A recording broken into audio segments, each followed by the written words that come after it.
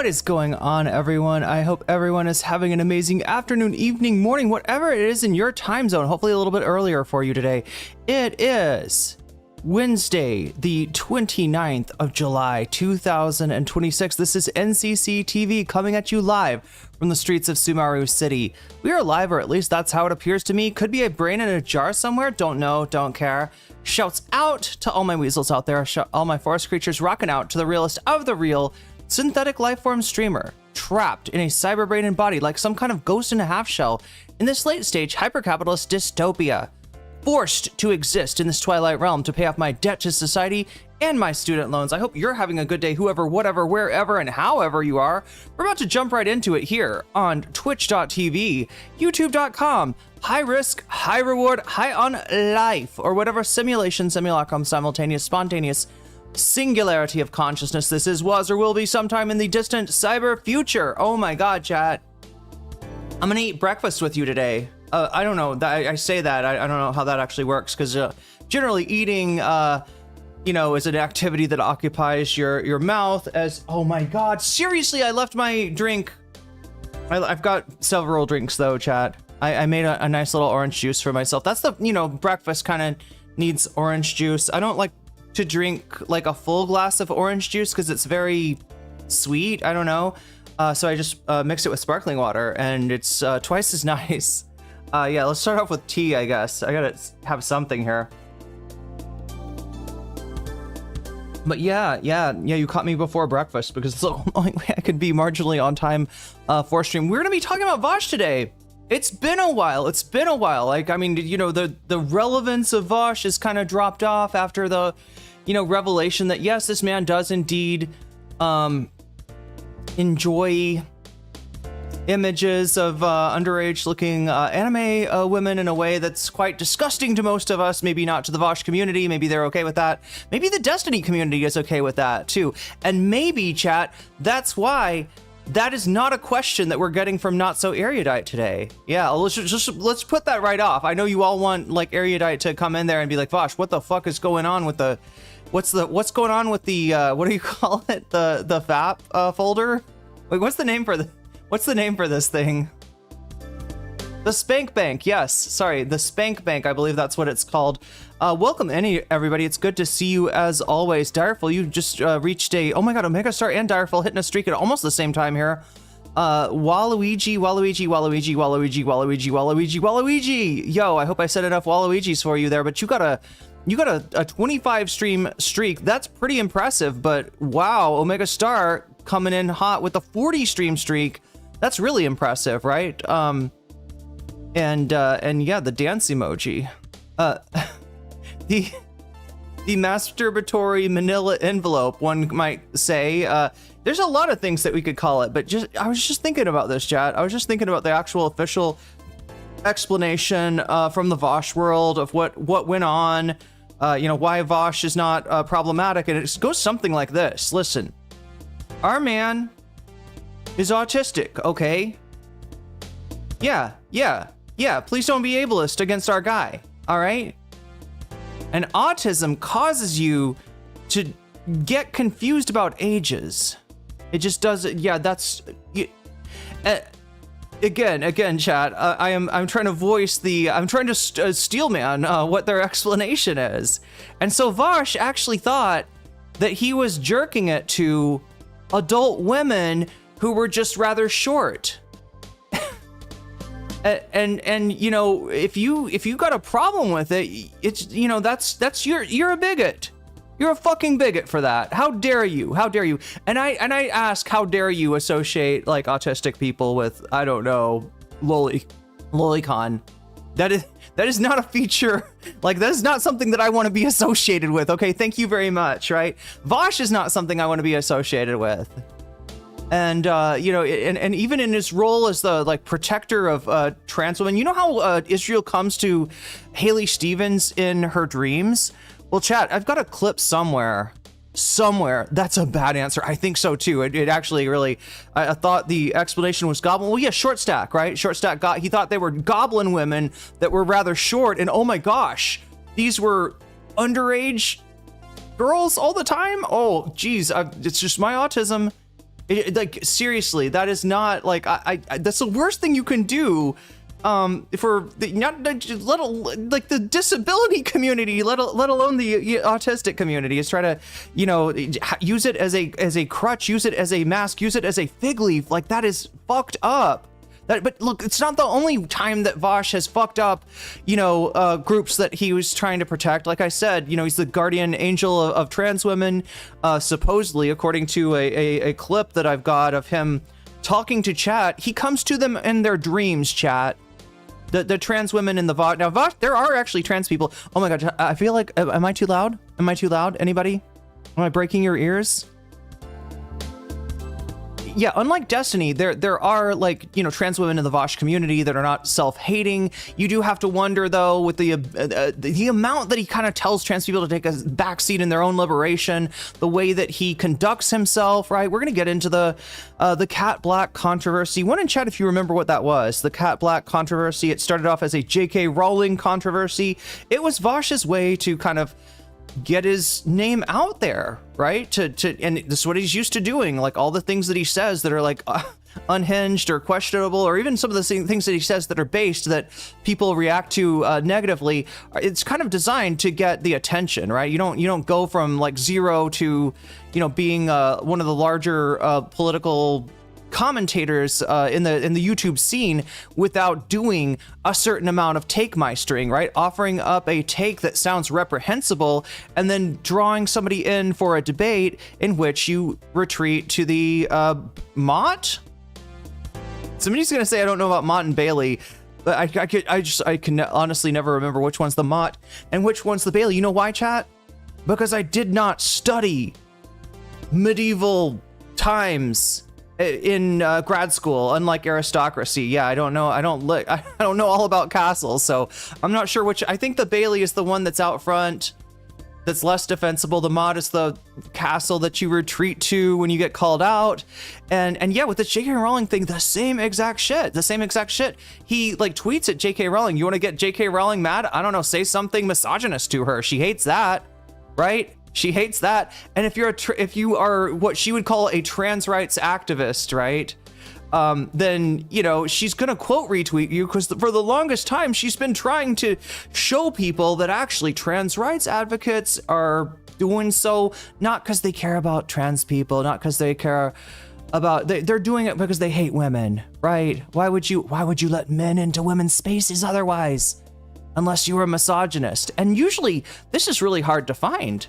Like, you know, trans people, trans advocates, some of the most feminist people, some of the most openly feminist people in a world that makes it hard to be openly feminist, right? You know, a general response to that is like, feminism. Like, I've heard so many people, like in my school that I know are feminists, be like, oh, I'm not like a feminist, or I'm not a feminist like that, right?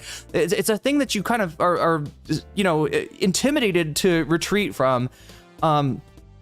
And so, yeah, she doesn't have a lot of examples of this is a pro-trans person being misogynist. And Vaush, whether it's real or fake, which I am convinced it was fake, Vaush, I don't think that you actually want women to go back into the kitchen, right? There's a lot wrong with you, but I don't think you're a fucking tradcon weirdo.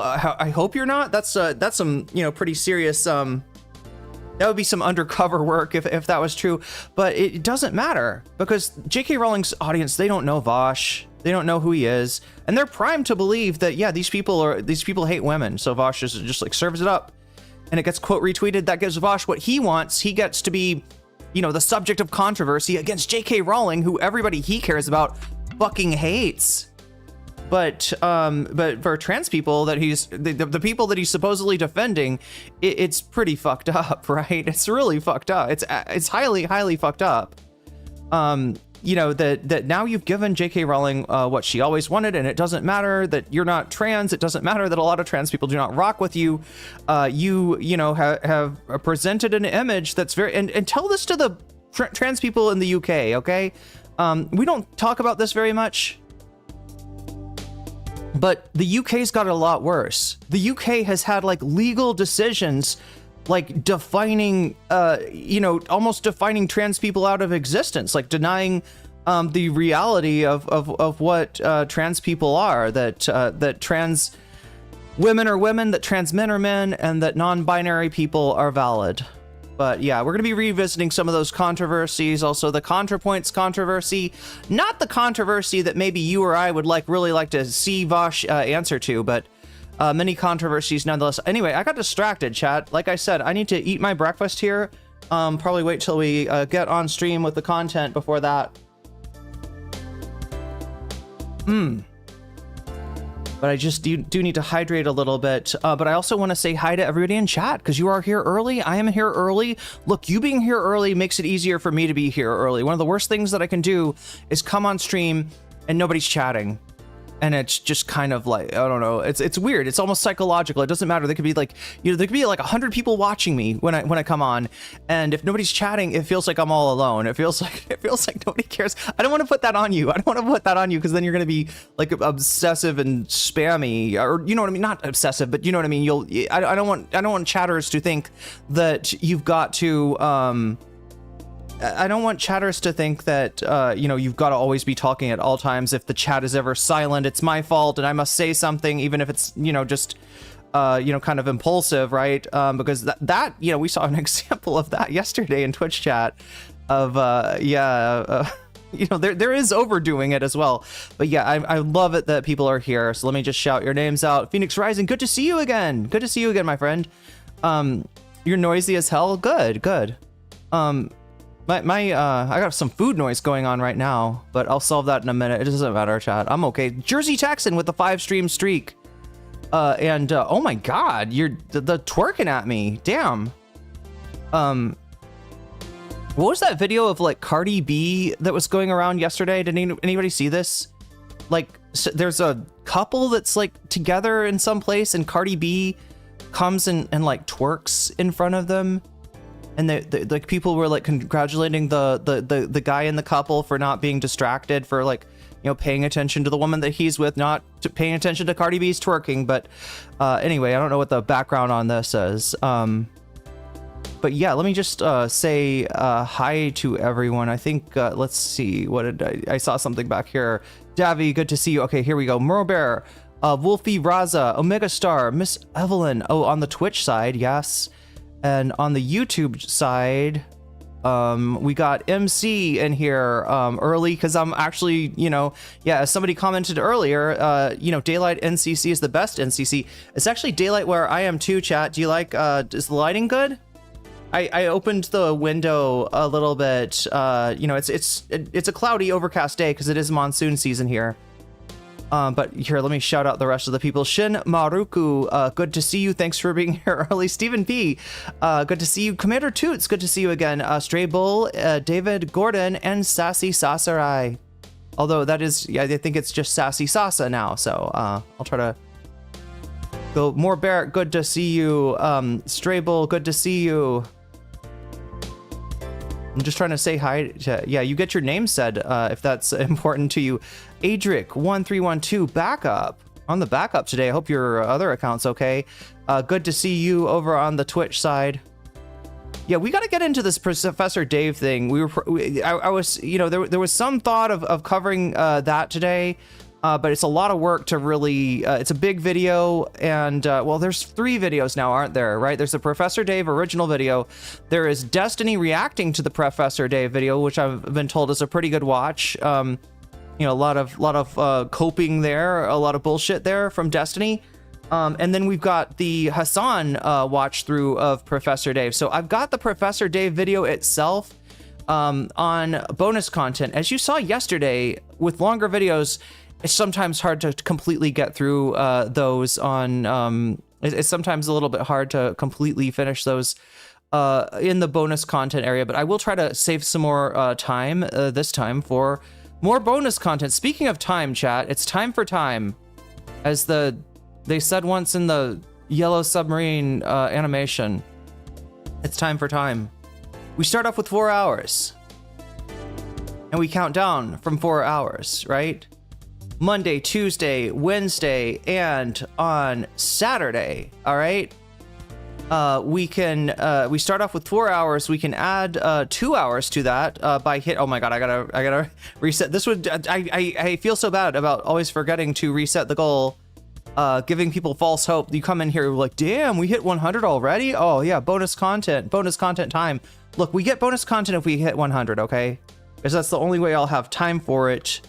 And we'll also get another hour. Did you know that? Yes, you got another hour added to this time when we hit 100. The way that we hit 100, the thing that makes the number go up, super chat, super stickers, getting yourself a membership, gifting a membership, supporting me on throne.com, which I'm looking for.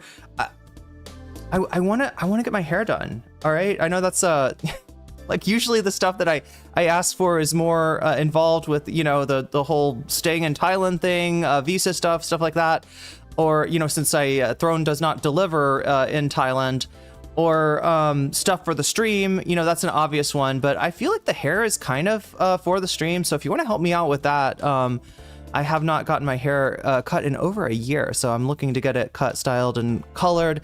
And last time I did that in Thailand, it was like all under $100. So that's what I've set for the goal. If you want to help me out with that, it's over on Throne. I took the the QR code chat, like that. You know, they generally encourage you to put that up on the screen. I don't want a QR code on my screen. We did this for the Vietnam trip because it was super important, and I'm going to be setting that up soon.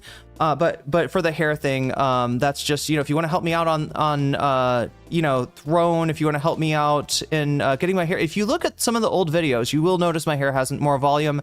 That is partially because it's cut shorter, and it's partially because, well, they kind of fried my hair a little bit last time. No fault of the hair salon, right? They were dealing with somebody that didn't speak Thai, you know? Like there was one person there that sort of spoke English, and they were trying to kind of communicate with the stylist that was working on my hair. But yeah, it did get kind of fried. And I also don't have the products that I normally was using in the US. So there's reasons that it doesn't look like, you know, I'm always like really sensitive or really worried about the two-faced tax folder. Yes. About my hair. But yeah, if you want to do that, that's over on throne.com/nocommentchick. And the one good thing about that is that when you support me on Throne, a little bit more of your money actually goes to me, right? As opposed to Twitch, YouTube, they like to take their cut. Patreon even takes a little, well, I mean, they all take their cut, right? But I think Throne takes the lowest cut, and then Patreon. Anyway, you can also support me on Patreon. And if you do, I will shout your name out, not just in the beginning of the stream when you're here, but in the beginning of the stream when you're not here. So you'll become part of the stream. You'll get mentioned, you'll get the shout out by being a fancy weasel, or even a fancy weasel. I don't think we have the third variety of weasels yet. That was like a, you know, that's like a very high level of support. That's like the Parisian weasel. Somehow I made it like it's French. It's so fancy it became French. But yeah, let me just see if I have mentioned everybody that is in chat. Yeah, you can support me on Throne, on Patreon, or on Twitch, and all that stuff makes the number go up. If the number goes up to 100, we add an hour. If we add an hour, I do some bonus content. The bonus content is available for you to vote on right now over on youtube.com. Right, that's where the poll is. Sorry, Twitch people. I know people are like, I would love to have a Twitch poll so I don't have to do anything. Yeah, Twitch polls don't stay open for long enough, so we use the YouTube poll. Hope you don't mind. Feel free to come over to YouTube though. Not that I'm trying to get you to move platforms. Twitch would hate it if I did that. I would never suggest that, chat. You stay on the platform that you're comfortable with, but if you want to vote, voting goes on youtube.com/nocommentchick. You'll click on the live stream. You'll click on the chat, and then you'll see right in the bottom, there's a poll. You can click on that, or maybe it'll just pop open for you. I'm not sure. You can click on that, and you'll be able to vote on 4 of these items. What do we have for today in the bonus content? We got the Professor Dave video. That'll be just kind of like, we'll dip into that if we end up choosing that. It's a very long video, and I might revisit it, right? Because Direful's made a compelling case for watching the... for taking a look at Destiny's rewatch of it. I don't think it went well for him. I've seen a few clips of this, of him kind of embarrassing himself or you know, lying or I mean, there's lots of good shit in there, so we might revisit that for a stream topic in addition, but I just want to give you a little taste of what Professor Dave is doing, similar to what Noah Samson did, right, with his these people, or the content creators who backed a genocide video. Destiny has been, you know, attacking him. He's joining the dog pile. Apparently all the Zionists hate Professor Dave, and they got him banned from Twitter. Pretty crazy stuff, right? But Destiny jumped in that dog pile, and Professor Dave was not going to let an opportunity pass him by. Videos shitting on Destiny, very popular, very popular. So yeah, he's made a video shitting on Destiny, but really, you know, shitting on everybody that is defending the genocide at this point. So we got that. We also have a video essay on the fall of Asmongold. Look, it's been here, but people keep on voting for it, so I leave it up. All right. We also have some more of LibCon. Do you remember LibCon? We got like I don't know. I feel like we got the dregs of LibCon. I feel like they paywalled everything that was more like, you know, because it was like Whick and Stardust, like not being able to talk, you know, like being like, yeah, that's really great. You know what I'm talking about? Like when you don't know what to say and you're supposed to be leading a panel, just nervous, weird energy. That's what we got from Whick. I mean, you know, it was to be expected. That's what Whick is like normally. But this one, we actually got Sarah Longwell. You remember Sarah Longwell? This is the woman that like made a tweet kind of attacking Hasan Piker. I guess, you know, Hasan noticed it, and she got a lot of pushback on that. Let's just say she got a lot of pushback for going after Hasan Piker. I mean, just like Mallory McMorrow did, kind of a fuck around and find out type of situation. But she's going to complain about it on LibCon with Destiny on a panel. She's going to complain about, like, you know, like, this is how Hasan harassed me, right? So yeah, more bullshit from the font of bullshit, the bulwark. Yeah, they should call it the bullshit, actually, is what they should. There's some people on that channel that I don't mind, that for like Never Trump Republicans, they're a little bit refreshing, but goddamn, I'm not like, you know, watching that shit. And you know, their whole play is to try to get a liberal audience. They're not taking like conservatives and making them anti-MAGA. They're taking liberals and just like kind of, I don't know, boiling the frog of like, yeah, wouldn't you like the most lethal army of all times? Doesn't that sound good to you? Like, you know, we could have we could just go back to neoliberalism. We could just go back to 2016. In a way, this is the right-wing version of let's go back to brunch. But anyway, chat, I said I was gonna shout out your names, and I don't know if I've got Hot Ham Radio. Good to see you here. Be various. If I miss you, please at me in chat. Please at me in chat. I think I'll see it immediately. And yeah, because I'm not trying to skip anybody. All right, it's not a slight. Be various. Good to see you. There's a reason we call it Turf Island. Wild shit over here. Jack Rawling can suck it. People shouldn't have to leave their homes just because of transphobia. I know it sucks. I miss my berries. I miss my home. I miss the berries that grow in the spring. And that I get to go out into the forest and eat straight off the tree. It's pretty nice. It's just me and the crows out there fighting over salmon berries, fighting over red huckleberries. They don't usually fight me for the little trailing dewberries, though.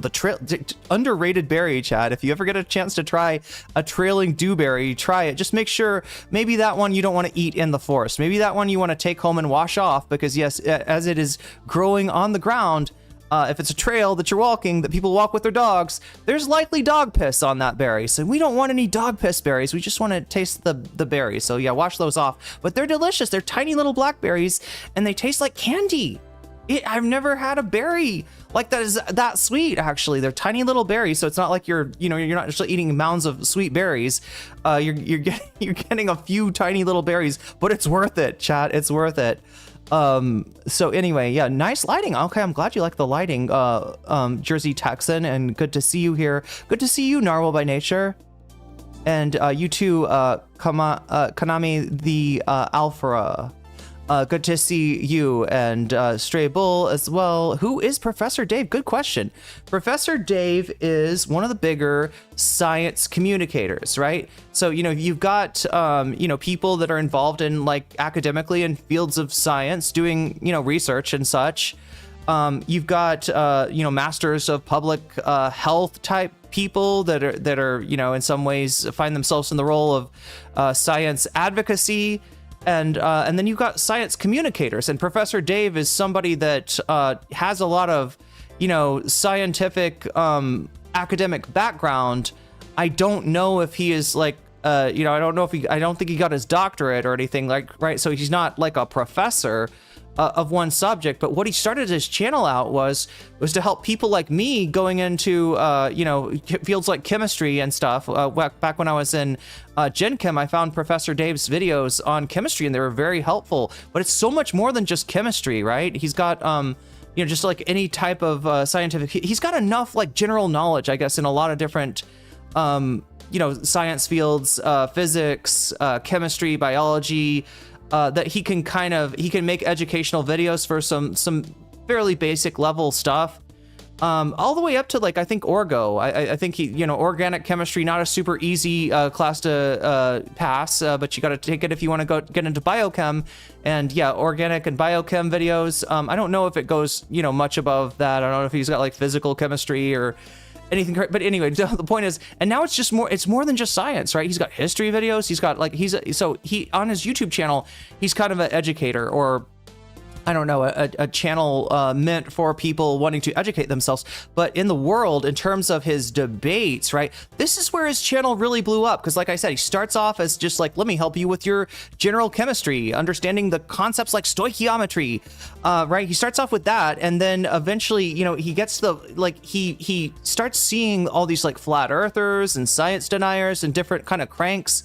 And he starts to either, debate these people in some cases, make videos on the people in some cases, and his shit really blows up. It's a really big field. It turns out YouTube was in need of a science communicator, right? And this is what we're sort of missing. When you've got so many people that have so many fucked up ideas about things like COVID that actually do impact public health in a massively negative way, you've got interest out there trying to kind of warp your mind on what the science is on things, especially when it is in the benefit of a certain industry to do so. So it's great to have people like, in a science communication sort of role to be able to talk to people. And this is a challenge, chat. My chemistry teacher, he was fresh out of, I think, Cal Poli Sci or something.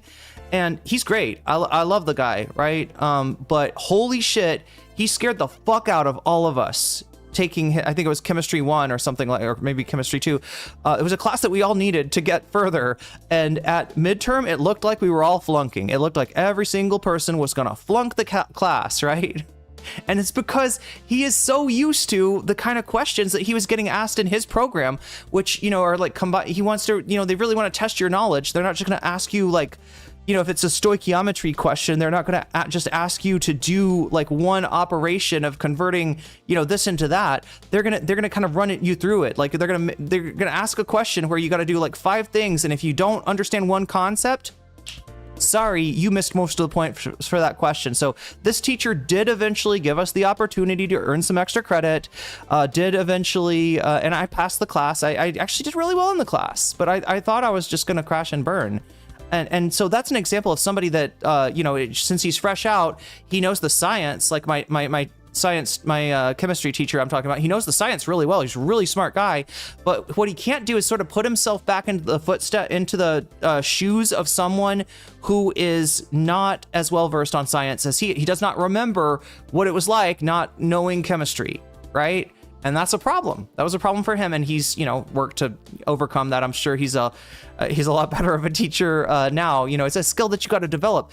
Professor Dave, because of what he does in terms of this science education on YouTube, he's pretty good at science communication. He's pretty good at putting himself, even though he knows a lot about these subjects, putting himself back in the shoes of normies and being able to meet them where they are. This is something Hasan talks about a lot.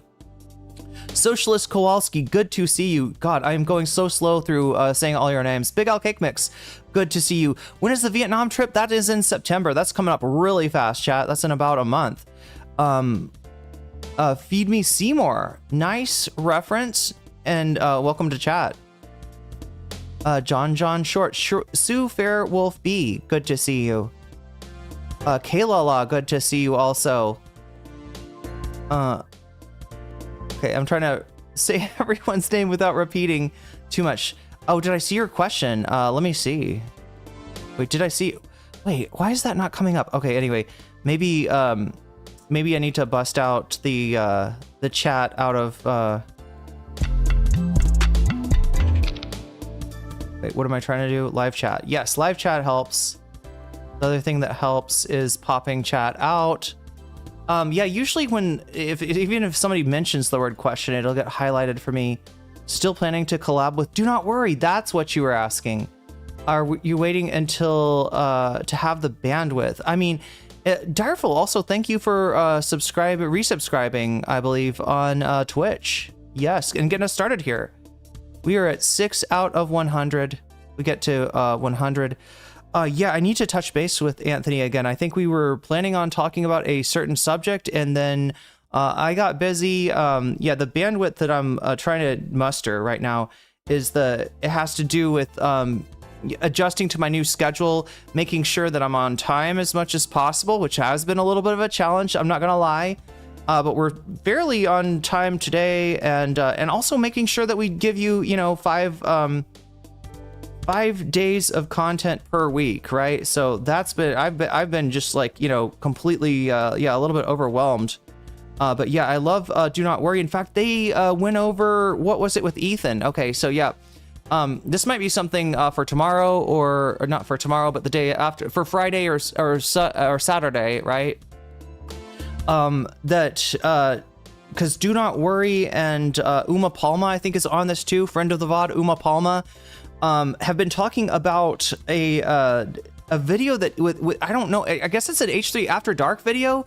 It's Ethan and Guam, or Kate, or Girl with a Mic, whatever you want to call her, right? Uma Palma is here. How did I miss you? I'm trying to say everybody's name at the beginning of the stream because it's like a thing that I should do. And yo, welcome in, Uma Palma. Good evening. Hope everything is doing well. I was just talking about you. I was just talking about, in specific, your coverage on Twitter of the Ethan Klein. I think it's an After Dark that they did, and they're talking about the David case, chat. If you don't know, the David case involves, and I'm going to try to say this in a not algorithmically hostile way, the David case involves accusations that this guy, like, ended the life of a child. And yeah, that's what I'm saying, right? I'm trying not to say the words that will trigger badness to fall upon me, but anyway, and yeah, Anthony Sargon of Do Not Worry podcast is one of the other people I've seen covering this on stream.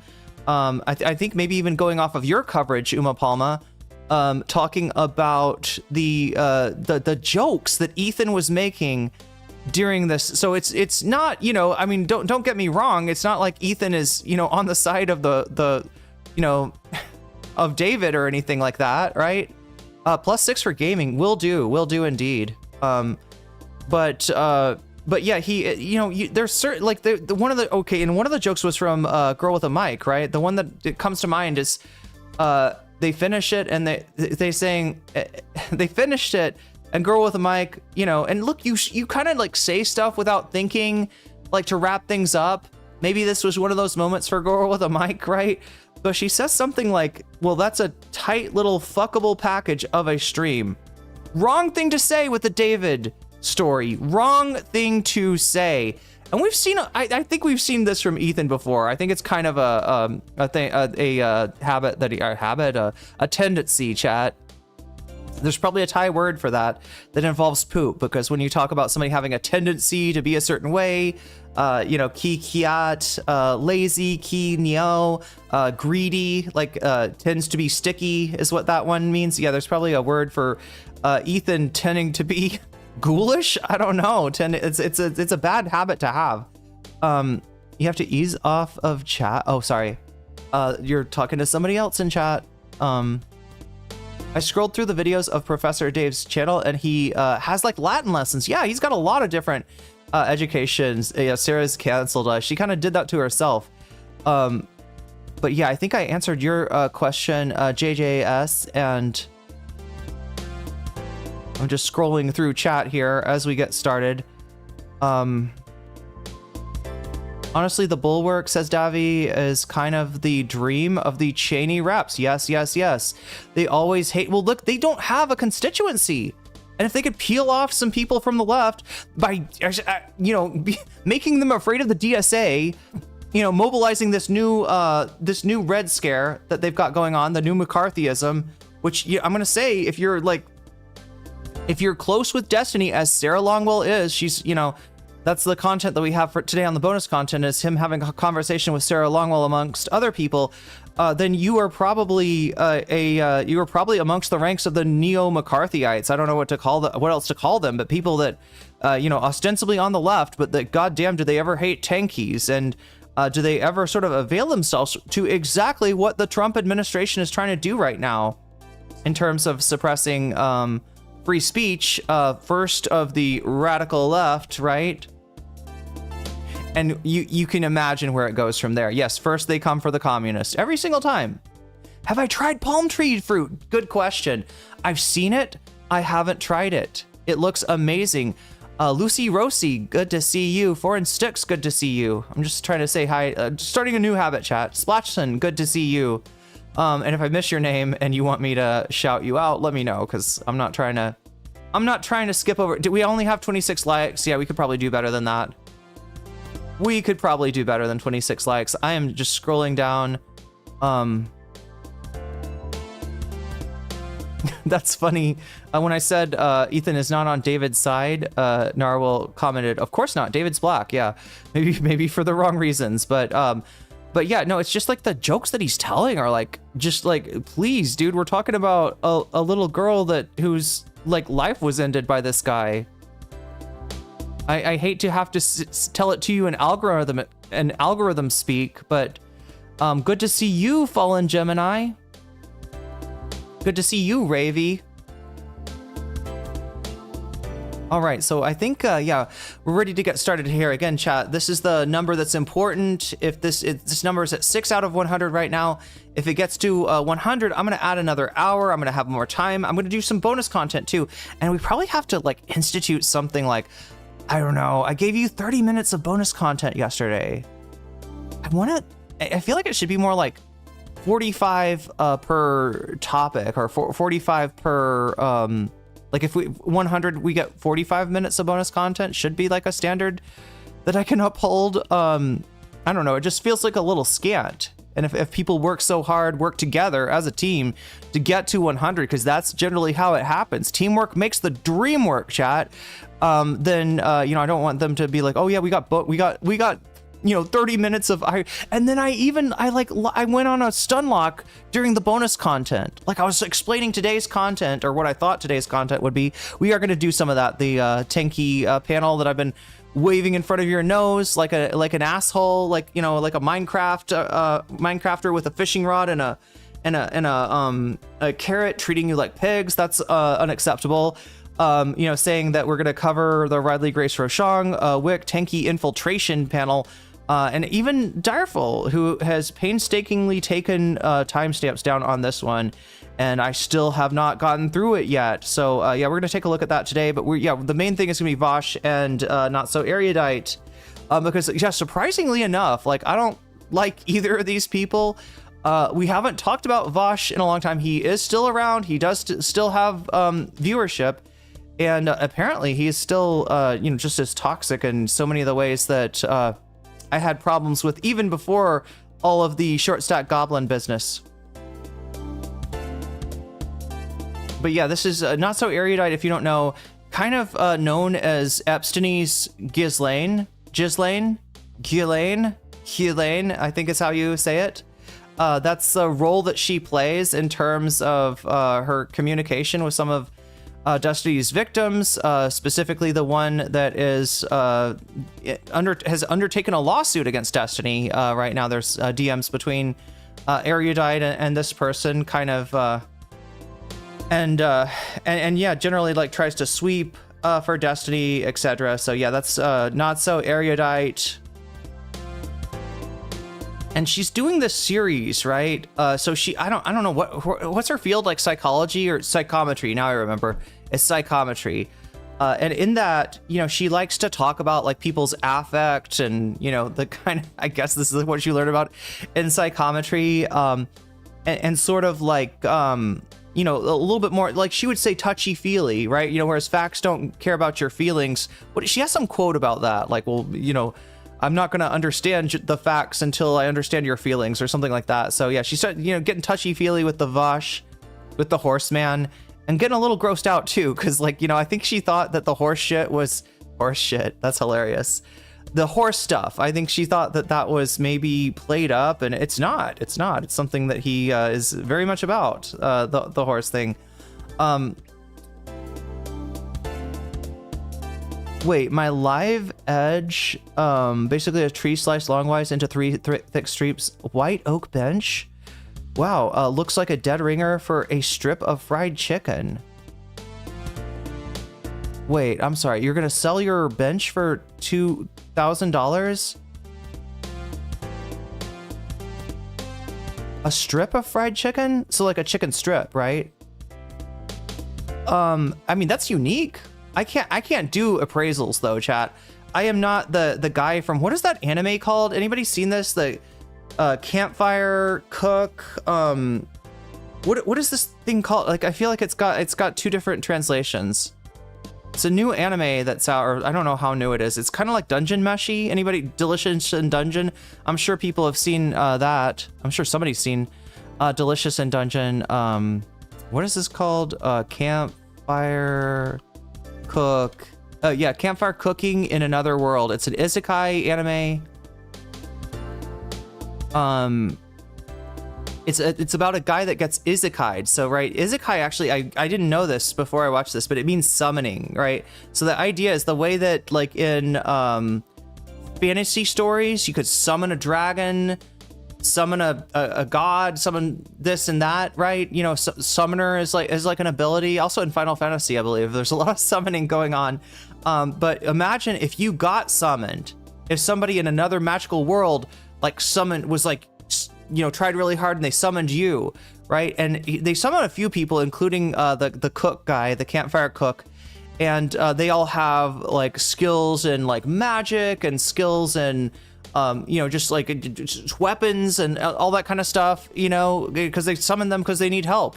But this guy doesn't have any of that. Like, they look at him and they're like, you got 2 skills, and one of them is online grocery. Okay? Online grocery. Like, ordering food on your phone is his skill, right? And his other skill is appraisal. He can look at somebody or something and tell you, like, how many hit points do they have? What are their stats?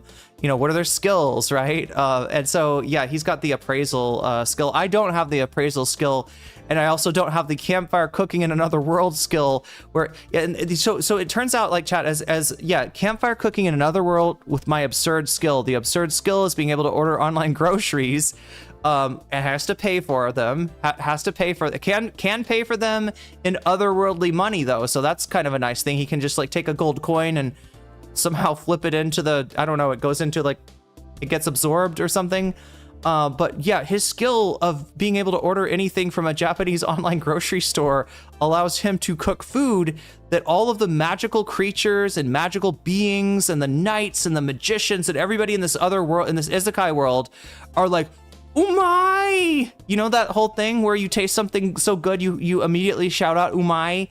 That's the skill that he has, and it turns out, as much as they think that's a nothing skill, that's the best skill you could possibly have. You could own an imaginary world. You could own a fantasy world just by being able to cook them delicious food. You know, they're all eating crappy food with no seasonings and stuff, and he's like, let me get some soy sauce here.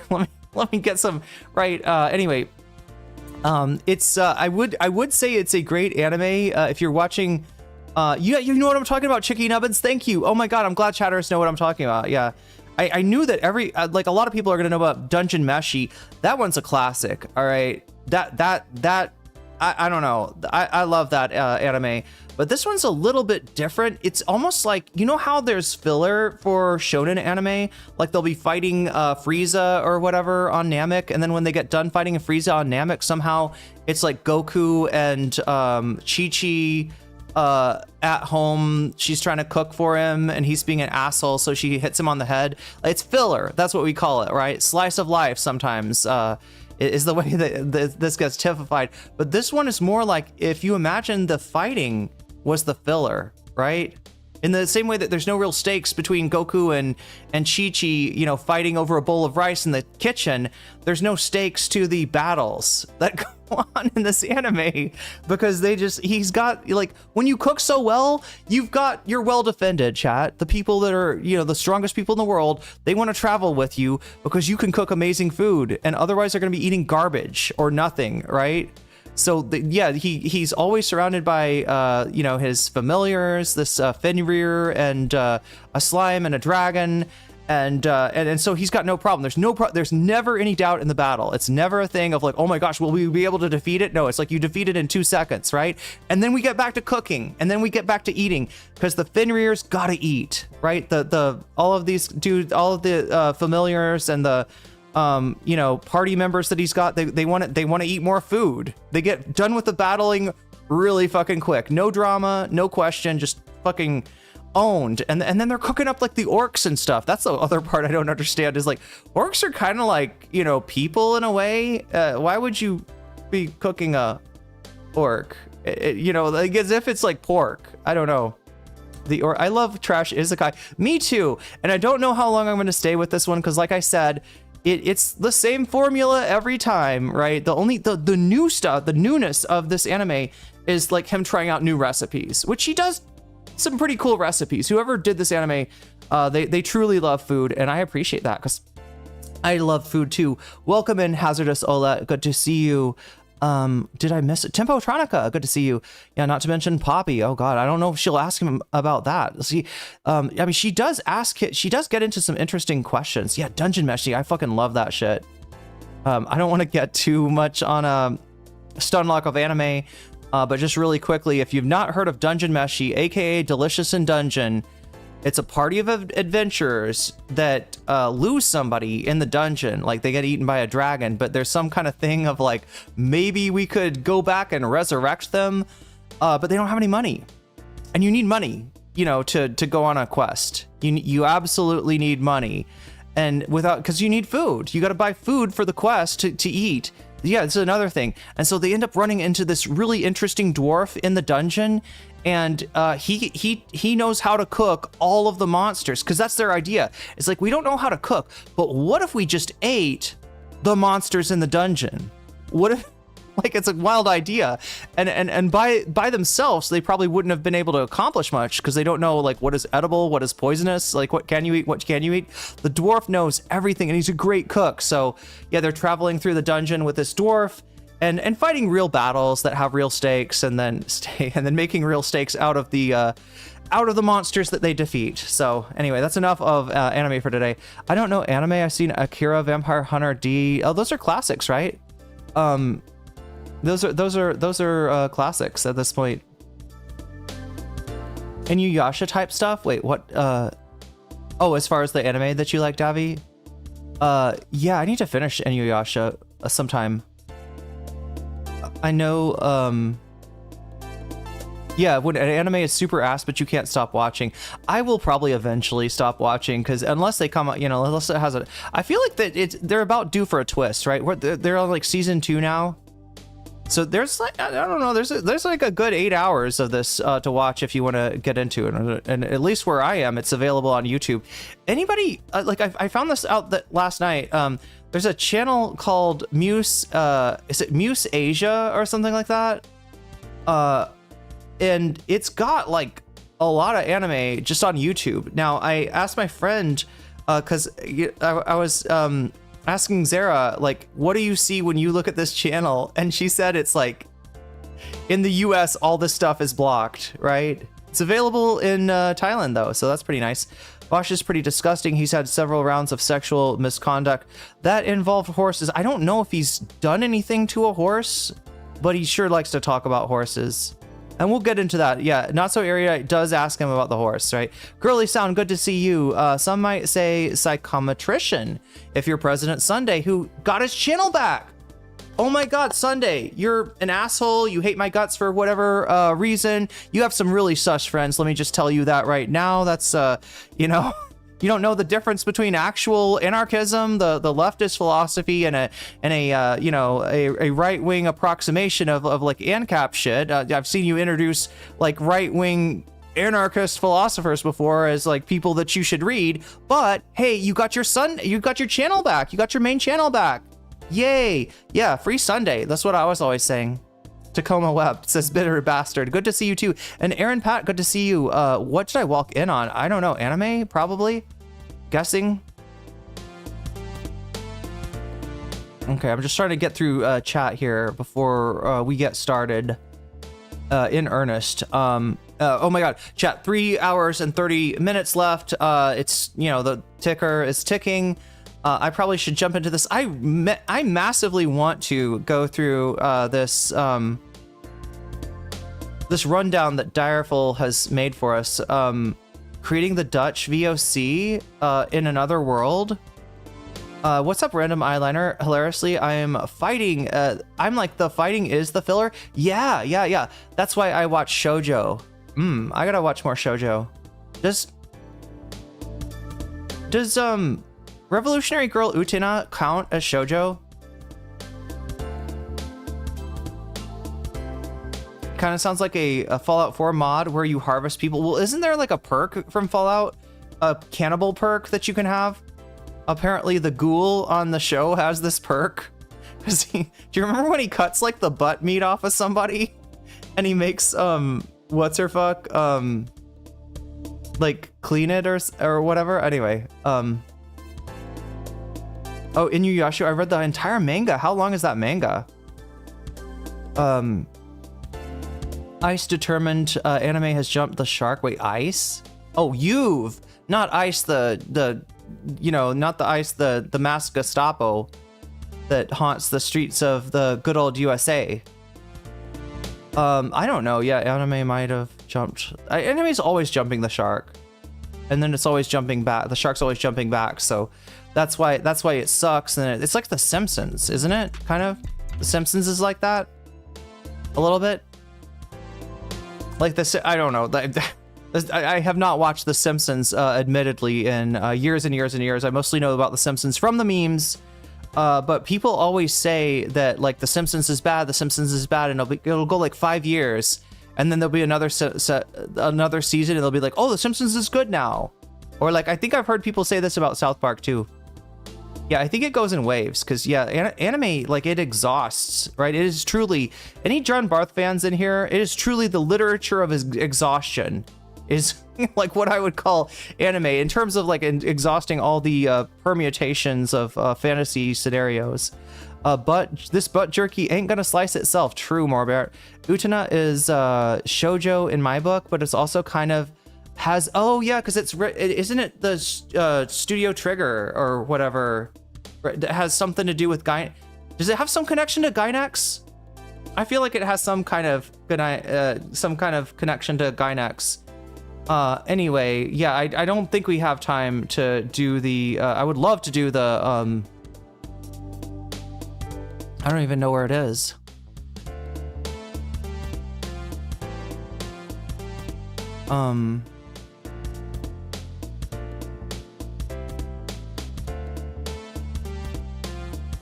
But we do need to get started somehow.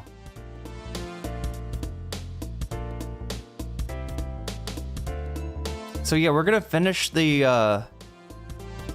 anti-tankie panel at long last. I know you've been waiting. I like, look, the first time I put it on the thumbnail, people got really excited about it. Obviously, people wanted to watch that shit.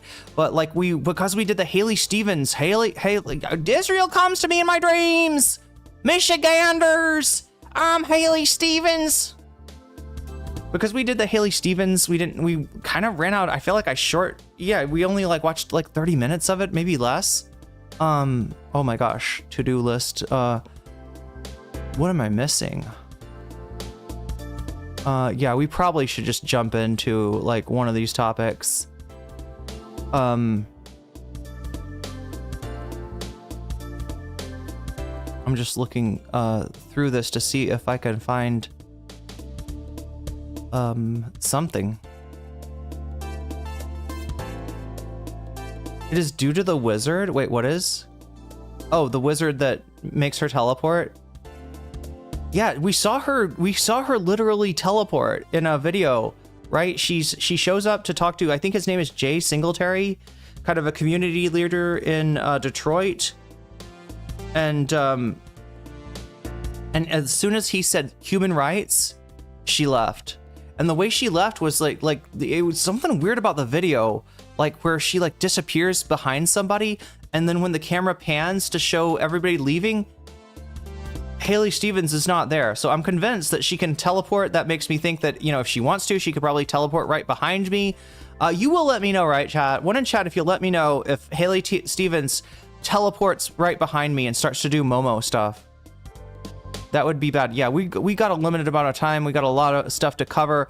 We should probably jump into this now. So let me switch scenes here. Oh, look at this one. So there's the bonus content that I need to go over really quick before we get started. All right. Professor Dave explains Destiny in Israel. That's right. That's our first topic for tonight, or first bonus topic. Remember, the bonus topic stuff, it only matters if we get to 100, right? You can, I mean, like, I do vote regardless, right? Even if it's going really bad for me on the goal today, right? Do vote, because I do take that into consideration as far as what my community is interested in. And if you vote something up and we don't, you know, get bonus content that day, hey, who knows? It might show up. You know, later as a main topic if people are very interested in it, especially things like the Professor Dave video, which is really kind of hot right now. So we got the video essay of the fall of Asmongold. This is a fan of Asmongold making a video describing why he used to like Asmongold back in the day, back when Asmongold was just this nerdy dude talking about World of Warcraft, and why he doesn't like the new Asmongold, and why he sees these two guys as fundamentally, they're different guys, chat. The Asmongold of yore, different guy from the Asmongold of now. So that's a video essay on that. Then we got the LibCon panel. That is Sarah Longwell complaining about the harassment that she got, and Destiny just eating it up by the spoonful. Of you know, because he wants to be like, I mean, I'm guessing he's gonna be like, oh yeah, he did that to me too, right? He's always trying to, the shit that he does, which what does Destiny do best? What does DGG do best? Harass people. When he first came in to talk to me, what did he want to talk about? He wanted to talk about harassing Demon Mama off the fucking internet, right? You lose a debate to somebody, they imply that you might be transphobic, and he fucking loses it so hard that, you know, he's trying to argue that she's worse than Hitler. No, not literally worse than Hitler, but that she's like, you know, just beyond the pale, right? And my whole thing was like, well, how is, like, yeah, is she toxic sometimes? Sure. Is she abrasive sometimes? Sure. Has she got an ego on her? Yes, an ego that outstrips her actual talent, which is very cringe, Demon Mama, very cringe. Maybe someday she'll come back down to earth, but yeah, but is she different than other debate bros? Is she's not worse than Vaush. She's not worse than Destiny. She's doing the same thing, chat. She's version 3.0. Destiny, Vaush, Demon Mama, and then maybe Cuffles. We could throw in there as a fourth. I don't know, chat. Depending on how cursed you want to get, right? Like, how is she any worse than the rest of them? And the thing I didn't say to him that I probably should have is, how is she any worse than you, right? That's really kind of like low key. That was the subtext that I was trying to present. Unfortunately, Destiny does not understand subtext. Destiny does not understand concepts like intersectionality. Destiny made a choice, a conscious choice, to drop out of college and become a professional, what do you call it? StarCraft streamer. And then to be a debate streamer. So yeah, it's kind of hard to be a debate streamer when you don't know shit, and Destiny definitely falls into that category of not knowing shit. So yeah, those are our four. Oh, sorry, I only read you three. The last topic right down here, Pod Save America brought on Maddie Iglesias. One in chat if you know who that is. Maddie Iglesias, right? This is kind of, sometimes his name is said together with Ezra Klein. He's like an old school blogger from back in the day, and he's just gotten worse and worse and worse. And he, like, the shit that he says is contradictory. There was at one time he was talking about, we need to have 1 billion Americans, right? China's got 1 billion, there's 1 billion Chinese people, why can't we have 1 billion Americans, right? So he was really, like, you know, up on like promoting immigration, right? Very pro-immigration. The Maddie Iglesias that you'll talk about these days will say that immigration is what lost Kamala Harris the election. If she had only been as anti-immigrant and as xenophobic and maybe even a little bit racist as Trump, then she could have survived and thrived, and we'd be talking about a Kamala Harris administration instead of a second Donald Trump administration. So yeah, it's cringe. He's going to try to make the case to the Pod Johns, and I guess they're going to try to make the case too, that maybe moderates could be exciting, right? It's not that people are far to the left. That's not what makes them exciting, right? It's that they're exciting. So I don't know if we could have some more exciting moderates. Are they still trying to do the Joe Rogan of the left? Yeah, I think that's what they're on. They're like, Joe Rogan of the left, please. And Hasan appears, and they're like, no, not like that, not like that. We want a Joe Rogan of the centrist, please. Can we have a Joe Rogan of the centrist? And the question, I don't know if you can. I don't know if there's an audience for that. But the Pod Johns are gonna try it too, and they got lambasted, chat. Lambasted in their comment section, okay? So anyway, those are the 4 topics that we got for today for bonus content. Make sure to vote if you have not already.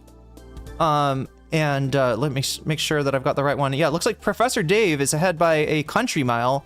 Not sure how that compares to a regular mile. We got 68 votes so far. That's a lot of votes, chat. Hope we're keeping up on likes. Yeah, make sure to like the stream. If you go over to vote, if you come over from Twitch, that's a great time to hit that like. Give us a little extra like, because the likes really do determine like the, I don't know, maximum capacity, like how many people YouTube is going to show my thumbnail to. And I'm convinced that you show the thumbnail to more people are going to watch. So let's put my thesis to the test. Let's put my theory, to the test and see what Professor Dave thinks about it, right? He's a man of science. We got to use the scientific method to inquire on all this stuff. Oh my God, Lungfish 1917 says, they want a young Hakeem Jeffries type podcaster. That's what we need. We were talking about that yesterday, right? Of like the live and learn people. Some of them, I can't remember which ones, were like, defending the idea of like, yeah, no, I don't think Jeffries is bad. I think Jeffrey, like, it's just like, look, either you're going to say that the skill set needed for a minority, majority leader or a House Speaker, whatever, is different than the skill set that you need as a politician. That is like being popular. We are hearing some peaking. I'm hearing that too. And we can adjust that. How about now? Oh my God, I turned it way down. Chat, that's probably too far down. Is it too? No, I'm still in the red. Are we peaking? I don't think we should be peaking at this point. But good catch, Direful. And if you ever notice the audio is a little bit crunchy or whatever, feel free to let me know. I'm never gonna get mad at you for complaining about the audio, okay? I mean, there are some things that I can't help sometimes, but it's soft. It's nice. Wait, it's a good volume. Okay, sorry. When you said it's soft, I was thinking maybe too soft. But yeah, not too soft, not too hard. Country mile, give or take 528 feet, sorry, 5,280 feet, but usually longer, if not triple the distance. That's crazy. So it can be anywhere from that, which is, is that like the actual, like a mile is that? It could be like 15,000 feet if it wants to be. It's good. It's nice. Okay, so as long as I don't step back too far, yeah, because like that's probably what happened. Is I was back far from the mic, and today I'm up close to the mic. I'm guessing that's what's going on. But yeah, we always need a momentary adjustment. But yeah, those are the bonus items. If we're at 6 out of 100 right now. If we get to 100 out of 100, I'll add an extra by the end of the stream, I should probably say, because again, I'll be gone if somebody comes in and donates a whole bunch of subs on Twitch or a whole bunch of memberships on YouTube, does a massive super chat. It's, it might be too late if it's, so but yeah, by the time that the timer runs out, if we get to 100, I'll add another hour. If we get to 200, I will add 2 hours, right? And that extra hour, I'm going to try to guarantee 45 minutes for bonus content this time. I feel like I shorted you on the bonus content last time, and I don't want to do that again.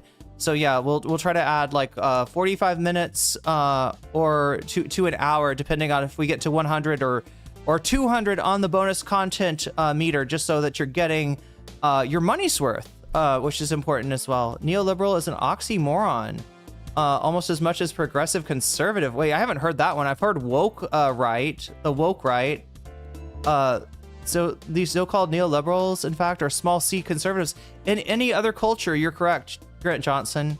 In any other country, right? These people would be considered some variety of conservatives, but the United States, because it suffered a Red Scare, for everybody's like, yay, USA, USA, shining city on the hill, for all of the fucking worship of the founding fathers that we have in the United States.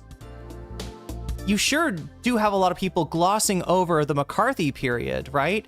And in general, the response to the defeat of the Nazis was to fight against the allies that America had in that war and to demonize them in fact, at the same time, to bring in some of the Nazi scientists in Operation Paperclip. So, oh my God, Chad, I'm about to pass out if I don't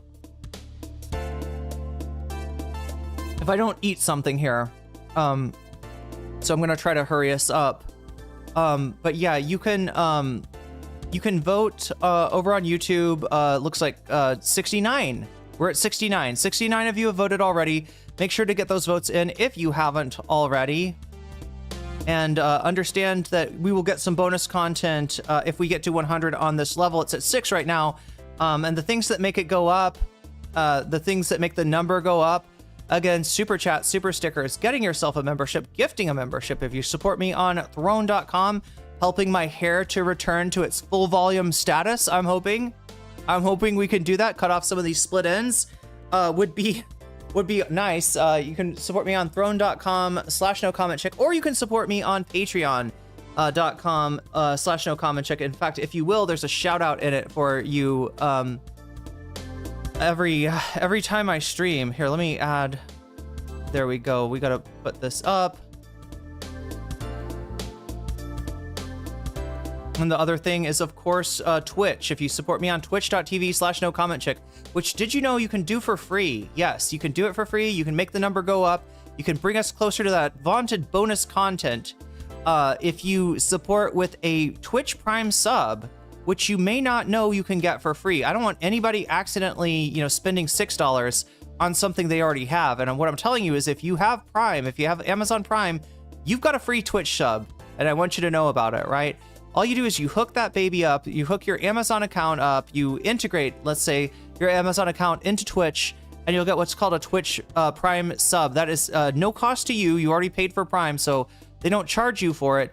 But you get to use it on the streamer of your choice. And if you use it on me, first of all, thanks a lot, because you only have one to give, and that means a lot if you use it on me. But second of all, you get all the benefits that anybody else that's a sub on Twitch would get, right? That is being able to rewind the stream, having a little Persona 2 icon next to your head, which will evolve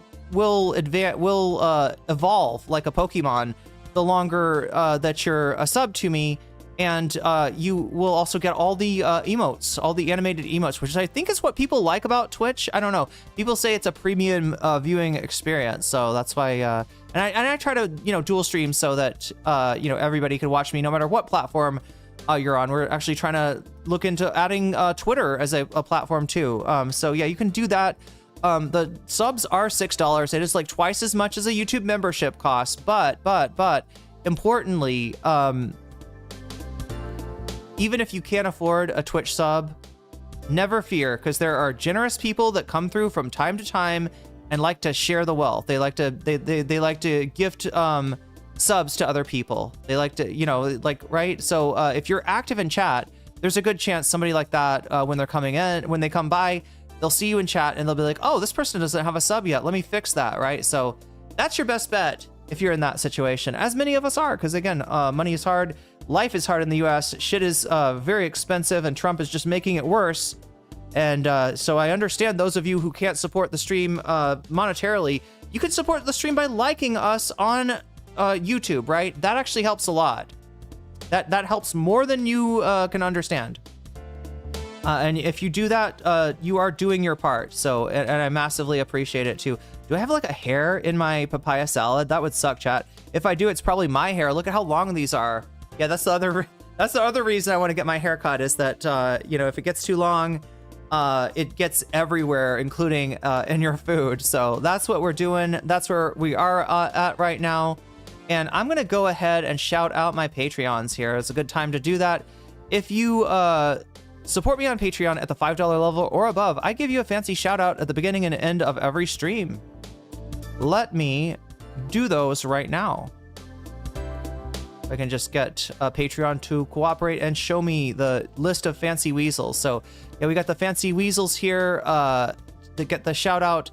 Shouts out to JMB, shouts out to Emily French, shouts out to Big Al of the Cake Mix, shouts out to Direful, shouts out to Joel Severud, shouts out to Sarah, shouts out to Izzy Mandius, shouts out to Steven Sayers, shouts out to Animus, shouts out to Infallible Fowl, shouts out to Orals Ellipsis, shouts out to Nadia Yvette, shouts out to Choki, shouts out to Moe Noe, shouts out to Temporal Insanity, shouts out to Buffy Geek, and a fancy shout out to my fancy weasels. Shouts out to Rachel K, shouts out to Omega Star, shouts out to Crystal Saphira, and shouts out to Zerix. So there we go, chat. I believe we are ready to jump into this. Should I just start us off on, what do you think, chat? The RGR panel? I know people really want to see the Vaush interview. I think the RGR panel is shorter though, and we are starting early tonight.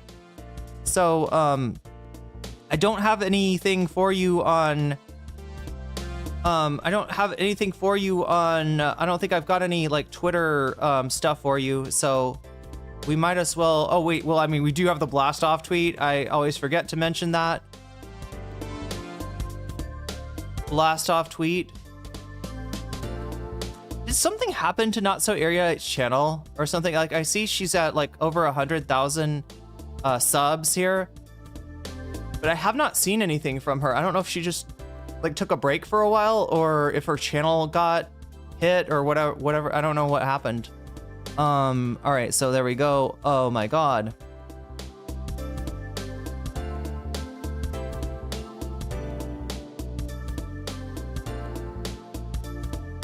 All right, so here we go, chat, with the blast off tweet. Yes, there's the lovely thumbnail that I put together this morning, and fresh thumbnail. It's kind of like fresh bread. I don't know.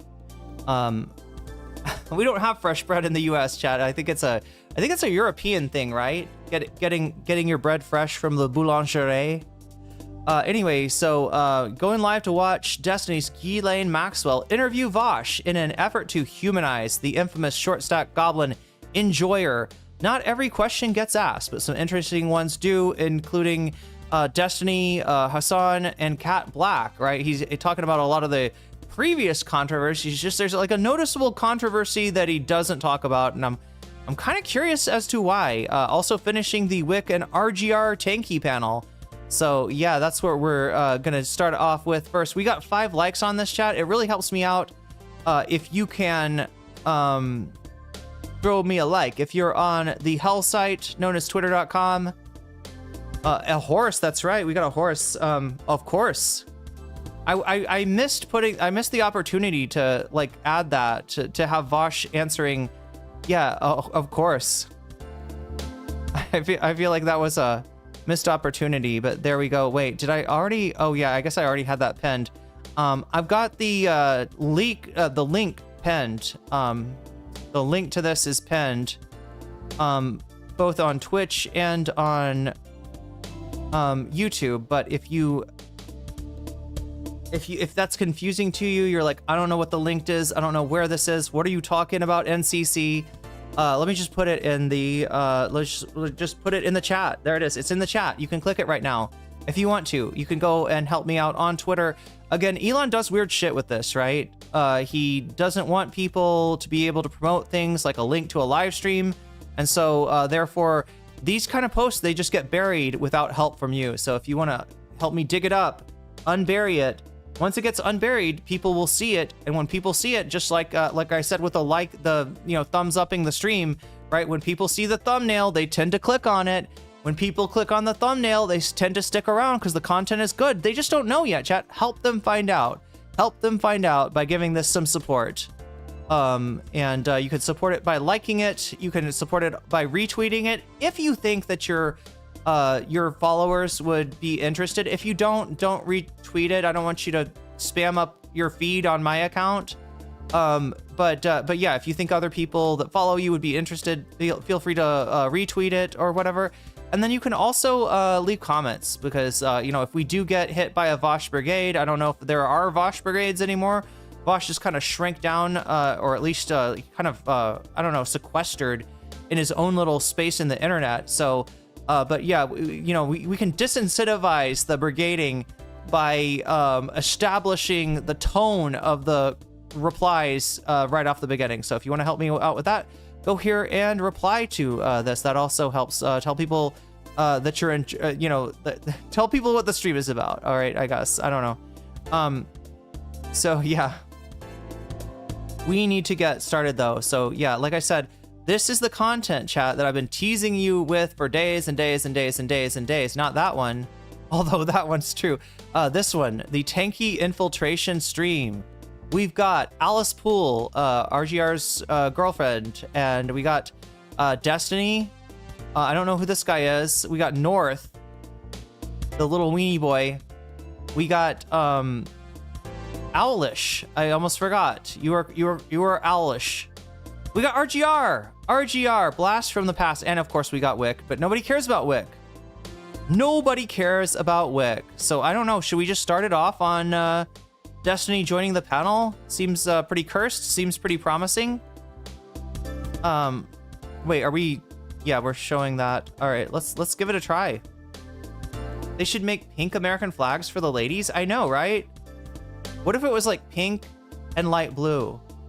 Chat. What if the flag was pink, white, and light blue, and those were the colors of the American flag? See, that's an America I could get behind. Awesome. All right, everyone can hop back in. But yeah. What just happened? What were you saying, Alice? Yeah, that's fair. Oh. They would. So I was going to bring up a specific policy, and whether you think it's liberal or illiberal. I think that this policy is illiberal. So is this is probably, I think Direful took note of this part of the VOD, saying that, hey, one of these panelists, they're like, you know, they're like looking at other people's paper. They're like, okay, so what exactly is liberal and these words that we keep on using? What do they actually mean? Do you think is this an example of illiberalism? One of their policies is to end the U.S. war machine. That's the heading. They said to fund the Department of War and all foreign wars and close overseas military bases. Support and fully employ veterans. I mean, that's fine. And immunity for U.S. war criminals, and support the International Criminal Court's mandate to prosecute war criminals. I don't think that's something that was ever a problem. But Chat, can you think of one way in which supporting efforts to deal with international war criminals is a problem right now? Can you think of one policy that the United States government... Does Owlish realize that Donald Trump is the president? Is Owlish under the impression that Kamala Harris won? I'm trying to understand this. Yes, the Department of War, it was named, renamed under Pete Hegseth. Hey, pretty much a more true name for that, right? Honestly, feel a little bit bad for RGR. Well, yeah, this is, you know, nobody likes to see somebody get harassed, all right? She said some really vile things that were absolutely, you know, attempts by her and the Destiny community to do the same thing to Doe. So there's a little bit of a fuck around and find out. But no, like, these are our enemy's tools, all right? And I suggest that you never use them, right?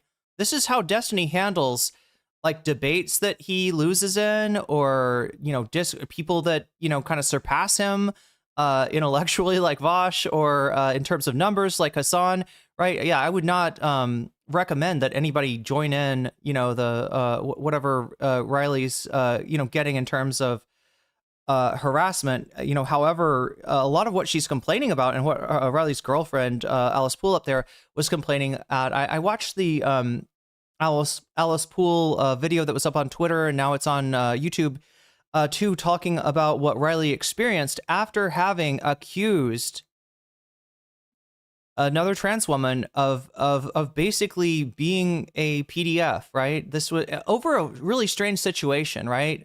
They're talking about kink at Pride, and at first it's just a debate, right? And this is where shit goes off the rails when it becomes more than a debate. All right, Riley's like, hey, as a trans community or as the LGBT community, maybe we need to emphasize some of the more wholesome family type activities so that people will not associate us with, vile sex acts or very niche fetishes or whatever.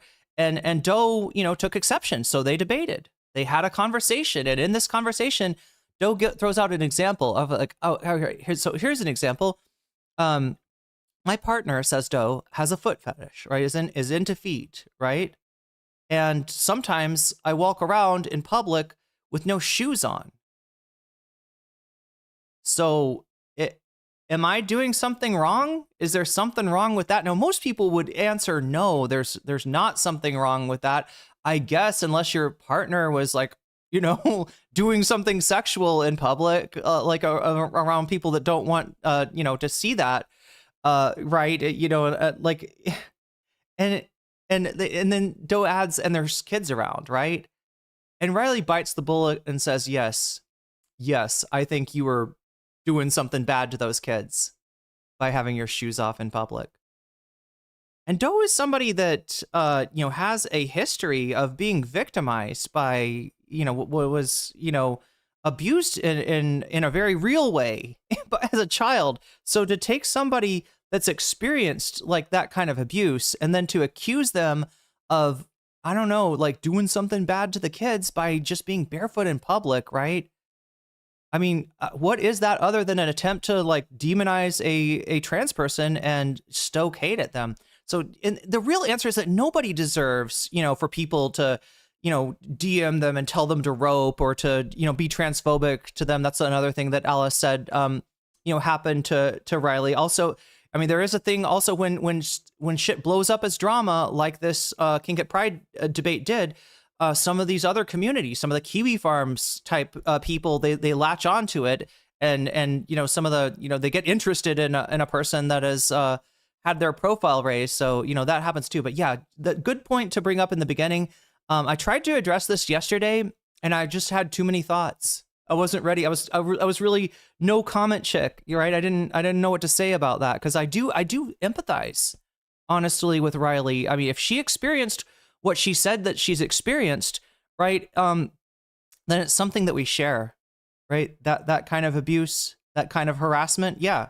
So I would never, just say, this is, tough, suck it up, take it, right? That's fucked up. And I would, and I gotta, again, I don't think any of you are doing this. I don't think a lot of people that were, against Riley and the, a lot of the trans community that was really put off by Riley's, attack on Doe in the Kink at Pride debate. I don't think they were, trying to send that way. But, if Riley says it, I mean, I have no way of knowing, it's not real. And so on some level, I got to kind of assume, well, so something, might, the other complicated thing, chat, is we're dealing with the Destiny community here. All right. And it's something that I've seen like Destiny affiliated people weaponize, right? Accusations of harassment while at the same time dismissing people that are legitimately harassed by DGG.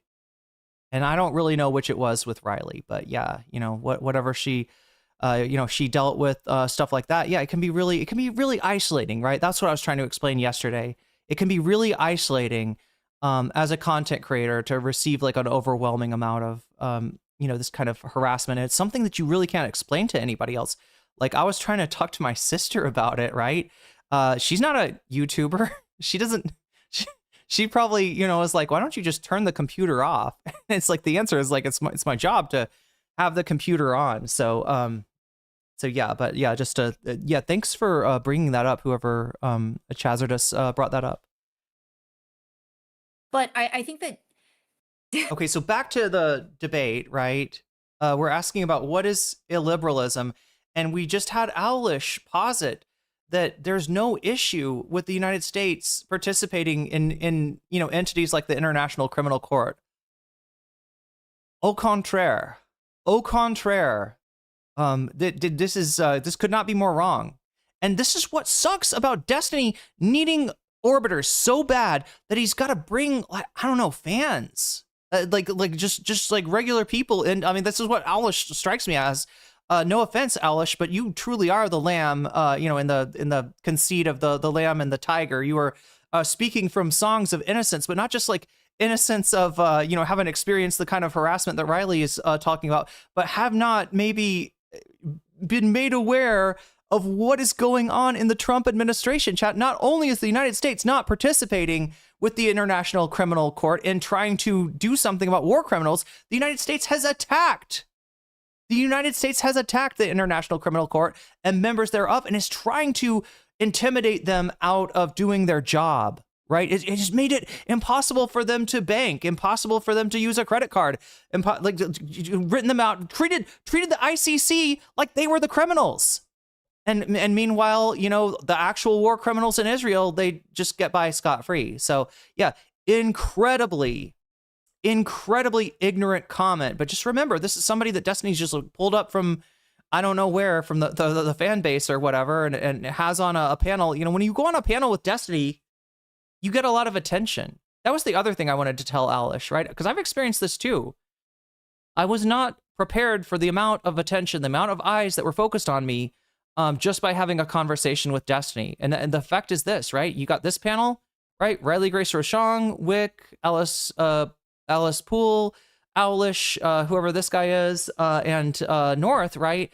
I don't know, you got like 100 people watching you, right? That's sustainable. But Destiny comes on the panel, and now you've got up to 10,000 people watching you.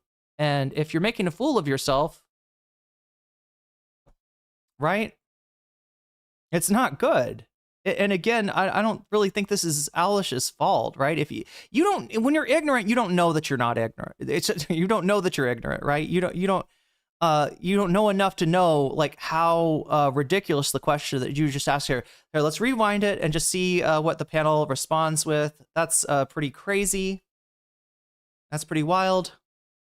Heading, they said defund the Department of War and all foreign wars and close overseas military bases. Support and fully employ veterans. So again, foreign wars, we're not talking about a unilateral disarmament on the part of the United States, right? In this world, and considering the shit that the U.S. has normalized, I guess that would be a little bit foolish. And nobody's asking, nobody's talking about that, right? I mean, that's fine. And immunity for U.S. war Okay, that's fine. That's fine. criminals and support the International Criminal Court's mandate to prosecute war criminals. I don't think that's something that was ever a problem. Look, here's the deal. It is a problem. It's a very big problem. It's a very, like, U.S. war criminals, that's not even on the table. Just doesn't know about the United States plan for invasion of the Netherlands. Should any American or maybe an American ally be put on trial at The Hague, which is where they try international war criminals, the United States has a plan to invade the Netherlands. For that reason, they probably will not be bringing up anybody because, they sort of know what would happen. And the sad thing about this, chat, is I'm not even sure under a Kamala Harris administration it would be any different. You've got to kind of go to somebody a little bit more left flank to actually, have a candidate that's willing to hold, American war criminals up to the same standard. Even Obama, chat, famously, we don't look backwards, we only look forwards. Therefore, we're not going to do anything to the war criminals in the Bush administration. We're not going to do anything at all to these people, right? This is why, Owlish, this is why liberalism has failed in America, all right? This is why it doesn't work. The things that you want are not things that you would get from your candidates. And, hopefully you learn something from this. But I think that... Like, I feel bad, chat, because we're literally dealing with the innocent here, right? I'm like, this is a sweet summer child moment, isn't it? Like, I don't think we've ever had a problem with that. Oh, my sweet summer child. Let me regale you with stories of how we have very much had a problem with that under both parties. And the DSA wants to see justice happen. Defunding the Department of War is completely illiberal. I don't think that makes any sense. Illiberal. You know, so you could say maybe it's a little too liberal, you know? You could say it's a little too naive or something like that. You know, if you're interpreting that as like just no armed forces, no nothing, right? That you could make that argument. But yeah, that's crazy. Is this an example of illiberalism, guys? Oh my God. Sense from the standpoint. It is actually unironically an example of how the illiberalism within the Democratic establishment, right? That's what we're going with. I don't know if it's illiberal. It's just bad policy, though. I mean, Well, no, I would think. Oh my God, Whick. It's like, okay, let me see if I can get you out of this. Let me see if I can get you out of this really quick, because this is not a good look, Alish. This is not a good debut. No, actually, I think when it comes to like maintaining the global like structure, I think it actually is illiberal, because Yeah. when the United States, Oh when my some God. large power isn't here to ensure Oh my that God. all the countries in the world play nice, right? Then you've got Rules-based order. All right, there's an actual liberal. There's a ball knower. All right, he's talking about the rules-based order, which is the standard that we hold the rest of the world to, that we do not abide by ourselves. countries like Russia who come in and invade Ukraine, right? So like defunding that allows for bad faith actors who are not liberal to come in and like wreck shit, Yeah. essentially. Because I mean, there's no mention of. I want to mention that the United States has not engaged its armed forces in the conflict against Russia to defend Ukraine. We haven't done that. We've sent aid. We've sent, and mostly in the form of old military equipment. We offered like logistical support, right? There was no United States in there, and it's for a very good reason, right? The United States, hypothetically, if Russia were to invade Poland or a NATO ally, by Article 5, they would be obligated to defend them. I don't know if Trump would actually do it, though. Trump's been really wishy-washy about the implementation of Article 5, but that is a defensive war that we're talking about there. That is substantially different than what they're complaining about with the DSA. Defunding the military. It just says defund the Department of War. So like, who's going to control the military? They're just going to do whatever they want. I mean, Well, like, I think it's What is the point? What is the point? You might as well bring in a fucking middle schooler and be like, what do you think about this? The DSA says to defund the Department of War. Does that sound like a good idea or a bad idea? Oh my God, Chad. What is even going on here?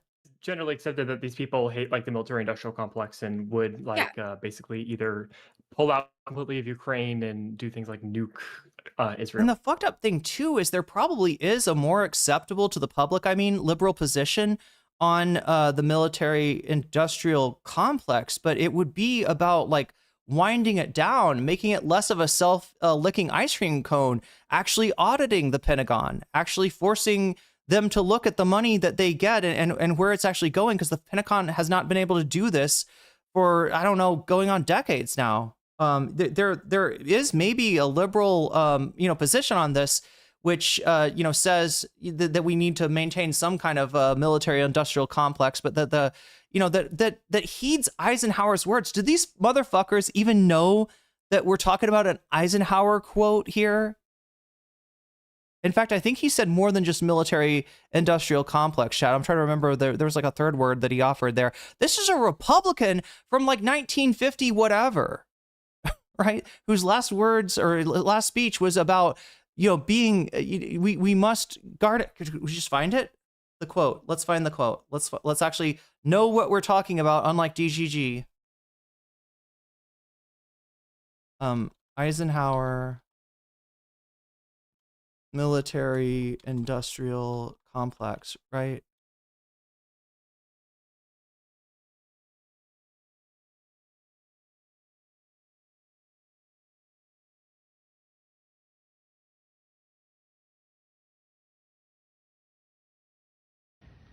A vital element in keeping the peace is our military establishment. Our arms must be mighty, ready for instant action, so that no potential aggressor may be tempted to risk his own destruction. Our military... Okay, so this is the post-World War II environment, but let me see if we can find the words that... Oh no. The channel that I found that is hosting this is maybe not so great. Guard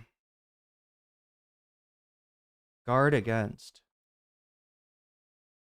I believe, are words that are... Yes, here we go. All right, so here's the quote. So is the very structure of our society. In the councils of government, we must guard against the acquisition of unwarranted influence, whether sought or unsought, by the military-industrial complex. The potential for the disastrous rise of misplaced power exists and will persist. We must never let the weight of this combination endanger our liberties or democratic processes. Do they know that that's what we're talking about? These aren't these aren't Majority Report viewers. These are Destiny viewers, all right? I don't think they even know what the source of that... I'm trying to spell infiltration panel. There we go.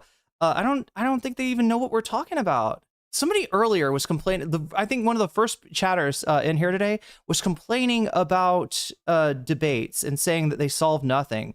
This is why people feel like that. I don't think it has to be like that. I think it's very much a facet of the, maybe a combination of the lowered bar, and you're seeing the lowered bar in action with Owlish here, right? We're the bar is in hell, chat. The bar is like subterranean. Okay, the lowering of the bar, for people that kind of sort of know something or have a inclination or a feeling or some vibes to come in and make their case. The belief that debate is the thing that finds truth, that if you see a topic debating, whoever wins the debate, they're right. It's a way that debate is implemented. And also, like I was talking about Riley Ray Shoshong, chat, what were the stakes for that debate? You're talking to Doe about kink at Pride, right? You've got one idea, thinking that like we got to really dial this back as the LGBT community. We got to really watch out, because people are going to take the wrong thing. And I want people to think of us as wholesome, that maybe we never have sex. Maybe we're just really cute, and give each other hugs and kisses and stuff all the time. Like, kind of a ridiculous position, but okay, if that's how you feel, Riley, you're free to, say that. Omega Star with the 9 community subs. But when you say that a trans woman walking barefoot in a public space with a partner that happens to be interested in feet is something akin to grooming or pedophilia in the middle of trans people being, there's a witch hunt at the time, right? The word groomer is being like associated with trans people and associated with gay people in general. Libs of TikTok is, big, is just coming into its prominence during this time, right? Like, you raised the stakes for that debate, and it doesn't need to be so. Me disagreeing with Dylan Burns about the conservatives that he platforms and the way that he does not stop them from gish galloping to a largely naive audience about issues that affect my community.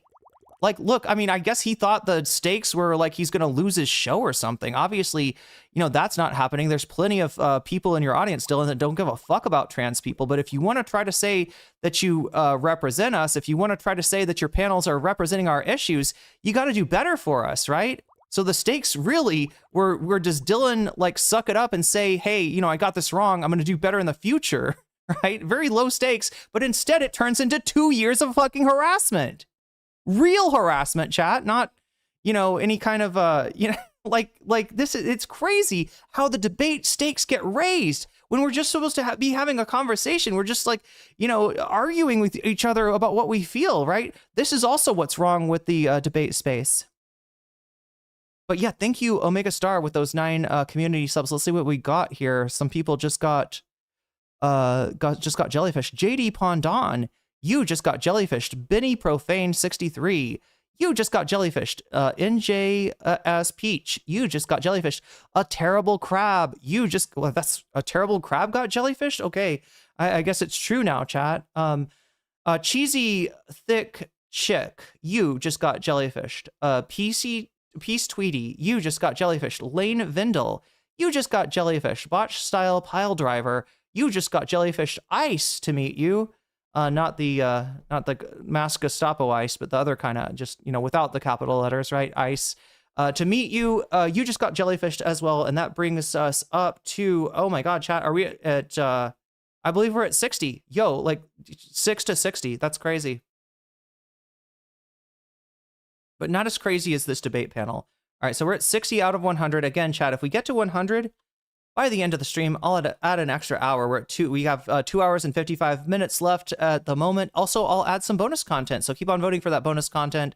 Looks like, what is it, Professor Dave running away with it today. Oh, yeah, and the other thing I didn't mention to you, when you support the stream in any of those ways that I mentioned, including a Twitch Prime sub, you can let me know in chat, hey, I want my dono going to Professor Dave. I want my dono going to Video Essay, Fall of Asmongold. I want my dono going to LibCon, Sarah Longwell. I want my dono going to Pod Save America, Exciting Moderates. Or you can even say Vox Populi, which is your way of saying, look, I don't want to put my thumb on the scale. I just want the voters to get what they want, right? Vox Populi is reinforcing the vote on YouTube instead of, I don't know, I guess, sort of fighting it, adding on bonus, what am I trying to say? Buff. You're buffing the score on the, I want to be value-tained. I always want to be value-tained. Wait, what does that mean, though? I think you're telling me something here. What am I missing? Pod Save America? Which one is value-tainment? I think you're trying to tell me something there, Omega Star, but I'm not quite getting it. But Pod Save America, value-tained. I mean, that would be PSA, PBD, pretty close. I think I get the relationship there. So yeah, look at this. This is going to get 54 points added to it. So like right away, this is the power, chat, that you have every time you support the stream. You can muck with the results of the poll, or you can reverse muck with them and say, I'll have what the voters are having, and reinforce what the voters are voting for by saying Vox Populi. You can also say video games if you're a big fan of the future does look bright, especially now.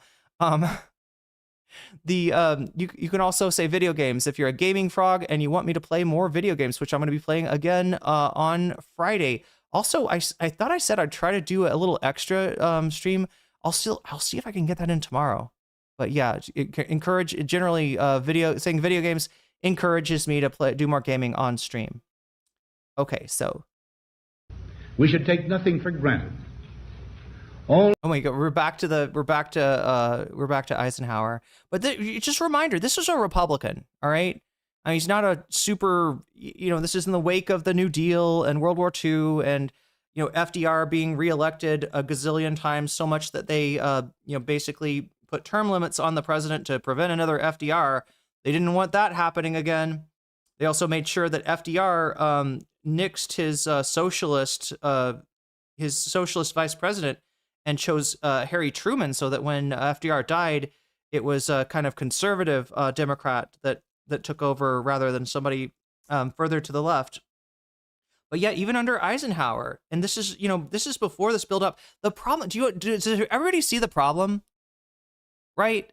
They want industry for defense, right? When part of what beat Germany in World War II was the industry of the United States via the, what is it called? The War Powers Act. They were able to redirect some of the industrial production of things to military things, and they wanted to make sure that the justification for the buildup of the military industrial complex was so that the country doesn't get caught flat-footed if there's another Hitler.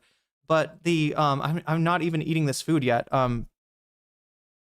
But what it ends up creating is an industry that's going to lobby the Congress and the government and to what we've got now, where they're wasting money just to fill their coffers, right? They're not able to, undergo an audit. They lose massive amounts of money. It's a ridiculous thing. You've got a military-industrial complex, and yes, I'm talking about the industry that basically runs a section of the government. What we have right now is what Eisenhower was warning against, and that was a fucking Republican. How are you more right-wing than a Republican, guys? Probably. So.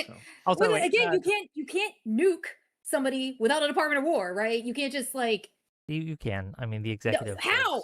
Who's gonna? Hold on. The president has a nuclear Balances. codes. That's what the spirit of the and- Lord. Quick interjection. What is this Thank you for joining the conversation? stream, Destiny. Appreciate having you here. Just to catch you up briefly, we've been discussing the scope of the issue, so whether or not we would, instead of just focusing on tankies infiltrating the Democratic Party, if the real divide that's worth looking at is liberal versus illiberal people, and I guess in this case, illiberal people invading the Democratic Party. And then once we get to a consensus, we're going to move to recommendations of how to try to address that. Cool? Cool. Awesome. All right, everyone can hop back in. But yeah, so Alish, you were saying something. Oh, go ahead. Yeah. Yeah, I was saying that it is Communist really invading illogical or radicals. illiberal to think that we can just stop wars. Like we can't just stop doing war. War is essential, even though people don't like war. Obviously, we don't want to start wars, but we can't just abolish war. That's a completely illiberal policy. It's Well, I think it's a necessary evil. Okay, no, this is bothering me. It's not a liberal. It's not a liberal, but Yes, it's it bad. is. It's How bad is it not policy, illiberal? but it's How not is it not illiberal. illiberal? Being How not is it wanting not more illiberal? wars is not. You created a monster, Whick. This is your fault. This is why you don't bring people like this on. Come on. I feel bad for Alish, honestly. necessarily illiberal. It's just bad. No, policy. defunding the Department Alish needs of education. War is illiberal. Maybe re-education. Because Just kidding, Alish. All freedom or voice or whatever is ultimately accountable to force. We need force to hold everyone accountable to democracy. That's why it's good to have things like NATO or like interventionalism in general. Like that's how we keep that. Interventionalism in general. Our military and just leave it to the military. Again, chat, there are some NATO, there are some NATO Atlanticists, there are some liberals that would argue that it's not that NATO is not about intervention. It is rather about defense. In fact, I believe that is the justification. Now, being real with you, yeah, it kind of has become about more than just defense, and it's a complicated issue. In no way, chat, does this justify Putin's invasion of Ukraine. I want everyone to understand that I am saying this, right? I'm not a fan of Putin, and in general, the left flank gets accused of collaboration or somehow liking Putin because Putin's in Russia and Russia was the Soviet Union. It's a very different kind of place under oligarchs like Putin and under, I mean, you want to talk about illiberalism. Tyrants like Russia, that is carte blanche for authoritarians to operate. Again, chat, I feel like I have to put on kid gloves. These people are like helpless. They're babes in the woods. That is the result of the policy. That's what makes it bad policy. I just don't think it's necessarily like the funding levels for different departments aren't necessarily individually an illiberal act. But at this, this is semantics. We're nitpicking. I don't mean. Does Destiny realize how much of a clown it makes him to just sit here in the midst of, like, he's got like somebody like Whick realizes that this is embarrassing, right? Does Destiny realize that he's being beclowned? Ted Cruz just called Putin a communist. Great. These guys are like Ted Cruz. Into. No, sure. I think the more important. So, like, look, it doesn't matter necessarily if it's illiberal or liberal in order to like defund the Department of War. We just all understand that it's generally bad policy and going to be destructive to the United States of America, and also probably going to leave the rest of the liberal world, which we lead in a more defenseless position. It's just pretty simple. I guess my major problem. We lead the liberal world with our illiberalism. Yeah, there we go. And I want to come back to this now that Destiny is here. Is the people who are ostensibly on our side, who continue to run cover for these bad actors who are helping in a very real way MAGA to win. And they may not intend to. They may not be doing this on purpose. But going on to Fox News and having an interview, a very friendly interview with the host, and then putting out some of the most unpopular policy positions and saying, yes, these are the things we're running on. And then at the same time, you have your other operatives, right? Influencers such as Crystal Ball, such as Kyle Kulinski, and others with a chorus of Democrats bad, establishment bad, the Democrats can't win, the Democrats can't do anything. You need to give us the mantle. You need to give us the power so that we can run the party. This is going to end up in, unfortunately, a lance. Every time the DSA or a DSA candidate wins an election or gets national attention, our chances to control the Senate and the House reduce. It's a problem, and we need some way to address this problem. And we need to stop being polite with people who are running cover for this problem. We need to call them out, hold them to account, and call them what they are, Trump's strongest soldiers. Can I ask a question to the broader panel, I guess? Do we think that tankies in the DSA are a problem for the country / the Democratic Party because that they will decrease the chances that Democratic candidates will win? Or do we think that they're a problem because the policies that they promote are going to be destructive to the nation if they do win? I'm kind of curious where everyone is on that. I think that North's question there is really important because I feel like sometimes we get lost in terms of do we for what he just said, do we support these people because or do we not support them because they're not electorally popular because they have some core value clash? And I think that on two different levels we have to operate there. I feel like the first thing is that we have to understand what the Democratic Party. Yeah, I don't think that it's an important question from North because I don't think North is capable of asking an important question. Also, North is a libertarian. You guys say that you're liberals. I don't know what the fuck that means. If you're if you're anti-liberal on social issues, you think BLM is a huge problem, rather than you think police violence disproportionately affecting black people is the problem. That's not very liberal. And if you're oh yeah, we can make common cause with this libertarian, it showed what is it? What is liberal about you? What is liberal about you? Anyway, Darful's getting frustrated because this is kind of a looping conversation, and I tend to agree here. Let's see. Oh God, this is more owlish. Sorry, owlishness, not owlish.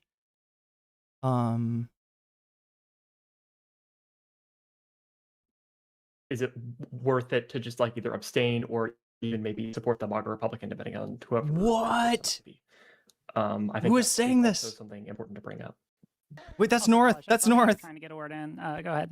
What the fuck? Well, if we're moving the topic to Pisco, I want to bring up two things that he said today. I'm going to quote something that he said earlier today on stream. He said that. Oh, sorry. Talking about the concept, the convo in chat, not the debate. It's a very interesting coincidence that. Let's just go back a little bit. I'm sorry, chat. I'm eating and talking at the same time. You're getting your chance to enjoy my breakfast with me, chat. I got papaya salad here with fermented vegan sausage. Ginger, coriander leaf, peanuts, so many good things in here. Beans, tomatoes. I don't even know, chat. If you haven't tried papaya salad, give it a try. Although you probably won't get as your papaya salad that you get in the U.S. might not be as good as this. This is a really good one. But yeah, they give it to you with all these leafy greens, all this lettuce and cabbage and stuff, and you just use it to scoop up and eat a bite. And I wanted to put some rice on it, but oh my god, there's so much food here already. But yeah, oh god, the other breakfast thing here. I gotta grab my orange juice.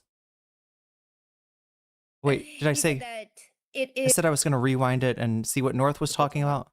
Evil vote illiberal about this last night on that X stream. And one of the things that he brought up, which is important, is Wait, who are we talking about? Republicans are. So I was talking with Pisco. I was talking with Pisco about this. Be right back. X stream. And one of the things that he brought up, which is important, is whether we think that these DSA people are going to be more or less, I guess, illiberal versus MAGA. So it's are we? If we have a standard MAGA Republican running versus a DSA type, do we think that in a lesser two of evil vote, should we be supporting this DSA person at least just to win the election? Or is it worth it to just either abstain or even maybe support the MAGA Republican, depending on whoever that person might be? I think that is also something important to bring up. Also, Alish, I saw that you were trying to get a word in. Go ahead. Well, if we're moving the topic to Pisco, I want to bring up two things that he said today. I'm going to quote something that he said earlier today on stream. He said that. Sorry. He said that it is congruent with liberal democracy to abolish the police and open borders. He said that those are liberal policies, or those are congruent with liberal democracy. Okay, sorry, I missed it do you agree again. or I missed it disagree with that? again. I missed it again. What? He- Additionally, I agree. I mean, he's think- talking I think about it's- again, I think Pisco. we- he said that he said that today on stream. Or Republican, depending on should we be supporting this DSA person at least just to win the election, or is it worth it to just like either abstain or even maybe support the MAGA Republican, depending on whoever that person might be. What did you bring in here, Destiny? What did you bring in? You're not beating the allegations, are you? My allegations that you don't give a fuck about ideology, that you're not actually a liberal, you're a fucking narcissist. You're the emperor with no clothes is what you are, and you've created a little cult for yourself where everybody just like fucking kisses your ass constantly, and this is what you end up with. A fucking libertarian over here being like, I don't know, maybe like fuck the DSA so hard, I don't know, maybe we should vote for MAGA.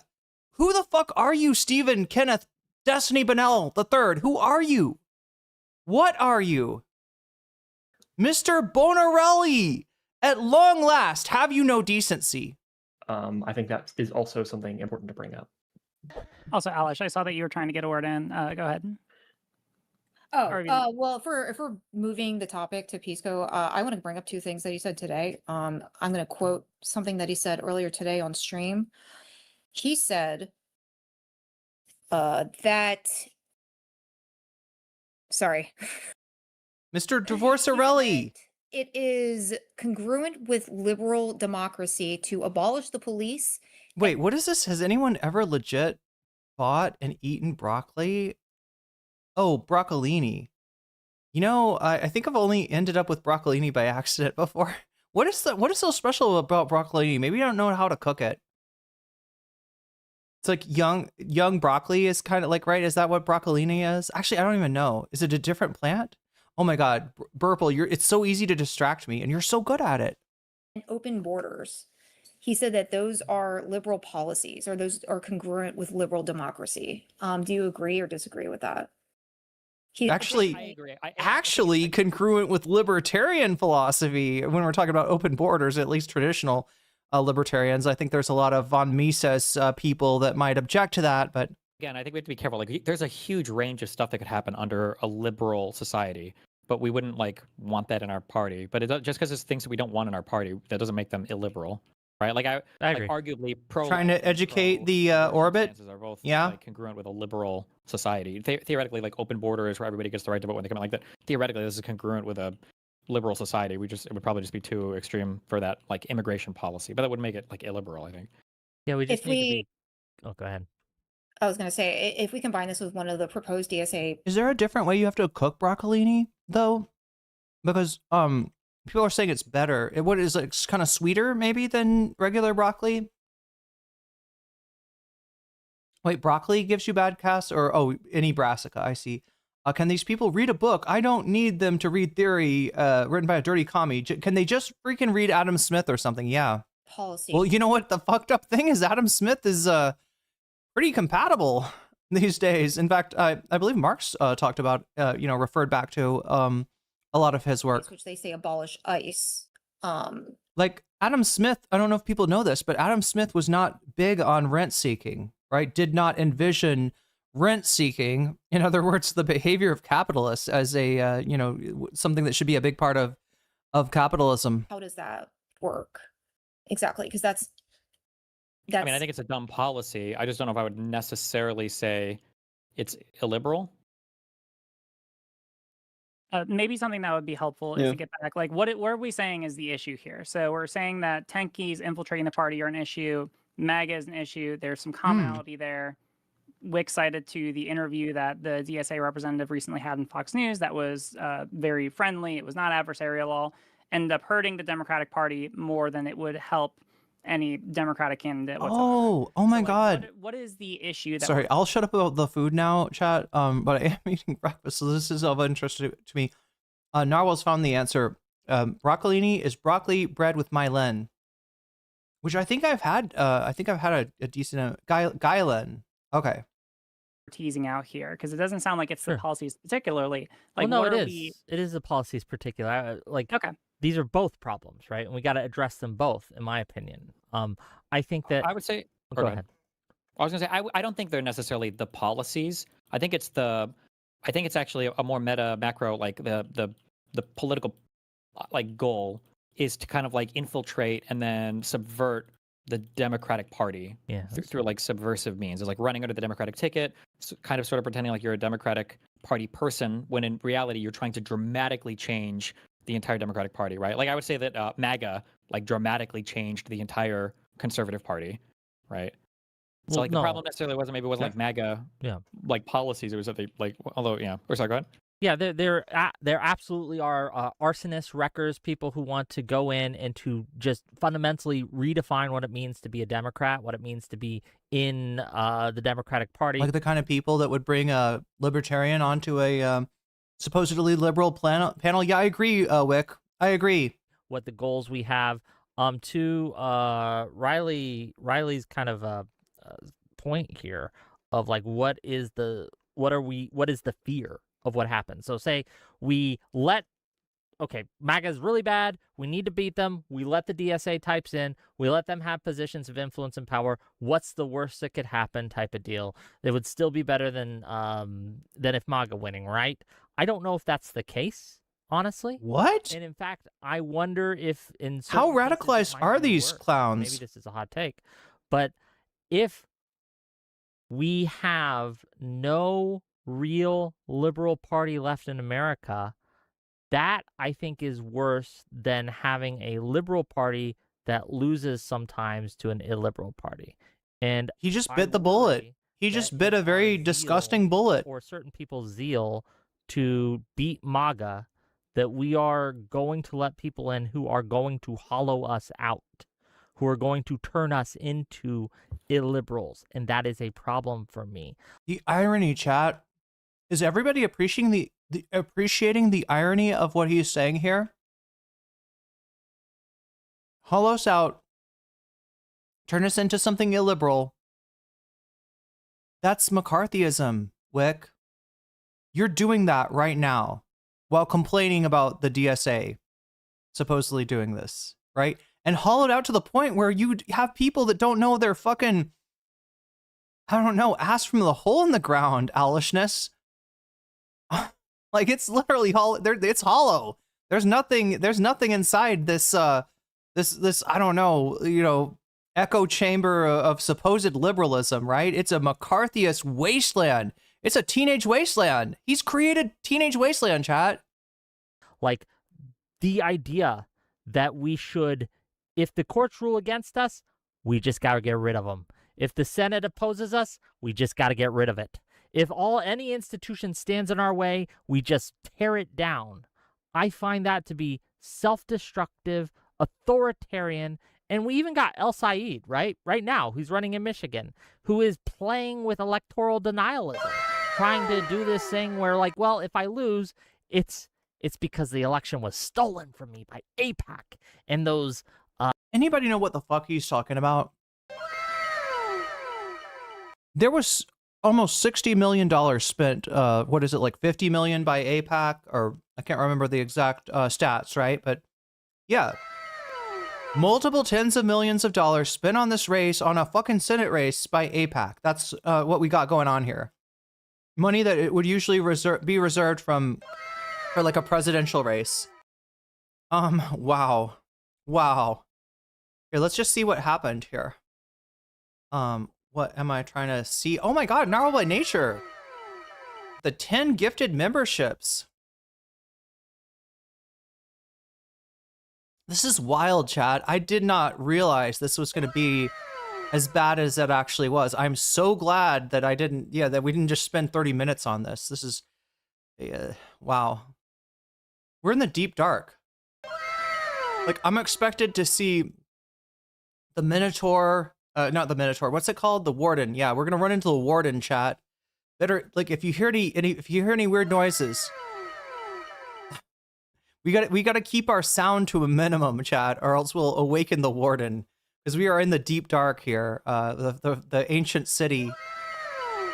deep underground of some libs who lived too what is it, the dwarfs, they lived too hard and too greedily. Is that what it is? They lived too deep and too greedily. This is what is it called, Chad, in Lord of the Rings, the place that they go with the where they dug too deep and too greedily. Anybody know what I'm talking about? Leila Mendez, you just got weaseled. Martin Wheel, you just got weaseled. I know Bash Fu, you just got weaseled. Terrence Menendez, you just got weaseled. Max Chavez, you just got weaseled. Commander Toots, you just got weaseled. Ben9291, you just got weaseled. Several wolves, all of them just got weaseled. Some people have 2 wolves within them. Some people have several wolves within them. All right. Chazardus, you just got weaseled. Lairdbot, you just got weaseled. And that's a good thing. That's a lot of weasels. That's a hell of a lot of weasels.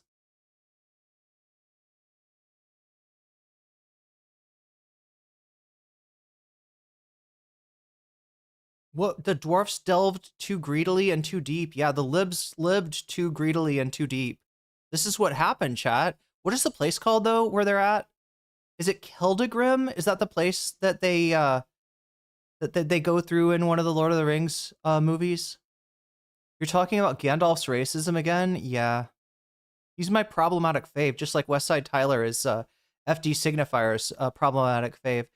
Did I see Westside Tyler go on? Are you talking about with Whick, Farrahcap? Yeah, we covered that last. That was some good content. That's buried, chat, towards the end of the 11-hour stream from a week ago, from like last Friday, right? The Tyler versus Whick. If that's what you're talking about, Farrahcap. Yeah, these are some ill liberals. Emily French, that's a quote of the night. These liberals are not well. The Mines of Moria, thank you so much. You got it. You got it. That's the one I was looking for. Yeah, the dwarfs delve too greedily and too deep. I mean, that's probably like anti-dwarfism. Wait, what? Oh my god, I can't get my... It's Casmadan? Casmadan? Wait, I thought that was where the guy from the Yogscast is from. Casmadan? Isn't he a dwarf of... yeah, they're diggy holing mithril, I think. Wait, I am trying to get to Emily French's comment here. I saw it and it was good. Ill liberals. There we go. That's the comment of the night so far. That's what we're looking at, chat. Oh yeah, I found out, you know, here's your Thai lesson for today, okay? Sabai di mai is how you ask, how are you doing? And the normal response here is Sabai di. And so, but you know, I found out that another thing, like, so it kind of also means like, are you healthy? Right? I'm learning more, right? So if you say, my sabai di, or my sabai, right? You're actually saying you're feeling kind of sick. I don't even think this is liberalism. Yes, Davy, that's what I'm trying to get at. You're exactly right. They are cooking up something new through their... That's why I was saying, chat, this to me, I know this is wild to say, right? This reeks of third positionism.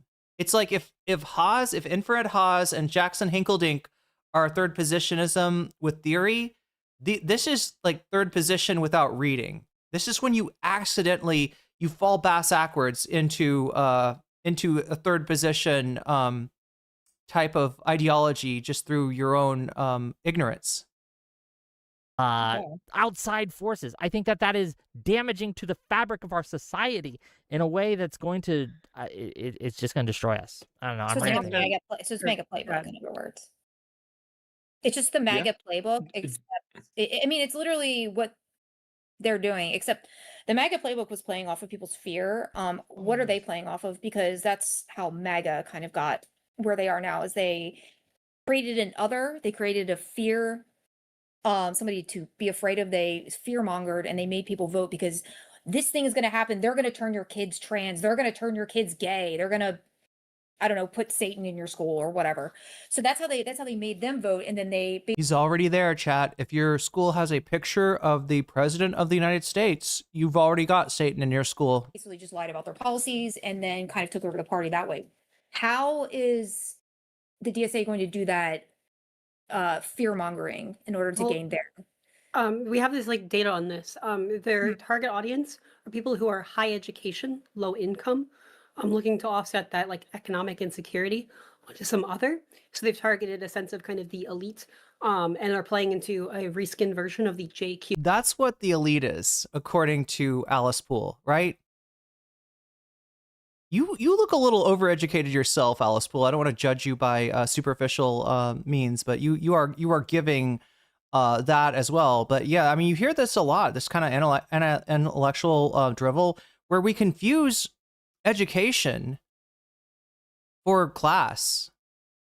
And chat, it's like I always say, even some people that we often consider to be part of the upper class, you know, we look at as bourgeois. They're definitely bougie, right? I'm talking about the professional managerial class. In most cases, if we're talking about the lanyard class, you know, the doctors, lawyers, etc., right? Unless they like actually own their practice or whatever, they're not capitalist. They think of themselves though often as capitalists. They think they are often because they're treated better, you know, because there's a big difference in the standard of living.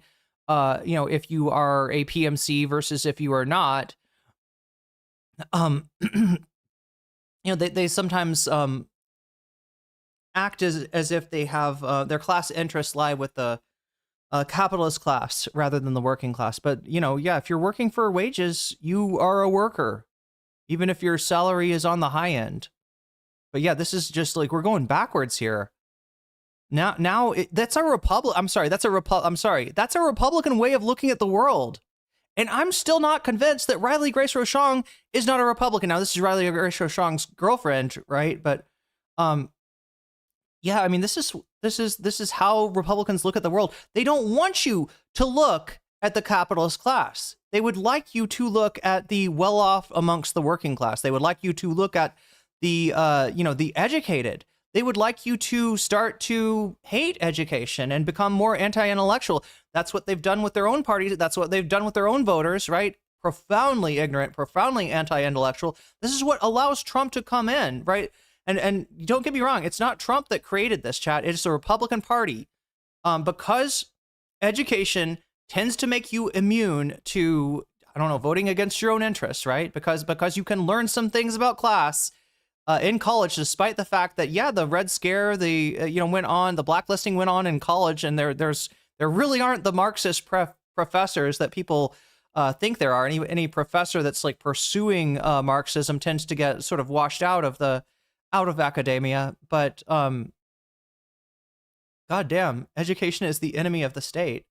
But yeah, so the Republicans created this sort of anti-intellectual, in order to give workers a target that is other, right? You know, other traditional proletariat, like an industrial job going back. You're not, you look at the educated college types as like, well, that's the closest thing that I can see. You don't see the really wealthy. You don't see the people inside the gated communities, because guess what? They're in a gated community. They're living in a mansion in Beverly Hills. They're in some place that's completely inaccessible to you. And so instead, the Republicans would rather you concentrate on that college professor. He thinks he's the shit. Like, right? This is they've really become some kind of new Republican here. Conspiracy theory from 4chan when they're alluding to like a Jewish control of the world through manipulating Black people to defang. Wait, let me just as one candidate. Let me rehear this. I'm not sure if I understood. Okay, so they're basically like Jews bad through manipulating. Okay, so they're basically like Jews bad. Okay, I got it. Target audience are people who are high education, low income. To do that fear mongering in order to gain their. We have this like data on this. Their target audience are people who are high education, low income. Looking to offset that like economic insecurity onto some other. So they've targeted a sense of kind of the elite. And are targeted a sense of the elite, not that they are not that you're thank God that's not what you're saying, Alice, because that would be a very Republican sentiment to be High expressing. education, low income. I'm looking to offset that like economic insecurity onto some other. So they've targeted a sense of kind of the elite, and are playing into a reskinned version of the JQ conspiracy theory from 4chan when they're alluding to like a Jewish. So isn't that crazy, right? Because anti-Semites, one of the ways that they foment hate against Jews is to say that Jews are rich, right?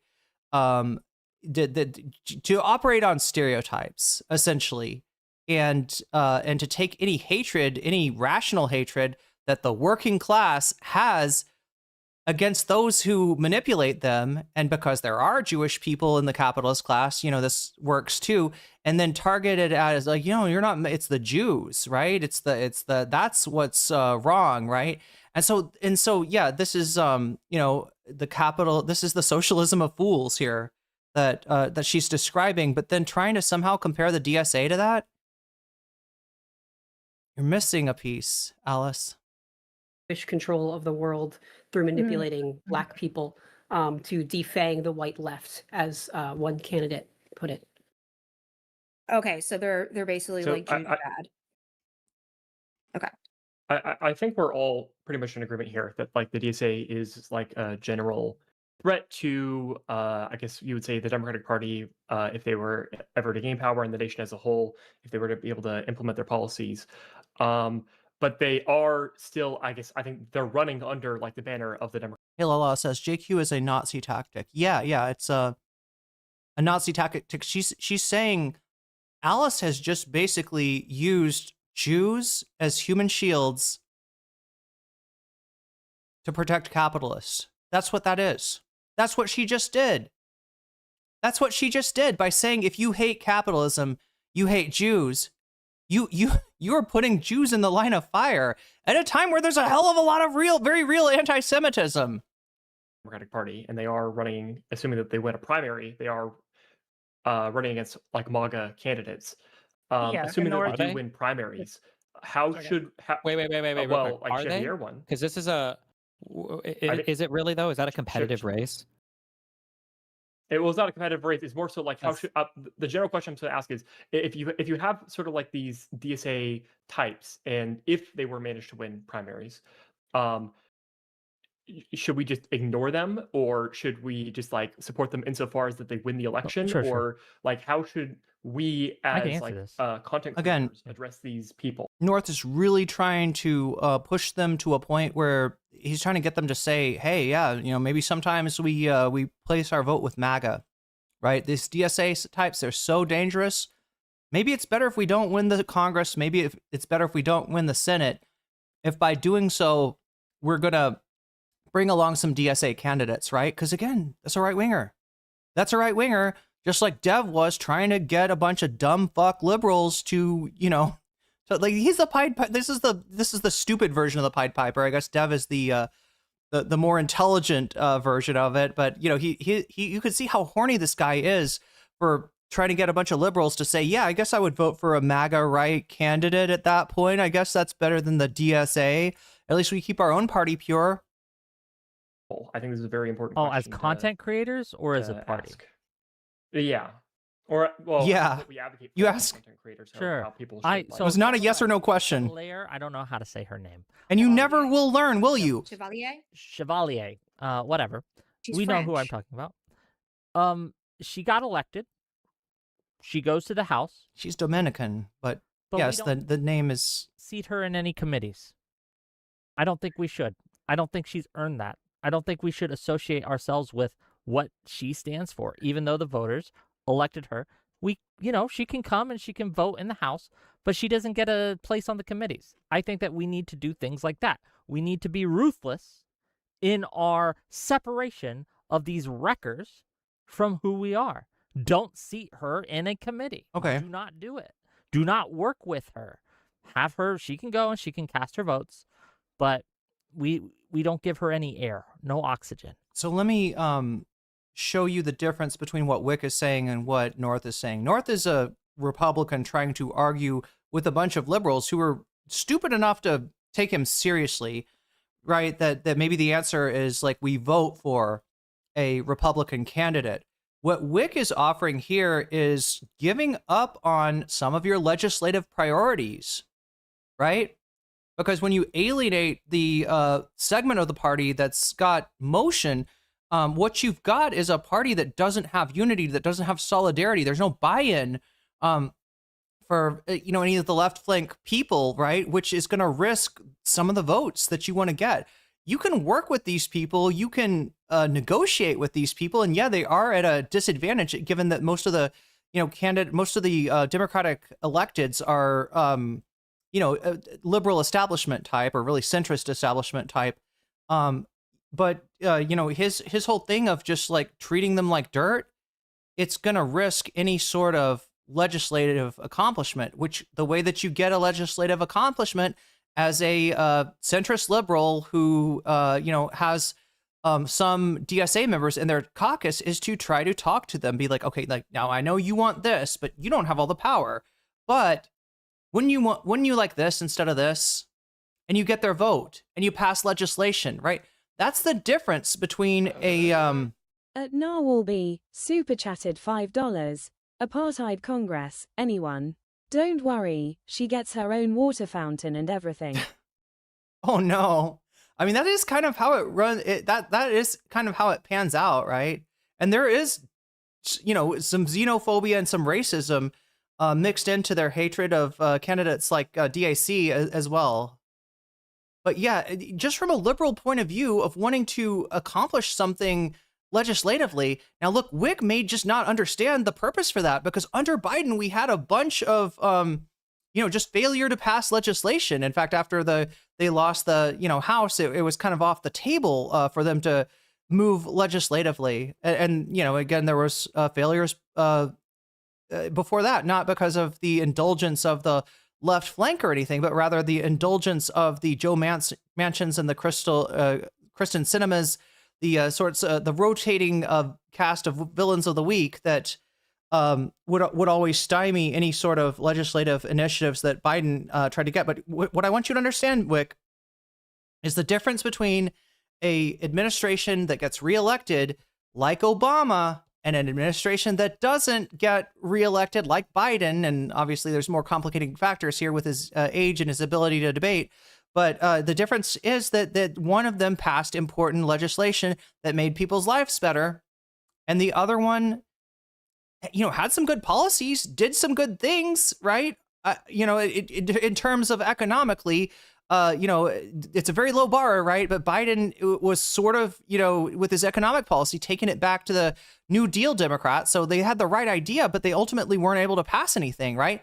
So Whick's willing to give that up because he's just like, that's not really a thing. Here's what you do. You run for office, you get power, and you say, yay, go team. And then we don't have anything else, right? The whole purpose of politics is lost on this guy who people are saying looks like he's streaming from inside, a shipping container? Like a shipping container on a boat kind of thing? Yeah, it's just like the Magic Christian, that Terry Southern movie where they go inside of with I think Ringo Starr, where they go inside of some kind of, was it a ship or a shipping container or something? Anyway, they think that they're going on a trip. They think that they're going on a cruise, and it turns out that this thing never leaves the docks. But that's Whick. He's the Gordon's fisherman that never leaves the dock. Divorce. Oh, sorry. Go ahead. Let me hop in real quick because there's a lot. Yeah, you need to hop in. You need to hop in. People and massively hop in. I want to propose where I see the fundamental divide, and then see if people agree with this or not. So, Destiny, you weren't here at the beginning of this. We talked about specifically what happened with you and the other creators at the College of Democrats event. To me, what seems to be the fundamental concern really is with Tankie's and illiberal leftist infiltrating Democratic Party. Comparatively, if we're in power, if liberals are in power, we give other people the opportunity to speak and advocate for policy. People have seen this? Awesome. Wait, people have seen the Magic Christian? I thought it was just me. Even if they're extreme. I may disagree with you. I may not think that you are. Just to clear things up for anybody that thinks it's about Christianity, the boat is actually called the Magic Christian. Advocating for something that's viable, but I will let you have a voice. Whereas my concern is if you allow these people into power, such as Hasan at that event, then they will exclude voices that they disagree with from those kinds of events and from having a voice in those kinds of venues. That's my concern, is that they will take those kinds of opportunities and use them to exclude us from what we try to make into a fair process. So your concern is that they're going to do to you what you did to them. Am I getting you right, Riley? Am I hearing you correctly? That's your concern. Right? Because what Whick is saying is what the Democratic Party has been doing. And it's part of the reason that the Democratic Party it fails when it comes to passing legislation. Look, chat, the reason that you need to pass legislation is to get reelected, to get the trust of the American voters. When you get power, you have to change things for the better. And, say what you will about Obama, and I definitely have. I think there were, I mentioned earlier in the stream some mistakes of Obama as far as looking forward instead of backwards and not, prosecuting any of the war criminals in the Bush administration. But he did get something major done. He did get something really major done. Again, it was watered down, and I think that's in no small part because of Obama's willingness to allow it to get watered down. But yeah, ultimately, he did the Medicaid expansion, which had material effects on my life, right? I'm assuming a lot of people's lives, right? The Medicaid expansion was huge, right? Just, if you don't have the money to get insurance, if you're absolutely, at the low end of the economic spectrum, you will get medical care with no copays, right? That's what Obama did. That made a difference. But even that wasn't enough to stop Trump in 2016. I want people to learn something from Obama and Biden, which is that you got to go even further than either of them did. Biden mostly with his intentions, and Obama with at least some actual policy, right? If you want to win the trust of the American people and not have Harry Enton talking about, now everybody knows that Trump is incredibly unpopular, but do you know who else is really unpopular? That's right, the Democrats. Here, let me get a sip of soda. Oh, delicious, refreshing. Okay, what was I saying? Yes, the Democrats, extremely unpopular. The Republicans, MAGA at 32%, Democrats at 30%, even lower, right? If you don't want to have that shit, go on and on, right? You got to do something for people. You got to do something about people's material conditions. That's a prerequisite to what should be considered success. You can't have success as a president without passing legislation. And Whick has just consigned the Democrats to, more and more failures to pass legislation. They're so focused on getting into power, right? They've forgotten what that power is useful for. How do other people feel about that as a framing? And thank you, Narwhal, for the super chat. This is definitely a thing they would do.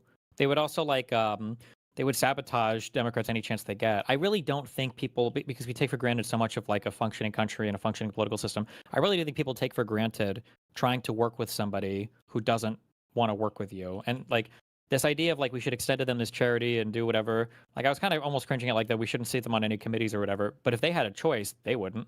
Exactly. These people will seek to exclude you from every single part of life possible, because that's just how their brand of politics works, right? Keep in mind that one of the issues with extremist politics is you leave absolutely no room for negotiation. Have you heard the the discussion between me and Hutch and Josiah? I just want to look, Chad. I don't want to talk to Destiny again, but I would love for somebody to sit him down and look at the numbers and ask him, at what point do you think it would be a reasonable concern to worry about the DSA disallowing any committee, memberships, any real participation, any buy-in to the centrist Democrats? At what point would that be a concern to you? Because if we look at the numbers right now, and this is what people like Hutch will always flex, is well, yeah, so you got, he'll say you got 5 DSA people elected. The real numbers are something like, I think, 38. What is it? They've participated in 86 primaries. They won 38 of those, and they lost about the same number, right? But it's still not a majority of the caucus, not even close. But at what point would he be worried about that? That's a crazy thing. That's as crazy as Vaush saying we can't give colonized people self-determination, because if we do, they'll use it to slaughter us, Haitian Revolution style, right? Oh my God. Pisco last night, like part of the issue is like, you know, how do you work with these people in a way that isn't like excluding them and then all of the hand wringing that comes from that, but there's no reciprocation of that on the other side. Like they will never, ever, ever work with us in the way that people on our side say we should work with them, which means that it can only ever slide in one direction. And it's like, I mean, that there's no moderating force ever in our party, it feels, on anything to the left. I don't, like, nobody can ever say like that's too far left for me. Well, it's they're working, whether intentionally or not. People like Pisco, I'll just call him out. Oh my God. Pisco, until Again, you guys are alienating people that are so far from the tankies that you're. It's crazy. It's crazy. If Pisco and the soy pill are persona non grata here, chat, these people, they're not going to work with anybody. They are going to get themselves into a place where they're completely irrelevant because, yeah, they've alienated. I mean, look at Destiny. Look at what Destiny's done in his streaming career. Look at how effectively he's alienated everyone and anyone. We're at 54:43. I want to be conscientious of the timestamps here.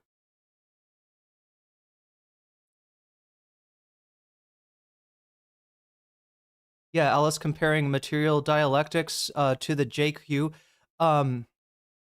Comparing, yeah, the class struggle to the JQ, absolutely. And then, I don't know, it looks like something happens up here at 105. If you keep needling at him, he's very whiny. Your party is. Bro, I was gonna say, I don't think Hasan is. I think if you keep putting pressure on him, if you keep needling at him, he's very whiny. He's gonna eventually just crumble because he has no standards. He has no leadership skills. He thinks that wearing a suit is like gonna get him where he needs to go while touting just like these awful policies. That's all he does. He wears a suit. That I don't even think he personally believes in. That's all he ever says is, "Hey, everybody, look at my suit. Isn't this a nice suit? Oh, look, I got a mouse suit. Oh, look, I got a American-looking suit. Oh my God. Oh my God." Maybe he does. He thinks all you got to do is wear a suit, and then that's. I have no idea. Oh my God. but genuinely, I think. Terrible. Huh? And his fashion is terrible. But Oh, yeah, I just want to. Yeah. You're sitting with Destiny and Whick. Shut the fuck up about fashion. Come on. You're sitting with Alice Poole. What the fuck is this? Riley Grace Rochon. What is this? North. What are we talking about? Fashion? We're talking about fashion here? Guys.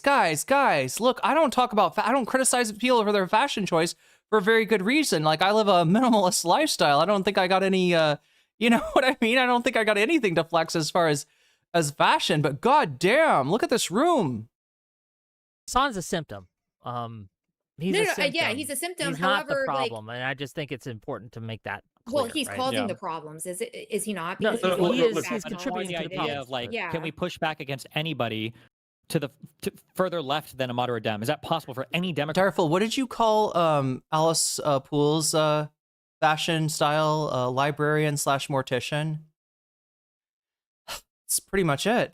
Person to do without getting their head bitten off, and it feels like the answer to that has been no for quite a while. And I'm not to play, and I don't even think this is the most important contributing factor, but like the woke shit, right? There was an issue there where it was like, no matter how. Oh, here we go. Here we go. With a take on something, you know, I have a trans 4-year-old. It's like, or I have a trans dog or something, or whatever. Like, it's just like the most. I'm sorry, you literally. I'm sorry, you literally sound like a Freedom Tunes episode. I have a trans dog. Okay, Destiny. That it's fine. There could be insane. It's also vegan. The dog is also This just sounds like a fucking joke on some like anti-woke show. But when nobody can say, okay, maybe. Anybody ever see Mike Judge's attempt at an anti-woke cartoon? I can't remember what it was called, but Mike Judge did, like, you know how like King of the Hill is kind of like Texas culture, like rural culture.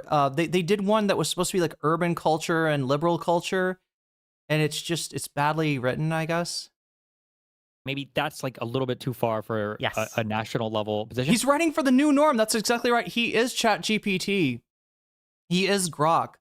My dog's pronouns are Biden Harris. Yeah, there we go. Nobody is allowed to have that opinion in the Democratic Party, and it hurts us. It's a trick. Like one of the most successful things Republicans have done is kind of convinced us to defend indefensible things. And they'll do that by nut picking. And what I mean by nut picking is they'll Nut choose picking? crazy Nut position, picking? libs of tip talk or something. Nut picking? Okay, so we're not talking about Hutch's nose picking. We're talking about nut picking? Someone else will platform It's a that good thing we can't see that far down on your camera, Whick. I don't know. Are you nut picking during this whole thing? position, will put a megaphone to that position, and then well-meaning Dems wanting to oppose Republicans come out, knee-jerk reaction to defend that crazy position. And it's insane. We can't push back because if you do, as I think all of us have probably seen, as soon as you come out against any of these far-left people, you're actually a Republican. That's what they'll say. You're a Republican. You just hate universal health care? You guys, hate Medicare the thing, for all? look, Oh. I don't say this about every shitlib. I don't say this about every centrist out there, but you guys are reverse engineering some kind of republicanism without even you're so ignorant you don't even see. Why are you attacking- You are falling backwards into, some kind of Republican, if not further right than Republican. Like I said before, there is a fair comparison now of these guys to third positionism. It's a weird kind of third positionism. It's a third positionism that we're not used to thinking about, but it does, the glass slipper fits. Attacking the left when Trump's the greater threat. It's this structure that you can never criticize them, and they will always criticize you. And until we get people with the balls to say, fuck you, no, I'm actually trying to solve the problem, which is that, and we know this from the Ipsos poll. Yeah. We know this We're trying to solve the trans question. Problem. from the Gallup polls. We know this from The Ipsos poll. Yes, the one poll they've ever done. YouGov polls. You got to do better, Whick. Come on. What poll are we talking about? He's just vaguely. I think there was some YouGov shit that. Most of the Democratic Party, I'm not talking the general electorate, I'm talking the Democratic Party. Most of the Democratic Party either doesn't want I feel like he's misremembering. or thinks we are too far left. I feel like he's like misremembering a Sarah Longwell quote, which we've got on bonus content, chat. We're 5 points away from getting at that bonus content and adding an extra hour. Yeah, name 5 pollsters. There we go. Make a point of agreement and then Yeah, a go little ahead, bit go more ahead. nuance. And not Ann. Really What was her quickly, so, name? like, Ann my Sexton. observation on what you and Steven are talking about from the past couple of years, especially like early 2020s, when, for example, Republicans focused a lot on transgender issues nationally, with like the gender affirmative care bans nationwide. My impression was that it was really convenient for Republicans to focus on that for 2 reasons. First is that it's a really complicated subject. Gender affirmative care, any medical care subject as far as policy is just going to be complicated. So it's really easy for them to come out and say, oh, well, Democrats are advocating for crazy things X, Y, Z. And then people have to come in and give like the wall of text response to say, no, actually, that's not why. And here's 20 different sources for why, right? Like it's really efficient for them to be able to lob accusations without having to worry about as much pushback. So that's the issue from that side, to give a bit more nuance. But you both, I think, are correct in that during that period when people would try to give like reasoned and level-headed responses that are not perfectly along the hard left line, that then those same people who are liberal and advocating for good policies would then be attacked by people on the far left who are seeing them as exactly the same as. This is a lot of resentment. There's a lot of resentment here. I also think Ultimately, as hard as that is, I on the- can't help but think about pirates when I hear RGR. Oh, because I didn't even get that when you said you did a pirate emoji yesterday, Burple. You said RGR and there was like a pirate emoji, and I was like, wait, is RGR a pirate? Has she done like a cover of "You Are a Pirate"? trans. Are we the far left? No, people even closer to the center than us be various. Like Pisco and Soy Pill is like low-key who they're talking about. And again, this is the grievance. They've almost got too much grievance to actually be aware, involved, what is the word? Lucid of politics at all, right? Because again, this is RGR's complaint about I was canceled just because I called a trans woman a pedophile for going barefoot in public. I can't believe that. Is it not okay to say that you sound like a groomer? Doe? And Destiny's whole thing was with Demon Mama. Demon Mama suggested I might be transphobic. Oh my God. Stuff like now it's even worse because now it's not the trans stuff. Now it's fucking Israel Palestine, and like good luck Yeah. trying to give a nuanced and measured take, Yeah. which the Democratic Party, by the way, it does desperately need. Like, the average Democrat needs to know that you don't have a party that seems to be completely and totally beholden to standing behind Israel and every atrocity you see on TV and everything having to do with Gaza Strip. There has to be a way to message that, but to do it in a way that separates you both from the Republicans, they don't, brown people aren't even human to these people, and then to the far lefties, which are promising you like fucking world peace. Like, how do you even? The Democrats are not able to navigate that right now, and that issue is even more complicated than Look, there's a problem.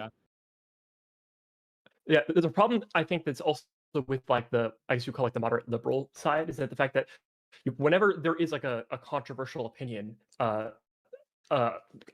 according to the lefties, they'll go out there and they'll do the hate, but there's no like counter reaction on our side to like counter their hate. They have their hate mobs. They will go after people if you say the wrong opinion. But like, where are all these like liberal content creators besides maybe you, Stephen, going out there to like support, I guess, liberals for actually standing up for like, you know, nuanced.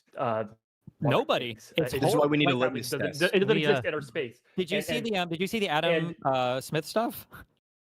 Oh man, I know I haven't yet. I saw the interview. How was the Breaking reaction? Points. He went on Breaking. Yeah, North, I will challenge you to stay awake through a debate that you understand nothing of. Again, you're talking to people, Destiny, who are incapable of even knowing what Adam Smith and Crystal Ball are talking about. But you got to have your echo chamber, right? That's the number one rule. Nobody can say the emperor is naked.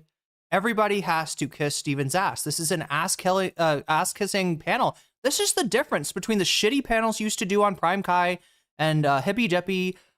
Bring in Mix Vivian as your permanent punching bag, and just destroy her week after week, right? At least you had somebody that disagreed with you on the panel. I don't know what the thing.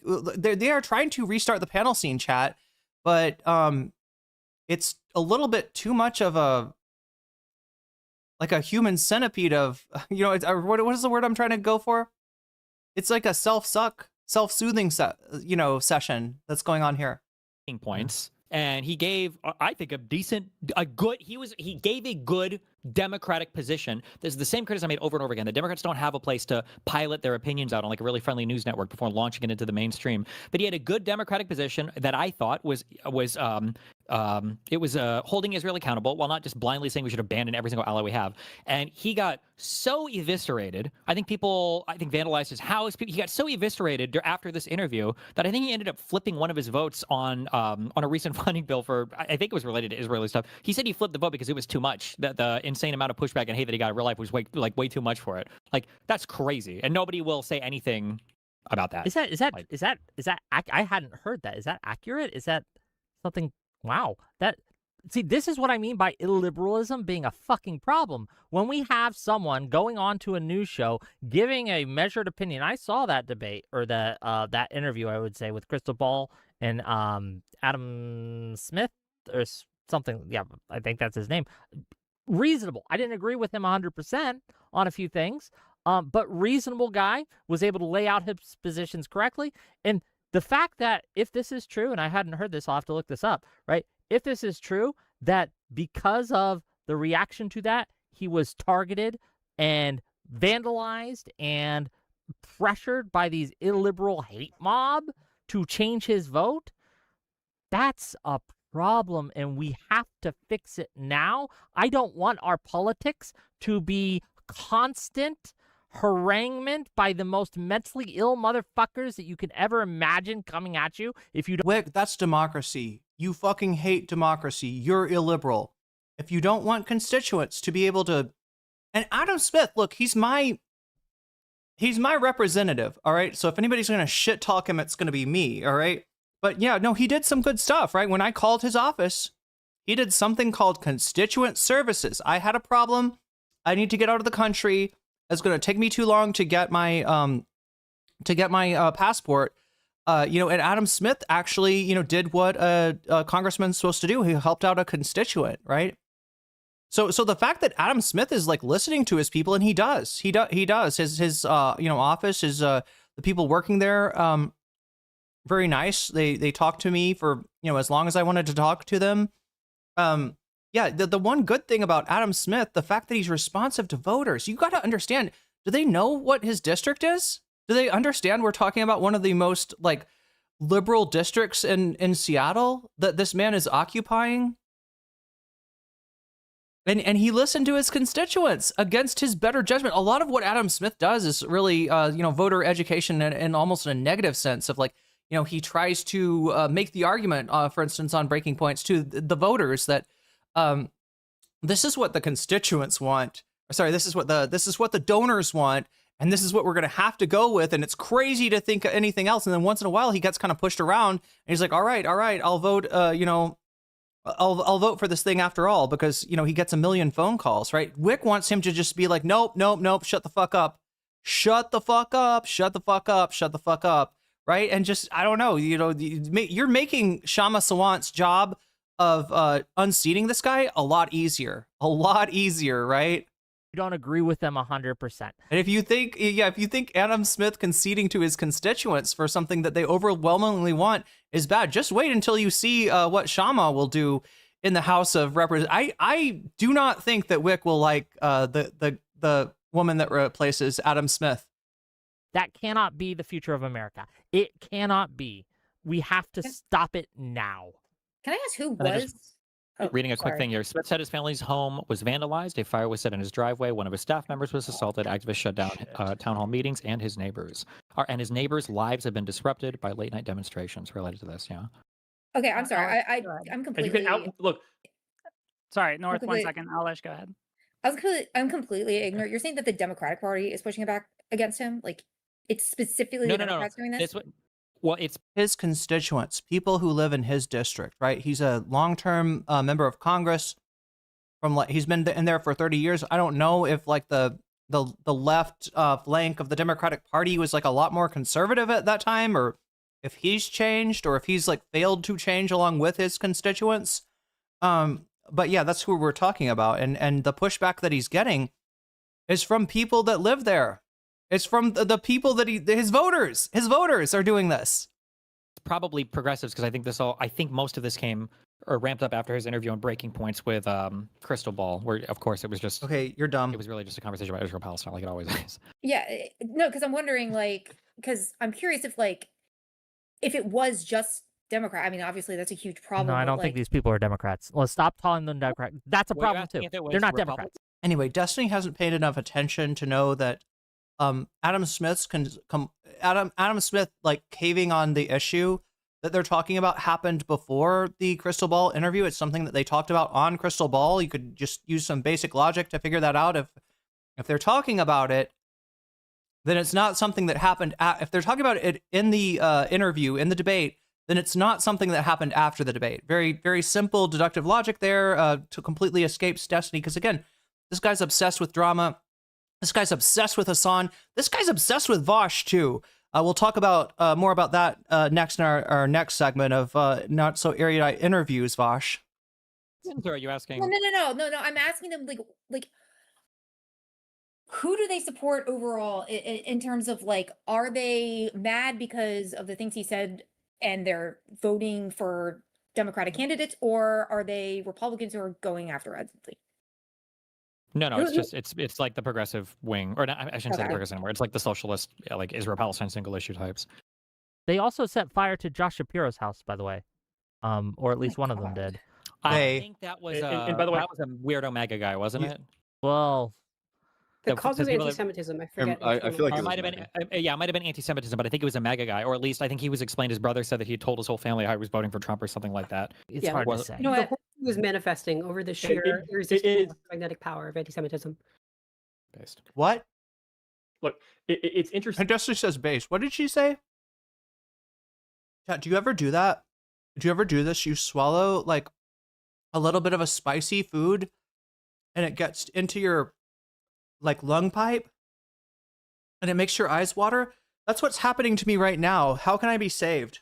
Maybe orange juice. Orange juice? Wait, that was Yang Gang, says Davy? Milk. Okay, I've got something like milk. Oh my god. Wow. That's a powerful It's a powerful chili pepper there. Oh my god. Okay, okay. And Narwhal, you're right. This should be the last Whick paddle for a while. No, I mean, it's not in my eye. My eyes are watering because of, I kind of like inhaled like the essence of the chili pepper. Ooh, damn. Damn. Andrew Yang was this was an Andrew Yang supporter. Wait, what has shooters watch out? Josh Shapiro. Wait, Andrew Yang has shooters like the Yang gang. Wait, was that a Yang fan that that tried to burn his house? It was an Andrew Yang voter. Okay. So yeah, they surprise, surprise. None of these guys know shit about what they're talking about, but yeah, Destiny at least knows enough to not like try to blame the Shapiro thing on the far left, on the left flank. Do people watch these panels other than us? Yeah. Look, here's the deal. All right. Like I said, when Destiny is not on Whick's panel, I don't know, he has like what, like, would it be like up to 500 viewers? I guess, maybe. And when it is Destiny, then he's got over 1,000, right? So yeah, people watch this panel, but a lot of them are Destiny fans. A lot of what the draw is about a debate like this is Destiny. If it was just if it was all the Restiny, then yeah, he'd have very low viewership for this. But people do take these guys seriously. That's the scary thing. People think that Whick knows what he's talking about. People think that Riley, Destiny raided into the Whick panel. Thank you, Direful. God, that is so helpful. Rated into the Whick panel. Okay, so not this one, but the one today. And probably, yeah, so I mentioned DGG before. DGG can mean a lot of things, but one of the things that DGG means is Destiny's website. It's destiny.gg. And this website, while Destiny's streaming, has got his stream embedded in it. So in other words, he'll be streaming on Kick, he'll be streaming on YouTube, and there'll be an embed in there so that everybody that's watching counts as either a Kick or a YouTube viewer. And when Destiny's not streaming, it's essentially hosting something else. So somebody that's associated with Destiny, somebody that they like, is going to be, viewable at destiny.gg, right? So that's, that's the effect of, even if Destiny is not like raiding into people, just him being on a platform probably means that his site is embedding that stream. And so, yeah, so you see why Whick is, such a loyal soldier. You see, these orbiters are trapped, even more so than Ethan Klein's crew. Even though Ethan is paying his crew, right? These people, they would most. Wait, let me look through here. Yeah. No, none of them would be watched. They would have no audience if it wasn't for Destiny. They would get nowhere without this guy, right? He's their meal ticket. The ones of them that are full-time. For the other ones, I guess he is their vanity ticket.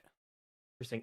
There's a discussion that sort of has happened kind of among the right about like the abandonment of institutions and like how basically why did conservatives sort of get pushed out of institutions, and like why Trump like running everything through the White House is because they refuse to participate in things like universities or like middle management in like government and all that. I feel like it's something is similar when it comes to liberals versus leftists and participating in like saying their ideas, in which like I feel like liberals don't go online or they don't like support people enough to like say their ideas, and they're basically abandoning like the narrative to the leftists. Oh my God, Destiny, why are you not embarrassed to be around this shit? How do you just sit here and think that nobody's gonna see your fucking cringe? We see your cringe, Destiny.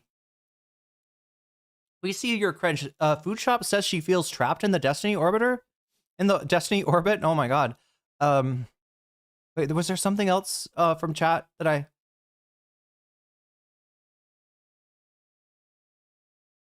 No, let me just rewind what it was what North said that I wanted to. Oh my God, chat! Every time I take a bite out of one of these chili peppers, it destroys. But it's so good. I keep coming back for more. I can't. It's like the no one can eat just one thing. Or like middle management in like government and all that. I feel like it's something institutions and like the discussion that sort of has happened kind of among the right about like the abandonment of institutions and like how basically why did conservatives conservatives sort of get pushed out of institutions, and like why Trump like running everything through the White House is because they refuse to participate in things like universities or like middle management in like government and all that. I feel like it's something is similar when it comes to So what North is talking about, if I can translate, is Republicans bitching and moaning that, like, I don't know, the media's got, people that are involved in the media tend to be skew a little bit to the liberal. Again, that's because of education. People in education skew to the left. Again, education. Culture. How did the Republicans lose the culture? By opposing youth culture in the 60s. They punched left. They punched hippies, chat. They were like, they won, actually, 2 terms for Richard Nixon off of the back of punching hippies. But because of that, they made themselves uncool. They took on they took on like the shit that was cool, right? So there's explanations for all this. I mean, it doesn't stop them from being butthurt about it and planning to, like, the what do you call them, the dominionist, right? Christian dominionist, look at institutions as like seats of power. I think they have like some kind of 7 mountains philosophy, and they want to try to reconquer some of these institutions. So yeah, that's what he's talking about with conservatives. Now he's going to try to draw a parallel here, and at some point, Chad, I want you to listen for it, because I think his brain snaps, right? I think it just comes apart. And you can listen for the sound. Liberals versus leftists and participating in like. So it's just like liberals and leftists. So the leftists have the institutions, the leftists, the revolutionaries, the socialists, the anarchists, the communists. I mean, they might be giants. Did say the communists have the music, and they were right about that. Saying their ideas, in which like I feel like liberals don't go online, or they don't like support people enough to like say their ideas, and they're basically abandoning like the narrative to the leftists, because the leftists are always going to be out there and like spewing their hate and doing the shit where they're like harassing people and all that. So he's saying, I think, if I'm understanding him correctly, that liberals don't involve themselves in. He's really talking about real life stuff, and especially when you're talking about some of these primaries that the liberal institution is losing. Right. Part of the reason for that is who is going to volunteer for a candidate? Is it going to be some, know nothing, I want to go back to brunch kind of, I voted for Kamala, K-Hive, Hillary 2016, is it going to be that person?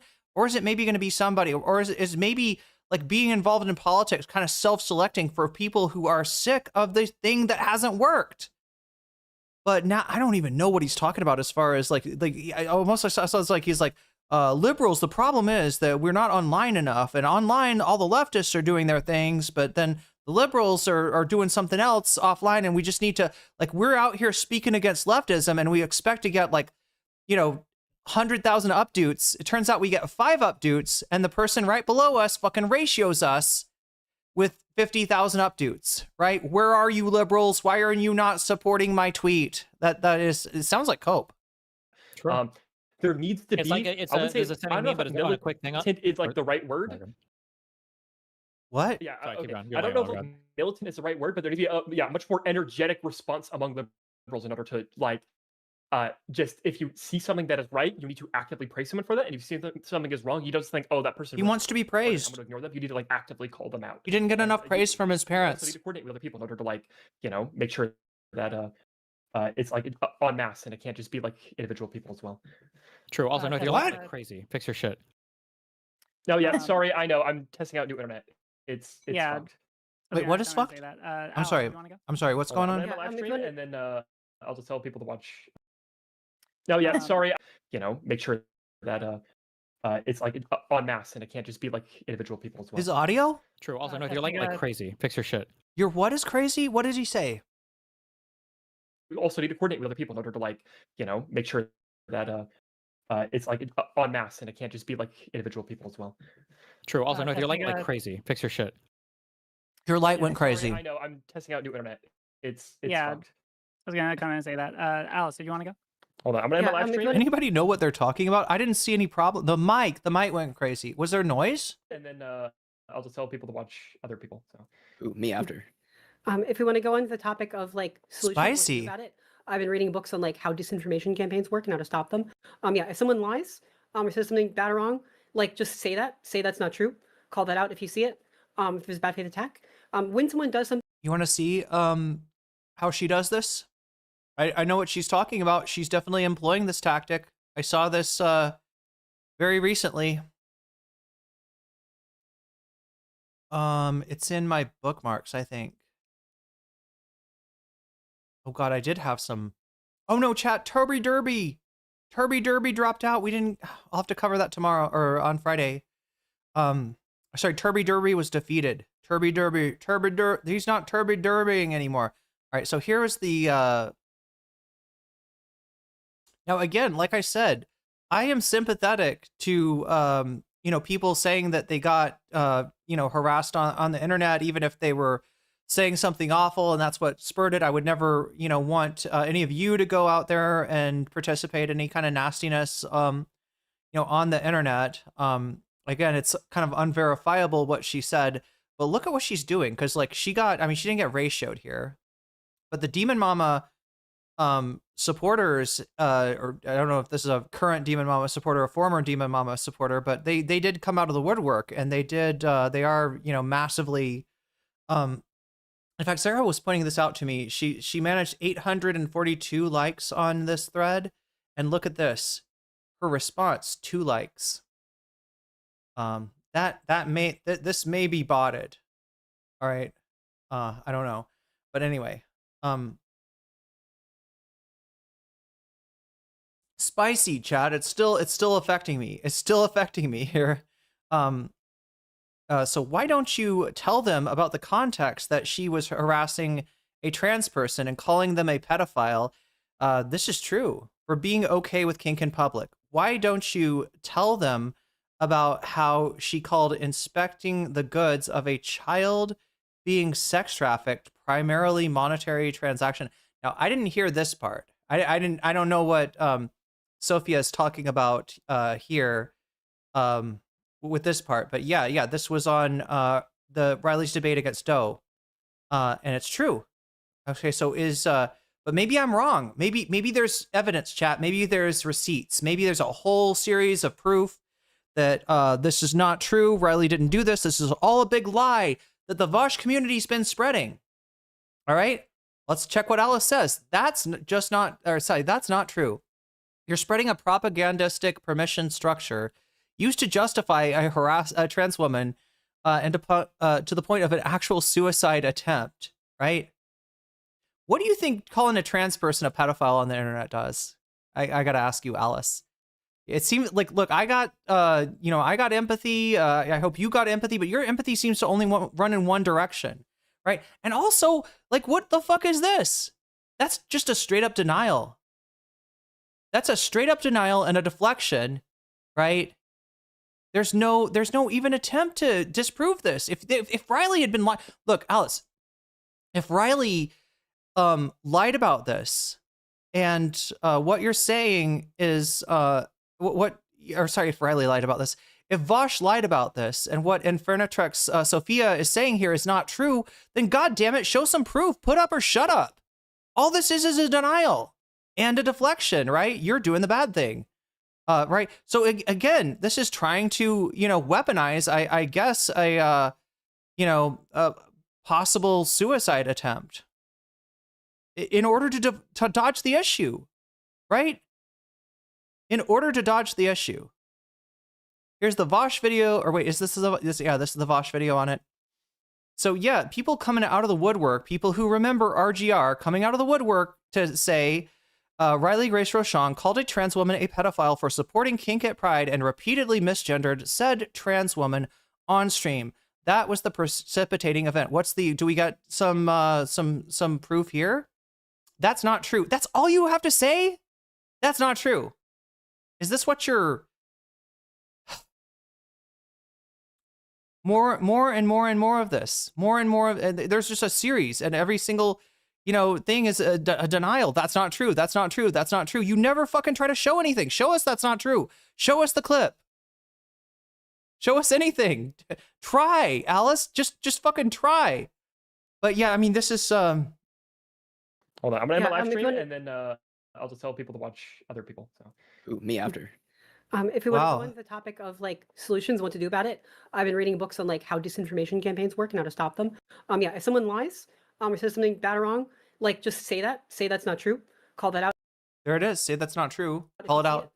If there's a bad faith attack, But don't debunk it. Don't address it. Deny it and move on. Okay. when someone does something good or right, do say something positive and encourage them. A lot of Democratic politicians only get negative feedback all the time, and any positive sentiment helps, as well as for each other. Oh, I mean, what she's saying is true. Actually, when a Democratic politician takes a stand, a bold stand, you know, pushes back against the moneyed interest, pushes back against APAC, etc., do call your congressman or woman or your Congress MB if you are that fortunate enough to have. I don't think we have any NBs in Congress currently. Nobody that's out as non-binary, but yes, call your member of Congress and thank them for doing that. That is true. They do not get enough likes. They usually only hear from constituents when something is the matter. And if you want them to keep doing the good thing, notice when they're doing the good thing and call them up. Of course, the thing that she's trying to say is like, call them up and be like, thank you for supporting Israel. Israel comes to me in my dreams. We should be supporting each other more. When it comes to what to say on topics, especially controversial ones, frankly, I think we as liberals need to own, especially for lots of young people who consider themselves progressive or left-leaning and then pursue that, they end up down this tanky pipeline. They need to know that's not what the actual left is, or that's not, you know, what more lefterer or more betterer is all the time.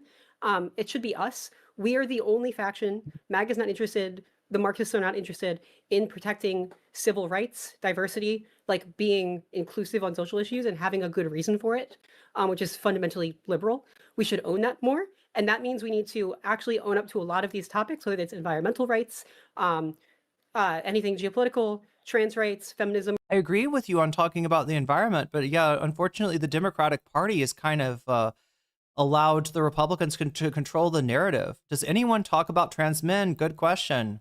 Good question. Yeah. I was thinking about this the other day, right? When somebody says trans, most people, it immediately calls to mind the image of a trans woman. When somebody says gay, it immediately calls to mind the image of a gay man, right? I wonder, yeah, why we're kind of stuck on, I don't even know. Or whatever, racial justice and inclusion. We need to be that party of diversity. And it's not because there aren't as many trans guys, right? There are. I mean, part of it is, you know, a issue of the way that hormones, if it's testosterone, can reverse the effects of estrogen better than estrogen. If you've, you know, experienced puberty under the effects of testosterone, can reverse the effects of testosterone. So a lot of trans guys exist without anybody really knowing that that they're there. But again, they do get ignored, and issues of trans guys get ignored as well. And find ways to talk about and promote and make those our causes in ways that do not alienate moderates or freak people out. We need to be able to positively make the case for things like trans rights without like the whole Tumblr xenogender shit. You don't need to transition. There we go again. There we go. And this is their battle. This is why Riley was debating Doe. Doe uses like different pronouns. Doe uses, I think, like its pronouns, right? And that freaks some, you know, trans pick-me's like Riley Grosh-Rochon the fuck out. And but the way that I look at it, who am I to tell Doe what its pronouns are, what its gender identity is, like whether, like my lack of understanding of Doe's gender, does that like invalidate that, or is that just something that maybe I don't understand and should have a little bit more respect for, right? Riley Grosh-Rochon sees weird, in her mind, I guess, weird trans people, or in Doe's case, you know, people that have actually read a little bit into, you know, the theory of gender as like a negative stereotype threat, rather than respecting them. Riley would rather, I guess, bully them out of the community. And when that doesn't work and it blows up in Riley's face, then we get this sobbing video from her girlfriend about how she was at death's door and only Dylan Burns and ContraPoints could save her. Be trans or whatever. I'm glad Dylan was there though. Seriously, I'm not even ends up just like backfiring and like so if Riley really was, you know, in that kind of state for whatever reason, I'm glad she has some friends that were able to talk her down from that, because you know it does, like, internet, even just people being angry at you in the internet, whether you're right or wrong, it's pretty alienating. So tanking these issues. You know, we need to be like actual inclusive and diverse. This was working in the 2010s. Then the Marxists took it and said to be left is to be a revolutionary communist, and then have started punching all minorities out of their Or states. could it be that we elected a president named Barack Obama, who was a community organizer, who a lot of us had great hopes for, you know, changing politics in a way that the Republicans wouldn't be able to undo, and that instead, you know, failed to hold the previous administration to account, failed to hold the banks to account, and watered down the necessary legislation that everybody was asking for into a more moderate version of that. It turns out that doesn't work. Some people took the right lesson from that. Some people took the wrong lesson from that. And some people want to go back to a 2016 brunch that doesn't exist. And even if it did exist, Alice, the food would be rotten. The mimosa would have lost its sparkle, okay? It wouldn't even be the brunch that you remember from 2016. The swift arrow of time says that we go forward, not backward, right? And while that's inappropriate, you know, when it comes to, you know, holding war criminals accountable like the Bush administration, it is absolutely true when it comes to, I don't know, wishing to get back to a more boring political time, right? It's because those policies weren't enough, whether it's Obama's policies or Biden's policies, that we end up with Trump. We want to, on the left flank, we want to take ourselves to some place where there is no, you don't get back to Trump from there, right? That's how we win when we win, right? And when we lose, it's because of cowards like you. And in Riley Grace Rochong's case, it's because of traitors like you. And then saying we're punching left if we call that out. That's I not just true. wanna- And then we all just need to all talk about these things all at once, so their bots can't attack all of us. All at the once. same time. Wait. That's it. Yeah, we all talk at the same time, and their bots will not be able to attack us. Well, while your fucking post about Riley is clearly botted, and not even by good bots. Like, not the bots. These bots need to be programmed to also like your comments, right? Because apparently none of the 800 some people who liked that thread also agreed with you going up against the Demon Mama community members that came in to set the record straight about what actually happened with Riley Grace Rochong. Was she a victim, or was she trying to victimize somebody else? And in you know, this case, maybe a little bit of both. But Yeah, I would just want to push back on one thing. Simply saying that somebody is not right, or just like trying to say that's disinformation, that's never worked. I'm sorry, but like, oh my God. we went through what, like 8 years of just like saying nah, and that's not right, and that's a lie to Trump's faction, Which is literally what we saw Alice saying in that thread. and that obviously that didn't work. All the lies still happened. Well, I All the think lies. with the strategy here has to do less with like when we say we're calling out misinformation, it's different because we're doing it on our side and we're not trying to convince like a Republican. So like when like people will trash Biden for a lot of shit, even on the left. Like I think it's worth defending, trying as hard as it is sometimes, like trying to defend parts of Biden's record, or trying to defend the idea that like nobody says this on the Republican side, obviously, but like I mean, like Biden got more hostages freed than Trump did, even though Trump talks all the time about like freeing the hostages. And Biden and Kamala and Obama all talked about how Israel wanted them to do. Okay, something so like chat, this is about as much as I can do of the RGR Tankie Infiltration panel without totally letting it take over the show. I want to remind you that we got 1 hour and 22 minutes left. That doesn't seem like a lot. Who's the guy next to Destiny? I don't know, and he never talked, and I guess we'll never know. I guess we'll never find out. I was curious about that too. But anyway, I trust that you know, we could probably get 5 more points further. So I'm going to proceed as if we've got 2 hours to work with, and move on to our next topic, which is Vaush. That's not Vaush. Close, but no cigar. All right. Oh wait, do I have this open somewhere? Oh, there it is. The humanizing. Wait, the humanize. Wait, why does this sound like like those things where it's like if you were watching a shark video, like we might call it like the sharkening or something. You know what I'm talking about? The X thing, aning, right? The humanizing kind of sounds like one of those things. I don't know. I don't know what I want to make of that, but yeah. Luckily with Erudite, she gave me some timestamps here to work with, so I want to get into the interesting stuff.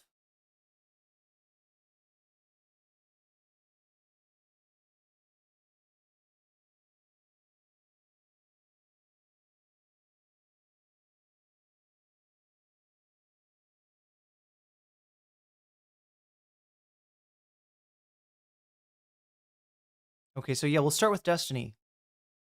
Talk to me about your relationship with Destiny or So just so we know, NSC, Not So Erudite here, is a DG, was a very important person in DGG, does not seem to be around, definitely was not around for this Tankie Infiltration panel. I'm not sure. I guess she's going back to school, from what I heard, or from what she's saying here. And talking to Vaush, so, being a DGG affiliate, like she is, what Destiny is looking for from Vaush right now is some action, right? Nobody will touch Destiny because he's radioactive. He's gross, right? He's got cooties. Destiny's got cooties, and no one wants to be around. But guess who else has cooties? That's right, Vaush. Vaush has short stack goblin cooties, or lolicon cooties, or spank bank cooties, whatever kind of cooties you want to think of. Vaush has got those too, so they are now trying to, either by, sort of offering a seeming olive branch like Erudite's doing here, or by criticizing Vaush like Destiny has done recently. They're trying to, sort of, I don't know if they can't pull Vaush back into the orbit. He was a Destiny orbiter. He'll probably talk about that here. He got his start from Destiny, and, he was a fan of Destiny even before Destiny did politics. He and Ethan Klein might have hung out in DGG before it was a political space, Chad, is what I'm saying. The era that Vaush started watching Destiny at age 17, he says, is around the era that Ethan seems to have been a fan of Destiny as well. So, but anyway, yeah, I believe that this is an attempt to kind of soften up Vaush's Fortress arc. He's been on a Fortress arc for a long time. He'll explain how that started out with the Cat Black situation and the ContraPoint situation, and I'll kind of fill in the gaps of really most of the Fortress arc now is so that people do not show up on a debate with him and ask him to explain the his taste in porn and how it veers towards the underage and and all the rest. So for that reason, he doesn't really talk to people, at least from outside the community anymore. Anyway, let's see what Ghislaine has for us today. Steven? That's a girl's name. No. That is a girl's name. I watched him way back when. I must have been 17 or something when I started watching him. I mean, before he did politics or anything, it was just StarCraft back then. And I liked StarCraft a lot too, so that helped. But anyway, obviously, it'd be kind of silly of me to pretend that, I would have gotten into the streaming were I not a fan of his. Because obviously, if you're a fan of a live streamer long enough, you'll think, oh, well, hell, that looks fun. Right. When I started streaming too, it was crossovers from his community that were, visiting and donating and such early on, which was what sort of prompted me to take it more seriously and eventually ramp up and get a community of my own. So, yeah, no, it was the bedrock upon which the fortress got built. Right. How integral would you say that Steven and because you guys were, from my understanding, good friends as well. As you were growing as a streamer, you guys interacted a lot. It seems like you guys kind of mutually shared platforms, collaborated. I don't know in my experience, just to make sure your audience is fully aware if they've never seen me before, I'm very much like in that sphere Who remembers the mirror? What, did Vaush have a mirror on his setup at some point? right now. Stephen is absolutely supporting my career. I would say dominantly owe my career to him at this point. And it's kind of growing with my own work as well. How much of that was true for you? God, is that really something you want to cop to? I thought the reason that she hasn't been around so much is that she's, you know, Destiny's kind of, it's like hurting her at this point. I'm saying that so that your audience is aware in case they're like worrying that I'm like trying to hide that and not show my cards or something. No, like I get you. The Destiny's Jobs program was still well in effect when my career kicked off, but we really weren't friends. I know this turned into some kind of like back and forth like contention or whatever, but we never really talked that much. I think the extent of our interactions it began when he was streaming on some Gamergate related Anita Sarkeesian feminism thing. I think he was talking about like the definition of feminism as used by a subreddit called Shit Reddit Says, which used to be a very relevant feminist Gamergate era subreddit. It was a while back. Anyway, Yeah. His Skype handle was public, so I spam messaged him a bunch. Wow, and it worked? About it, and I must have sounded awfully nasally back then, because I was just so young. My voice deepened a lot. He was like, a squeaker. past puberty finishing, and I argued with him a good bit past that point. But we didn't really like talk interpersonally. I think he DM'd me one time to wish me a happy birthday. All right, look, chat, I hate the way that the only thing I don't like about the clock, it does keep me on track. It does keep me from, running out of time or running overtime or whatever, but it also makes me speed through things. Like, I generally like to talk to chat a little bit, and chat was really going for that Whick debate, right? You all are very engaged. You're very engaged right now. I hope you're engaging with that like button as well. And I should check to see if you have been engaging on the poll or not. Look, 106 votes so far. I mean, we started out pretty strong. We're kind of petering out a little bit. I hope people are remembering to vote.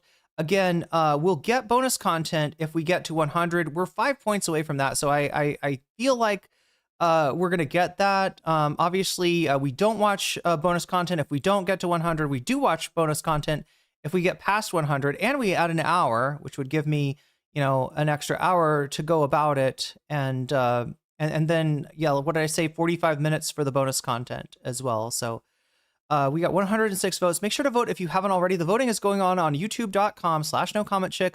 You can click on the live stream, you can click on the chat, then you can click on the poll, and you too will be able to vote and make your voice heard. Right now, Professor Dave is kicking ass and taking names on the poll. Second place, we've got Lipcon, Sarah Longwell on Hasan. And then third place, we got The Fall of Asmongold. Fourth place, we got Pod Save America, Exciting Moderates. But look at this, chat. 54 extra points for Exciting Moderates. Let me put this on the screen just so everybody knows where we're at right now, and they're not surprised when we don't do the thing. Yeah, because like the one person who is donated massively and told me what to where they want their money where they want their donation to go is that's going to be 54 plus 9% equals 63%. Nothing else. Oh my God, what did I hit return? Why did I hit return? Wait, 54% plus 9% equals 63%. And then there's the return. Okay. So yeah, this one's at 63%. And then Professor Dave, I think, is at 49%. Is that right? 48% for Professor Dave. So yeah, Professor Dave actually kind of behind here. This only matters, remember, if we get over 100, but I kind of think we will. I think it's likely that we will get over 100 today. So yeah, if that happens, right now we are set to do Pod Save America. Of course, if you have donated or if you do donate, make sure that you know that you can let me know in chat which of these topics you want to see. And if you want to save Professor Dave from not getting seen today, you can donate to him. If you want to try to boost the Fall of Asmongold, you can donate to that. If you want to boost Libcon, is what, in second place now? Wouldn't be too hard to boost into first place. Or if you just want to reinforce what we got going on now, which is actually Pod Save America with its 54 bonus points, surpassing everything. You can also say Vox Populi, chat. And if your whole thing is, I just want the voters to get what they want, Vox Populi is for you. So you can, when you donate, you can say Vox Populi, and your donation will actually reduce the influence of other people's donations. So there's a million different ways you can go with that, depending on what you want to see and whether you want me to spend an extra hour on this, because I am 5 points away from being able to do that right now. In the like 6 or 7 years. But apart from that, it wasn't really friends so much as me admiring his platform and his debate talent, which of course he obviously has an affinity for, and of course I'd be annoying in his chat and the like, and he'd ban me from his chat a couple of times too, because I was a big feminist way back when. So Narwhal by Nature says 45 plus for LibCon. Did I say Dave before? Oh, did you? Wait, I don't think I have anything on Dave, but yeah, so I must not have caught that. But yeah, look at that, LibCon getting 45 points. So 45 plus, what is LibCon at right now? 22, I think. Let's check on that, make sure I'm not giving you fake results. 21%. Okay, 21%. Oh, look at that. 21% is, look at that, 66%. Okay, so this one's slightly ahead now. Whoops, that's not how you do it. There we go, 66%, right? So it's pretty close now between Professor Dave. Wait a minute. Okay, maybe I did. Maybe I did add it to Professor Dave. Okay, so you're saying take that off. Oh, I'm so confused now, chat. If anybody's noticing anything that I'm not, I don't want to screw up the poll. I'm not trying to force any result. I try to, keep my cards close to my chest as far as the content that I want to see. So this is your choice. This is supposed to be your choice. The donors and the voters make the choice. And something else just happened. Neopragos with the gift sub to just a 10 man. Just a 10 man. You just got jellyfished, and that's a good thing. So we're up to 106. We are going to add the hour. Oh my God, chat. I got to have something better for you than Haley Stevens, don't I?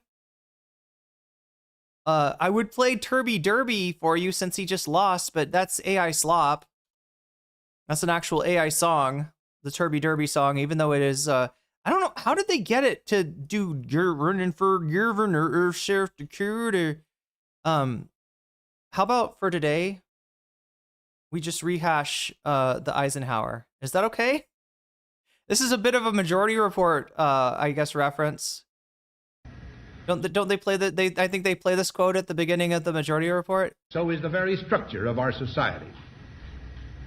In the councils of government, we must guard against the acquisition of unwarranted influence, whether sought or unsought, by the military-industrial complex.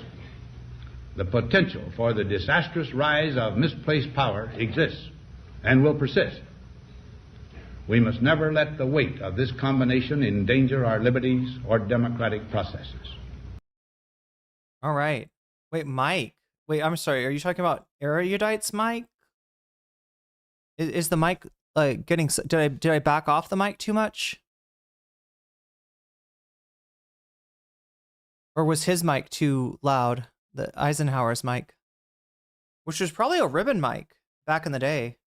Oh, military industrial complex. God damn it. God damn it. I'm so cued into audio, Omega Star. My brain immediately goes to like, wait, is there a sound issue? Is there a sound problem? What do we got? What's going on with my sound? I'm such a sound snob.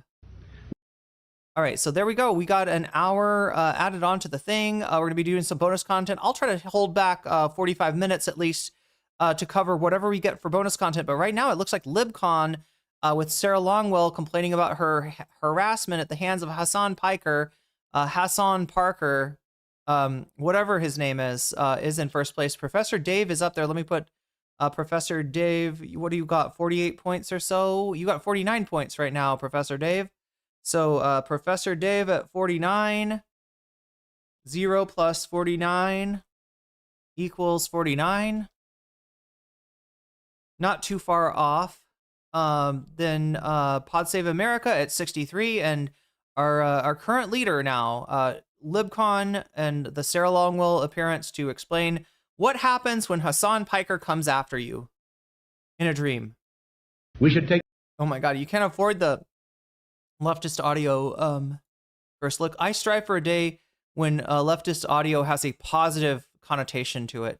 I was annoying in his chat to the point where his own mods would ban me just for being there, but one of his mods was more sympathetic to me, so wrote some code to get me auto unbanned whenever they would ban me. Like I would say something pro-feminist, and then they'd ban me, and then I'd like pop right back up, and they didn't have like He'd say something pro-feminist, like women get back to the kitchen and make me a sandwich. Yeah, the admin code or whatever. So I would just, you know, sort of be there, invulnerable.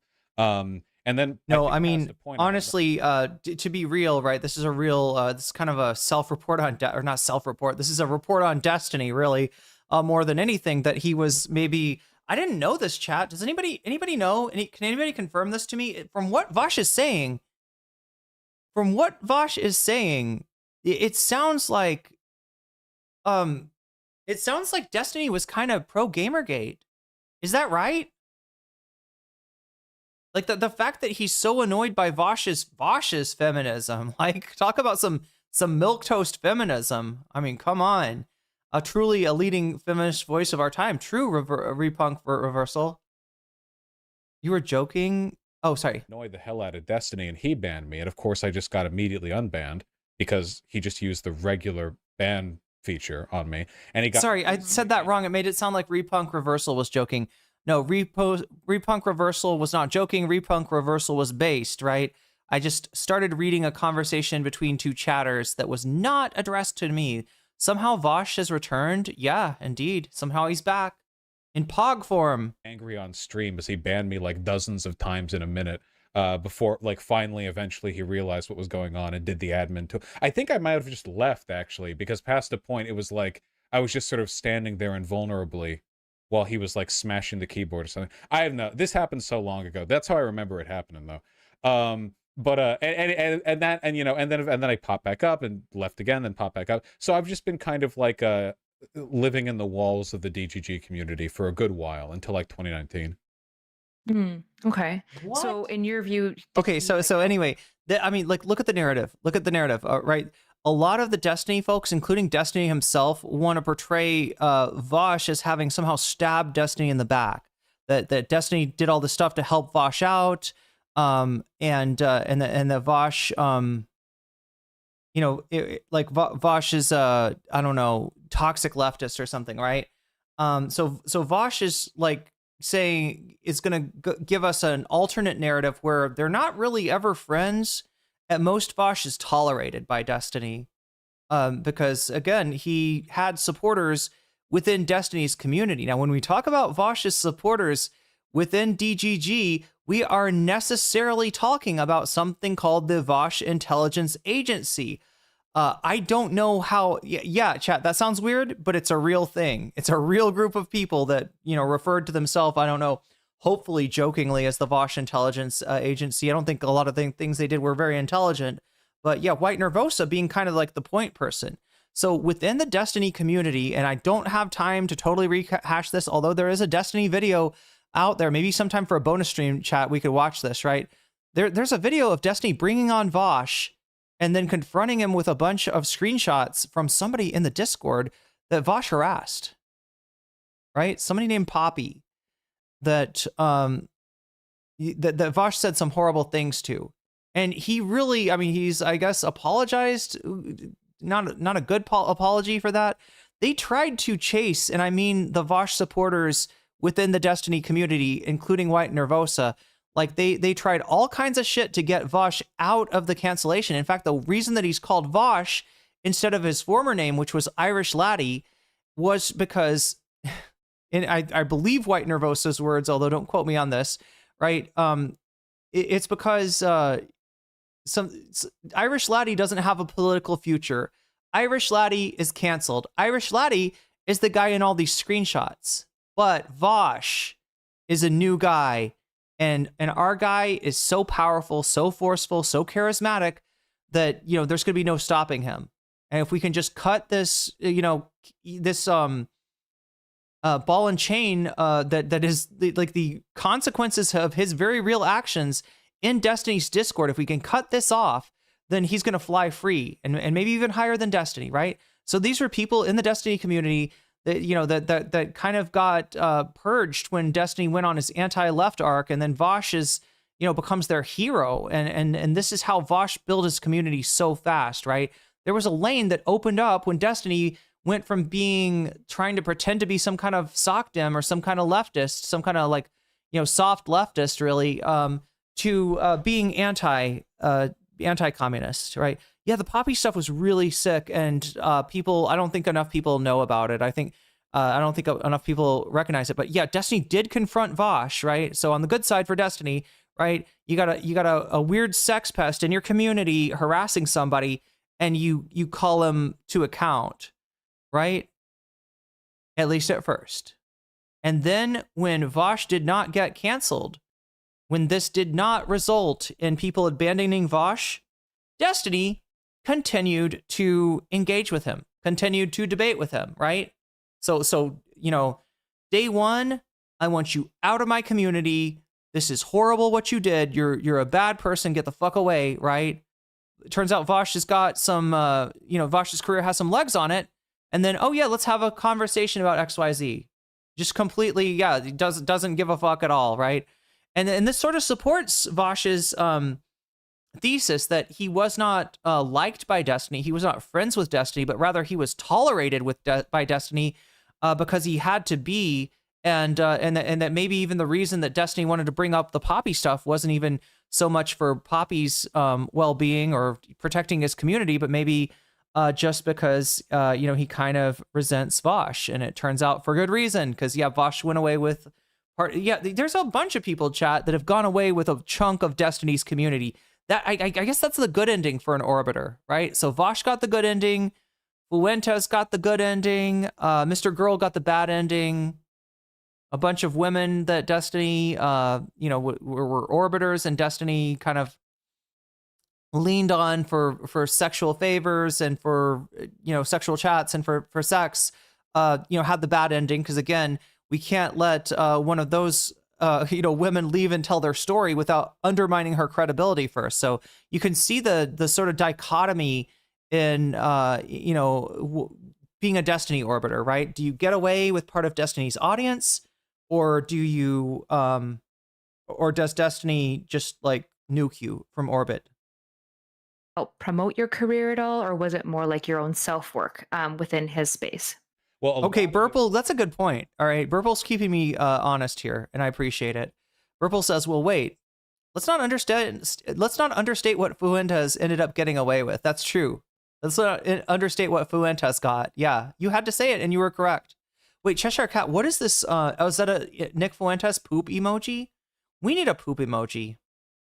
Oh, is that from Maple Takes? Nice. That's a Fuentes. Wow, Maple Takes got some good emotes over there. I'm gonna have to catch up. I worked on I was trying to get a Burple. I was trying to get a key emoji with the symbol, with the Thai symbol on it, and a picture of a piece of poop, but I feel like it needs more work. I feel like I need it to be animated. I need like a little fly to be buzzing around or something like that. I don't know.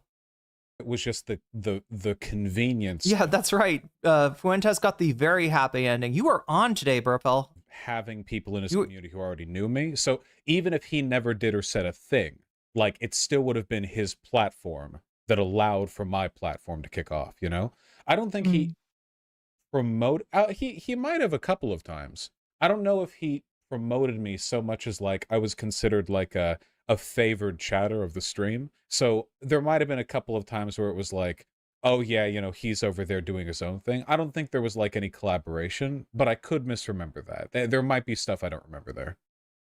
That's fair. So you would have never considered him like your personal friend or anything. So when people talk about like the burning of the bridge or the fallout part of the relationship, it sounds like the conception of the public, at least, is that there was some level of like kinship and friendship, and that is now over. Would you say that that's a correct narrative, or would you disagree with that on your side? No, I think that was deliberately dishonest on Destiny's part. I don't think he considered me a friend. I know I didn't him. I considered him like a content creator that I respected, And there was. So look at this. Vamps has got some of the Poppy leaks for me to show you. Now, at the risk of White Nervosa accusing me of getting this shit from Kiwi Farms, I don't know where it came from, but I'm guessing, Vamps, you got this from like Google Images or something, like a quick Google search, right? You didn't go into any nefarious places. Again, when I had my thing where I was going live to actually talk about some weird shit going on with Keffels, right? Some harassment that Keffels was experiencing that looked a lot like the harassment that I had been getting. Who should appear in my blast off tweet? But White Nervosa, the member of the Vaush intelligence organization, and really at that point had started working as the system administrator for Vaush. The sysadmin. Don't anybody get that screwed up and think that I'm for some reason calling White Nervosa sys. I'm not. The SYS admin is what you call somebody that administers like a website, and she administers Vaush's website, Vaush's server, and I think is in charge of the Whiteleaf network. But yeah, here is the here are the so Vaush Vidya, another one of his names, I guess in 2019. So Vaush Vidya set with a Josuke. He's a big JoJo fan, chat. That's the one thing that I share in common with the Vaush man. Is that the JoJo thing? Anyway, Vaush Vidya says, should I at Poppy in DGG and tell her I'm onto her shit? This is, I think, after Poppy had gone public. Somebody here says, what the fuck? Don't. No, stay above her. Stay above her. Like she's going low, we go high. I don't know what that is.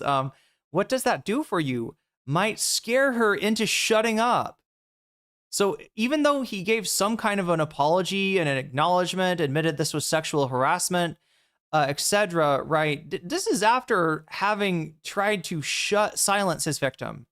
So, you got to take that with a grain of salt, I guess, is what I'm saying. Thanks for remembering that, Vamps. Yeah, there's a lot to this whole Vaush Poppy stuff. Like I said, I don't know. I don't know if I want to spend like a members only stream on talking about Vaush, but there is a whole Destiny stream of Destiny clearly knowing exactly what's wrong with Vaush and what Vaush was doing in his community, and then ultimately, when it was efficacious to him, having Vaush and his orbiters back on for debates. There's definitely like a parasocial thing there. Like I watched him for like a decade, of course, but for me, like from my side of things, when we fell out, to me it felt like. All right, Vamps, that is Whiteleaf itself, I believe, that you've just linked to me. Yeah, that's the I'm trying. I don't know. Maybe I'm being paranoid. All right, but I never want to log on to a website that White Nervosa administrates because I have a feeling she might be elite hacksaw from back in the day, or she might be a script kiddie. I don't know. She didn't know how to administer the Vaush website, but then again, a lot of coders don't understand what goes into a streamer website. Parasociality was on my. She did eventually get help from, I guess, Destiny's sysadmin, a guy named Cake. Part, like from my perspective, it was me liking him less, and that meant something to me, and it felt like, but it didn't feel like a two-way thing, if that makes any sense. You know what I mean? Like it wouldn't have made sense for him to go, oh, I've disappointed you, haha, how dare you feel that way. It didn't feel like there was a justification for some kind of mutual sense of betrayal there. But I don't know. It was the messiest and most protracted series of disagreements I've ever had on this blighted platform. For most people that I argue with or disagree with, it's usually pretty straightforward, but I think he kind of revels in disagreeing with me, which turns it into this interminable process, which is why I mostly don't engage with him no more.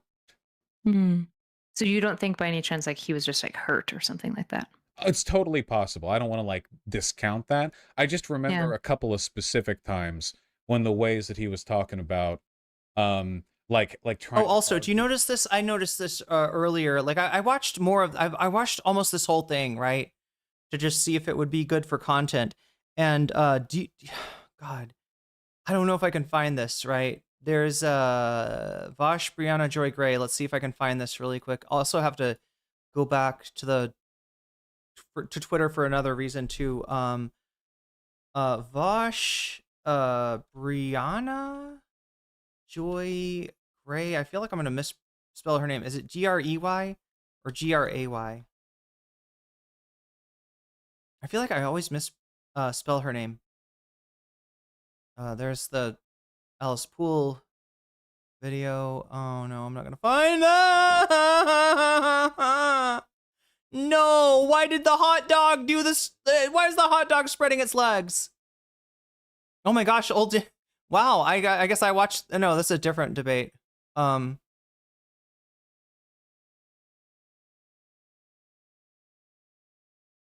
Irene in cosplay mode. Okay, well, I'm just gonna find a bunch of my stuff here. I want to find the Brianna Joy with Vaush. Southern. Let's see if I can, because he has like a Southern accent that he just randomly used, right? Oh my God, I don't know if I'm gonna find it.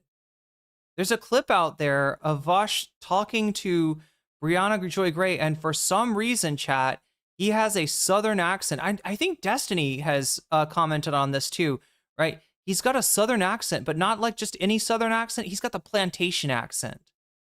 There's something about talking to, I don't know if it's like talking to black people that brings that plantation accent out in Vaush. I don't know what's going on, chat, but this guy might be like epigenetically racist or something. I can't tell. And sadly, I don't think I can surface the clip for you. But yeah, but he does it here. He does it here. Yeah, I mean, he's talking to Not So Erudite, so maybe it's not just when he talks to black people. That was just the first time I remember hearing that was in a debate against Brianna Joy Gray. But you can hear a little bit of plantation Vaush in his speaking patterns here. You were proved that we were friends or whatever. That felt kind of weird to me. Like we never chatted or anything. I don't know how you can be friends with someone without casually chatting, especially if you've been each other GMs for years. You know, that's just you hear it. You hear it. You hear it. Odd definition of friend to me. But again, I was never really gunning to chat. This is full hog. This is full hog. Man's friend. I liked his, his streaming. Vaush going full hog. You know, I liked him as a professional. I respected him. So that was more the nature. Yeah, maybe it's women. Woman of the relationship to me. Okay. So when kind of all that fallout happened, I believe in my understanding it was about like the Kyle Rittenhouse stuff, and your girlfriend and like a head mod made a clip of him or something like that. Was that what initiated the fallout on, at least as far as you understand it? I know that was a big part of it. I don't even remember. I think it was like I had a roommate who reposted a clip, who isn't a mod, but reposted a clip on Twitter. And during a live stream chat, my partner at the time said that some of the stuff Destiny was saying was TOS. Oh my God, chat. I'm even trying to figure out what was that cosplay. I've done a lot of cosplay. I did Asuka from Evangelion. I did Jolene Cujo from JoJo Part 6. I think that might have been, was that Gumi?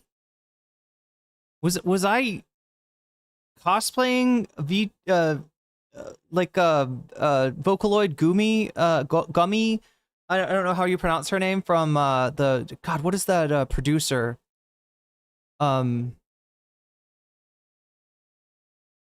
Which it ended up being because he got banned for it, or like that he should be banned for it or something. I think that was, I don't know. That thing got blown out into such a gigantic Crusher, like cry bully kind of deal or whatever. There was a lot of wacky behavior going on there. I'll tell you what. I wish I remembered all of it though.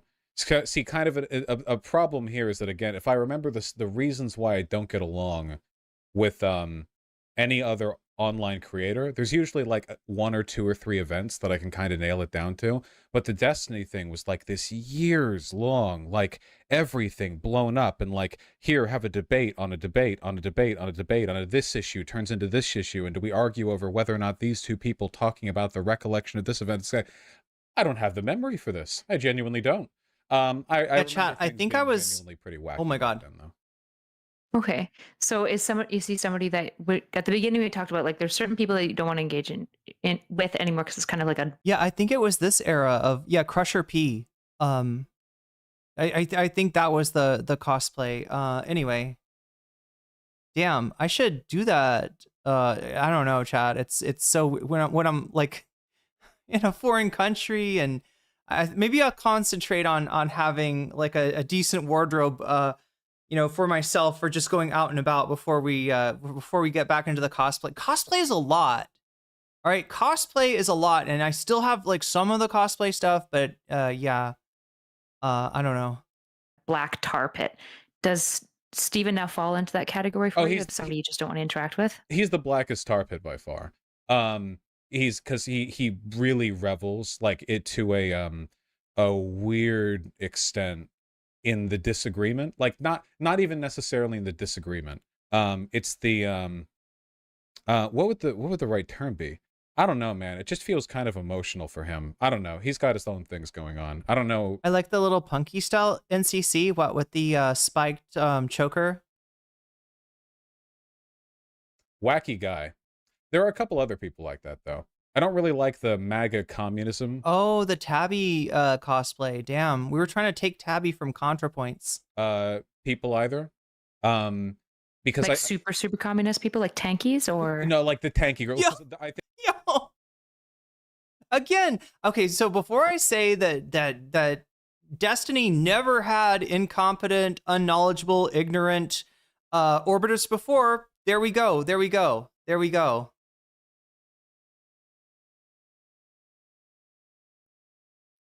Oh wow.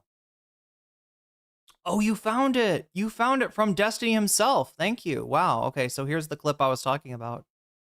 Direful has got it. And I don't know, Vamps. We gotta. Oh my God! Can I get this to copy? Say copy text, copy link. That's what I want. Copy that link. But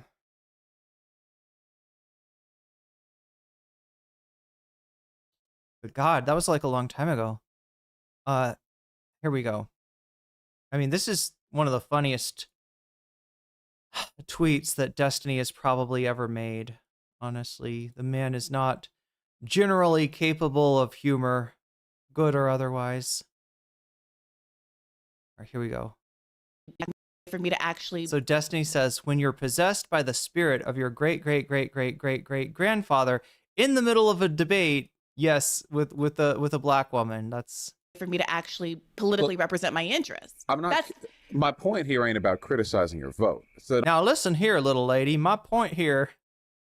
Only two people were going to be president, and there were only two real paths to FBI. No. But those are two different. But Vaush, I want to be really clear here. Mm-hmm. You said there were two. For me. I think it's just something that comes out of him from time to time. I don't know. It's truly strange.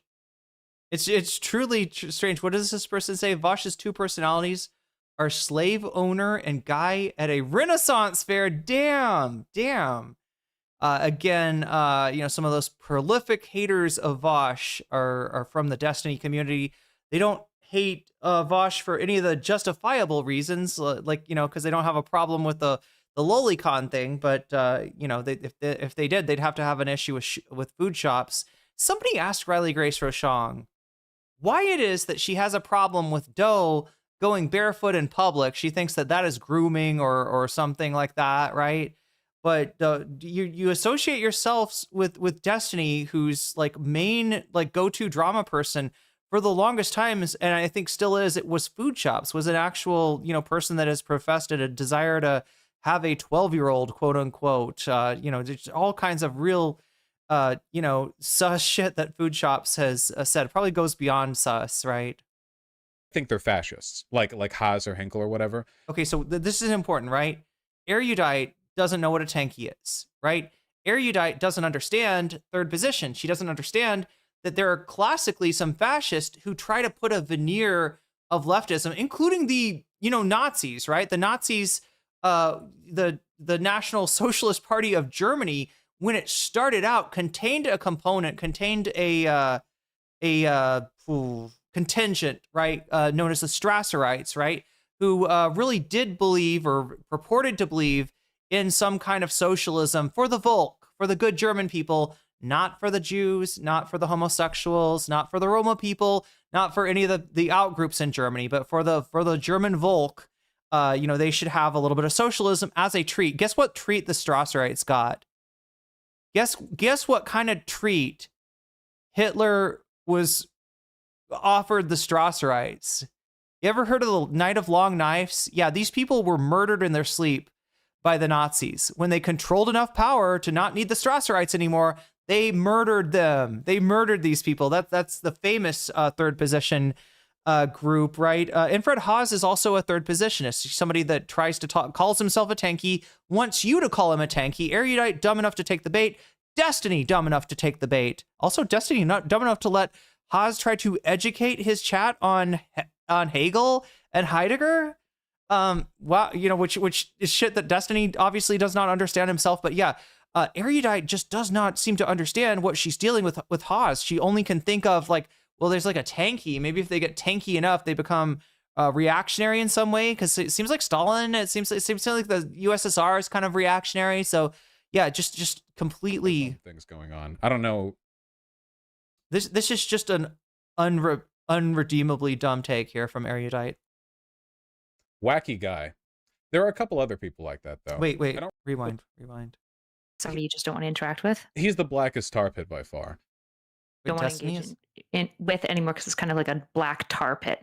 Does Steven now fall into that category for you? Somebody you just don't want to interact with? He's the blackest tar pit by far. He's because he really revels like it to a weird extent in the disagreement. Like not even necessarily in the disagreement. It's the what would the right term be? I don't know, man. It just feels kind of emotional for him. I don't know. He's got his own things going on. I don't know. Wacky guy. There are a couple other people like that, though. I don't really like the MAGA communism people either. Because like super communist people like tankies or her brain just broke. Or she's like far left. Is that what we're talking about? Is that what the deal is with Haas? Is that why other communists don't like Haas? Is he just super far left? MAGA communism, NSC, please try to reason it out. You've got a college degree, unlike Steven, right? You've had to do some critical thinking. Dusty is another example of how you can't buy cool no matter what you wear or how much money you have. Yeah, I'm still cooler with him with basically 3 outfits. That's true. No, like the tanky girl, because I think they're fascists, like Haas or Henkel or whatever. Because I think no, they are thank you for figuring that out. I think there was one time where I questioned whether even Vaush understood what he was dealing with Infrared Haas. But yeah, that's the correct answer. They're fascist LARPing as communists to try to try to misdirect class consciousness, towards reactionary ends. Their issue is that for them, the arguing online is just theater for them. It's only optics with no content underneath it. There's no stakes to the debate, right? See, to my mind, like a good proper conversation with people that I disagree with. Oh yeah, maybe she thought he was talking about Several Wolves brings this up. Maybe she thought that he was saying Haas as in Hasan. Yeah, that could be. There has to be like a lose condition for both sides, right? Like if you showed up to a convo with me and proved everything I said wrong, I would look pretty bad to my audience, right? I've cultivated a community where they expect me to show that I'm right. But I've had conversations with people where they'll just say like anything, no matter how empirically wrong, and you can just say like, that is empirically wrong. Like that is very, very silly, right. And it won't matter. And then I destroyed Haas on stream. Yeah, I did the thing that Vaush, like the actual the win state for he's like, there's no win state with these guys. There's no point in talking. The win state is not to debate a fascist, right? The win state is not to bring them on. The win state, Vaush, is not to go on to the kill stream and try to impress them by saying the N-word hard R before they do, so they can be like, oh no, this is a different kind of leftist I'm dealing with. Oh my gosh, I got so much respect for this guy now that he just hit me with the hard R, right? Yeah, that's the only way to win is not to play. That's the truth of the matter. And they'll just say another, just like nuclear war, which we may be getting into. It's very oh no, chat. We skipped the freaking we skipped the rundown, right? We skipped the news thing, and there's some really terrifying shit now going on between Ukraine and Iran. Do not want to see these conflicts come together. We do not want to see these conflicts come together, right? For people who don't know, the north coast of Iran borders the, what is it? Oh my God, not the Black Sea, the Caspian Sea. And wait, no, am I wrong here? Anyway, there was some kind of a naval thing between Ukraine and Iran. It's actually really scary, right? This is the kind of thing that could pull, the allies into the conflict, right? And given that the United States is at war with Iran, it would just take, Russia backing Iran, or the United States, backing Ukraine before this war turns hot and turns into a shooting war between nuclear powers. It's some really scary. Yeah, Ukraine attacked an Iranian vessel. No, Caspian is not the Mediterranean. It's like another. It's like closer to the Black Sea, isn't it? Other thing, and then the Ukraine blew up Ukraine blowing up a Russian tanker is not a. That's something we've seen before, right? That's not that much of an escalation. Yeah, Iran is on the Caspian, but anyway, they ended up in some kind of conflict. These two wars, we do not, and also think about it this way, right? Russia has not escalated to using tactical nukes, which they very well could. It's within their protocol to do so, right? They haven't pushed it there. I think in part because the Ukraine war is bad optics for them, right? They lost a lot of international support from invading Ukraine, right? But if it all of a sudden became the Iran war is going badly for the United States, right? Iran's got a lot of more sympathy than you'd expect. So it makes more sense if Russia's going to escalate a conflict for that conflict to be the one that the unjust war that the United States is in, rather than the unjust war that they have that they started. Then if you do that like 50 times in a row, it becomes really, really clear that they're there for your attention. Like they're there for the theater of the engagement, There's not a lose condition for them. They can't lose. It would be like a presidential debate where like one person you bring up is like a 12-year-old who's like Fortnite dancing or something. Oh my God. They can't lose that debate. It's North. It's literally the panel that we just watched. Or a 12-year-old Fortnite dancing right next to a prospective president. Like there's no way they come off looking bad there. They can only denigrate the value of the platform. Do you get what I mean? Right. So they're like reveling in the conflict in and of itself. So that there isn't a lose condition, because as long as like conflict is going on between you and them, they're winning essentially, because it's not about the ideas. Oh yeah, you're absolutely right. If the US uses a new, Trump's been talking, Trump is the guy that his fucking generals, his people can never explain to him like why we don't do nuclear first strikes. He's like, it's a weapon, it's a big bomb, goes boom, why can't we use it?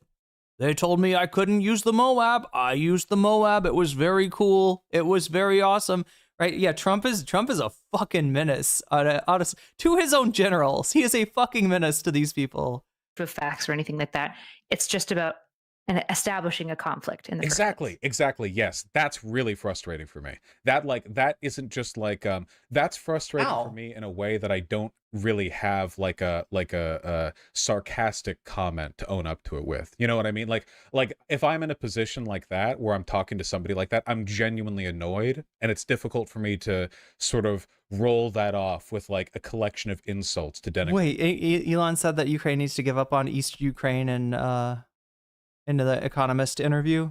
Because how do you denigrate somebody who's in that position? They're just like it's like trying to make fun of a pig for rolling in its own shit, right? Well, you're not going to hurt the pig's feelings, you're just sort of watching it, and you have to smell it because you're right next to the pig, That's very frustrating. So your view, and chat, nobody should have to smell Haas.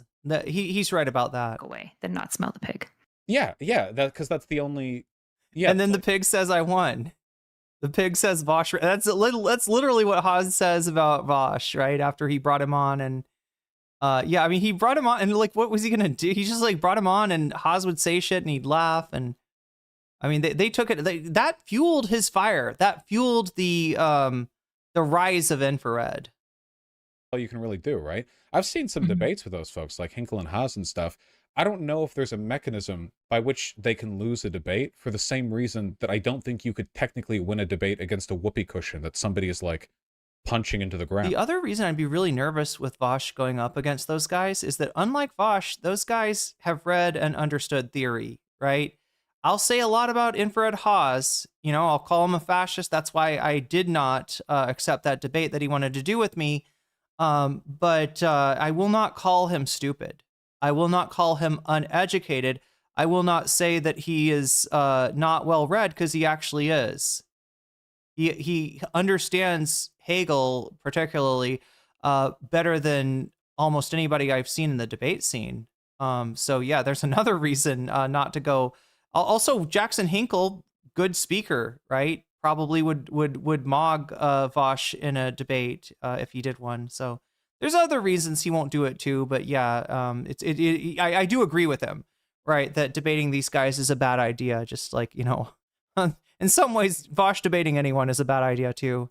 It might reveal he is a little bit more intellectually curious, I'd say, than Destiny. A little bit, you know. Obviously, he's got his sociology degree from a criminal school that's kind of famous for criminal sociology, the wrong kind of sociology. There's like a right-wing sociology and a left-wing sociology. Vaush's school is kind of famous/infamous for the criminal justice one. Have not seen Haas in a long time. I'm surprised he's still around. I guess he's kind of bigger than ever, but at this time he's a little bit of a carbuncle on Hinkledink's ass, right? He's trying to make a comeback. He's trying to get the YouTube channel going again, but it really did fall off. I think it was on Rumble for like the longest time. Maybe Kick too. You know, I don't know. Right. Like, how do you just have to listen to the fart noise? So you try to like talk over it. The degradation of trying to outshout a whoopee cushion being punched into the ground. It's humiliating. Interesting. And so when you're describing this black tar pit, you've said Haas and Henkel. He knows enough theory to manipulate it. Yeah, and the problem is so many people in the scene don't, right? I don't think I'm particularly well read in theory, but compared to some of the people that I cover, yeah, I must seem like an intellectual. Do you then kind of put like? I mean, to be fair, Chad, I have done a lot of, I have pursued my education, into like post into grad school, but it was more for science type stuff rather than philosophy. Somebody who just like revels. Although I have studied philosophy too in college, and I've got that intellectually curious dog in me, at least, to try to learn more if I have time. What's a carbuncle? Isn't a carbuncle some kind of a skin growth or something? Isn't it like a bump or something that people got? And the argument and the fight, and there isn't much substance. There isn't a metric by which they can be wrong or lose, because the fight is the point. Oh, he does the same thing, but for totally different reasons. The Hinkle-Haas people do it because they're fascists, and they're just promoting fascism disingenuously. For Destiny, I think it's like an emotional thing, where he is like very contemptuous towards some people, and the interminable like engagement is just a vehicle through which he gets to satiate this kind of like fixation. Oh yeah, please don't look it up. It's probably, if you'll find a picture of it and you won't like it. I don't think it's a particularly pleasant thing. With feeling more intelligent than them, or like controlling them in some fashion. That's my guess, though. That's just like a guess. He's made like a pretty big like he's made his Carbuncle is the owner of Garfield. Yeah, no, I think that's the car of the owner of Garfunkel. A Garfunkel? What is wrong with me? Oh my God, chat! The owner of Garfunkel. In my mind, somehow the cartoon is not about an orange cat. It's about Art Garfunkel, who lives in John Arbuckle's house and eats his lasagna. Wouldn't that be crazy if you redid it and it's like a dude? Like redid Garfield as a dude? Garfield is just like a dude that like sleeps on John Arbuckle. Did I say Carbuncle? I'm sorry, Arbuckle, right? That's his name, right? Sleeps on his couch. He's the guy on the couch. Interested me, a very emotional thing, but I don't know his emotions, right? So I can only like kind of speculate, right? For Hinkle and Haas, it's pretty straightforward. In their case, it's just very obviously like a political grift. Simon is John? Right. It seems Simon who? Like more interpersonal, which is interesting. Paul Simon. Conflicts with other people. How do you, because again, I think a lot of people, when they watch you, they're going to feel like you're very affective. Hello, Garfield, my old friend. I've come to eat with you again. The lasagna softly creeping. Flat. And so, do you ever, I don't know much about your lore. Do people ever like try to call you things like sociopath or anything like that because you're very like affectively flat? No, I don't. Why did they need to do this? Every time there is something about Destiny, which you could make an argument that the guy is a sociopath. I'm not saying he's a sociopath. I'm not here to diagnose him or anything, but I could see. In fact, he even leans into that a little bit with the whole dark triad thing. But why do they always try to throw it on somebody else? Why do they always try to deflect Destiny's fault? And I know the reason, chat. It's because that's all they can do. It's all they can do. Think so. I think in most of my interpersonal actions, I tend to be pretty nice to folks, I think, and I think that dissuades a lot of it. I mean, I get called cringe and autistic pretty often, but I'll own up to those things. You know, I'll take those, I'll pin those medals right on my chest. So I'm fine. I want to hear more about the autism. By that. No, I don't get that call that often though. I get called for personal reasons. Called a lot of stuff like a fascist or a horse lover or whatever. The sociopath thing doesn't come up too often. I think I wouldn't say he's a fascist. I don't think he's like the way that Destiny is like so, you know, he's so much more about drama and his own personal aggrandizement than he is about politics, that you could kind of see him sliding into that at times. The shit that he said about BLM protesters definitely sounds pretty fascist. Vaush is more of the deal that he is annoyed when the BLM protest causes, he goes to Carl's Jr.'s to get some tendies, right? And he's trying to come back to stream, and there's a protest in the way. So Vaush has got to take a detour. It makes him late. He's late to stream. Then he comes on and complains about but you don't hear him saying, I wish those people would be mowed down by chuds the way that Destiny does. I think I give people... Vaush does have, like, I don't know, what do you want to say, that like epigenetic racism or something like that? He's got that tendency though. It's a tendency. It's not a fucking, what do you call it? It's not like a tendency like a political tendency, but he sort of just has this, like, I don't know. Yeah, it's like he has a key about him, right? That sort of leads in that. I don't know, Chad. Do you know what I'm trying to say? It's more surface level though than it is with Destiny. Destiny definitely has some of that fascist dog in him without even realizing it. Vaush is just kind of a, what do you call it? It's just sort of implicit racism with him. People the impression that regardless of what I do believe something. The way I act doesn't really make sense if I'm just kind of emptily like recycling the motions that I've called being a white man. So okay, I avoid that criticism for the most part. Okay, yeah, and just for those of you who like to read into implications, I was not implying that Ian is a sociopath. I just Kyle Burnett says, "What has Vaush said that was racist?" Kyle Burnett, I have a bevy of VODs for you to watch. I didn't know think that's that. A common. I know you didn't, but I also know how neurotypicals like to think. Goddamn neurotypicals. I know, they just read into everything. Okay. Interesting. Yeah, because one thing that But like I said, it's a lot softer than what you see from Destiny. I would never compare him to I would consider a lot of Vaush's racism to be implicit, to being covert, maybe stuff that he's not even really aware of himself.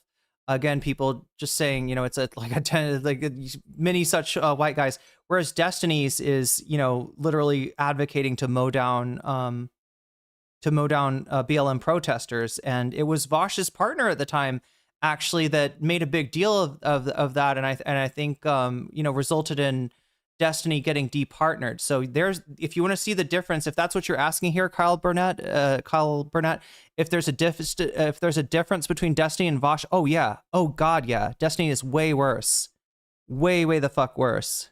I find most interesting about you is like reading your affect, specifically when you're like talking about things. What do you think are things that like get you really like worked up and like expressive?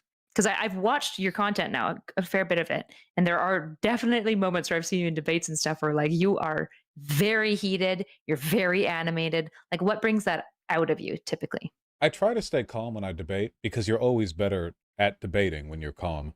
But there are a couple of things that will always get me worked up. I hate it when this is one of the reasons I don't like moderated debates. I really hate it when like you'll ask a simple direct question to somebody who's clearly lying, and then they'll do this like 3-minute tangent that had nothing to do with what you said, you know? Because at the end here of we it, go. you can just ask like the same question over again. You know, you can try to hold them to it, but without interrupting them, they get so much time to narrativize, and it's very, very frustrating, you know? It's one of the reasons why I don't care that much about like civility in the context of debates, because I've had debates with people who I clearly like don't like and disagree with a ton, where I've still been very, very civil. The lack of civility usually comes, I think, from a type of like an attempt to abuse sort of the limitations of the debate format to weaponize them in a way to obfuscate the truth or like belt out a point.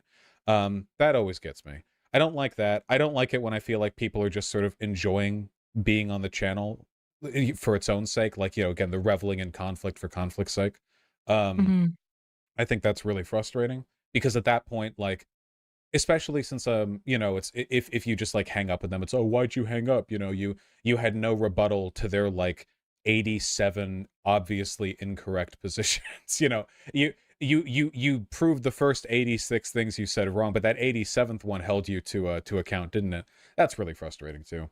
I have gotten calmer with time. I think, maybe not recognizing like hypocrisy in one's own beliefs when they are being sincere. Like if people don't seem to realize what it is they're doing.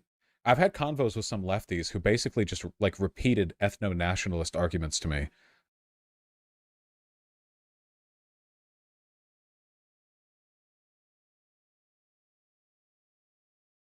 Anyway, chat, that's a bit of that's a can of worms that we're not going to dig up today. I know what he's talking about, but it would take me too long to understand, and we only have 1 hour and 25 minutes left in the VOD.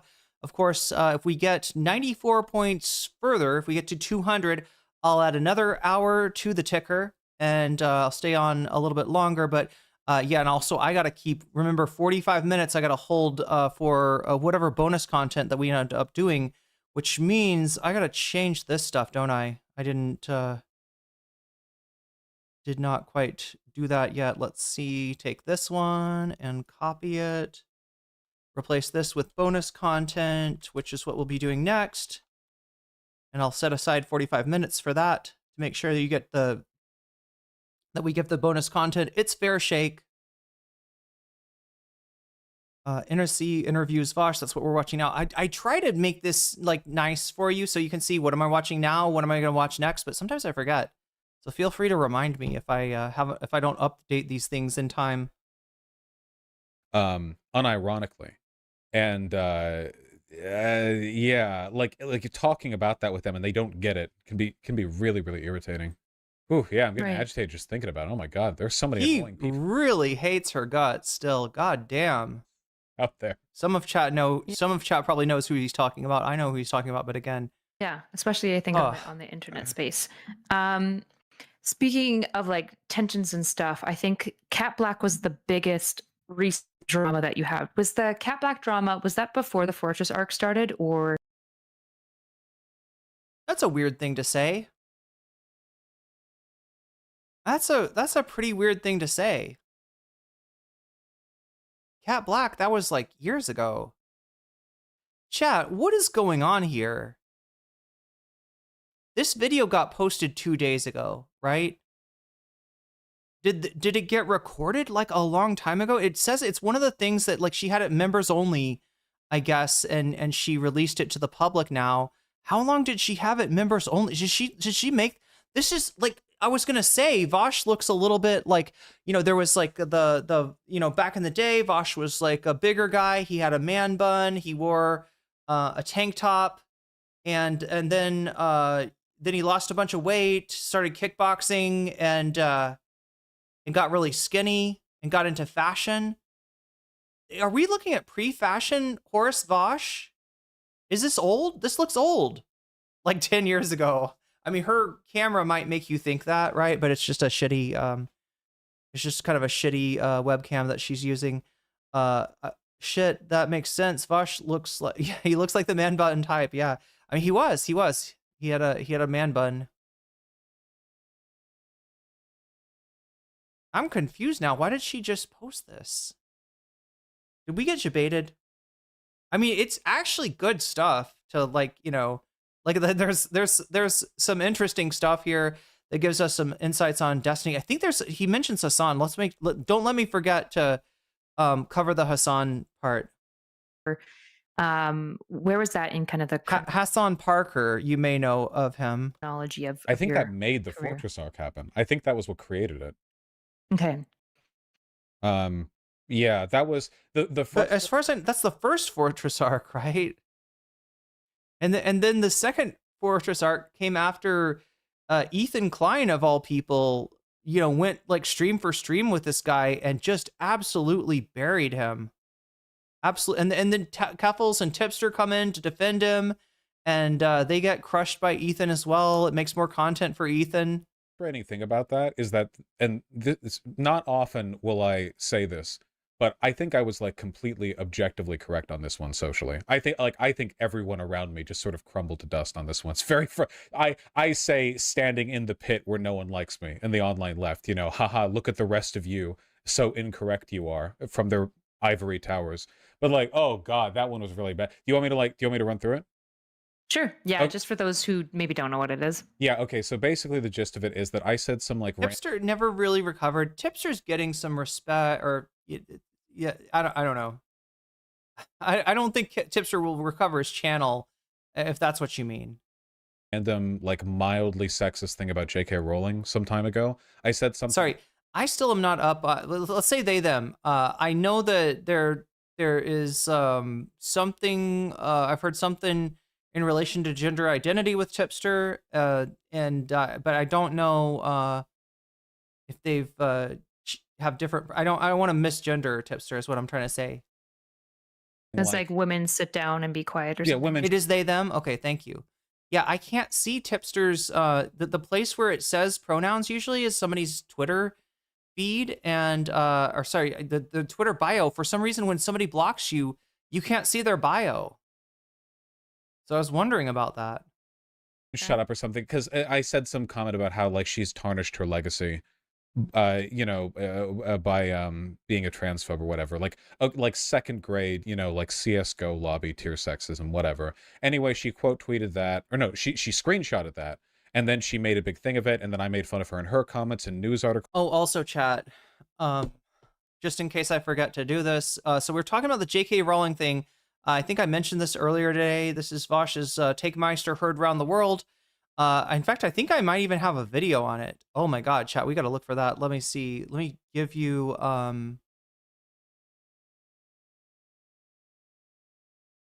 Vaush, J.K. Rowling.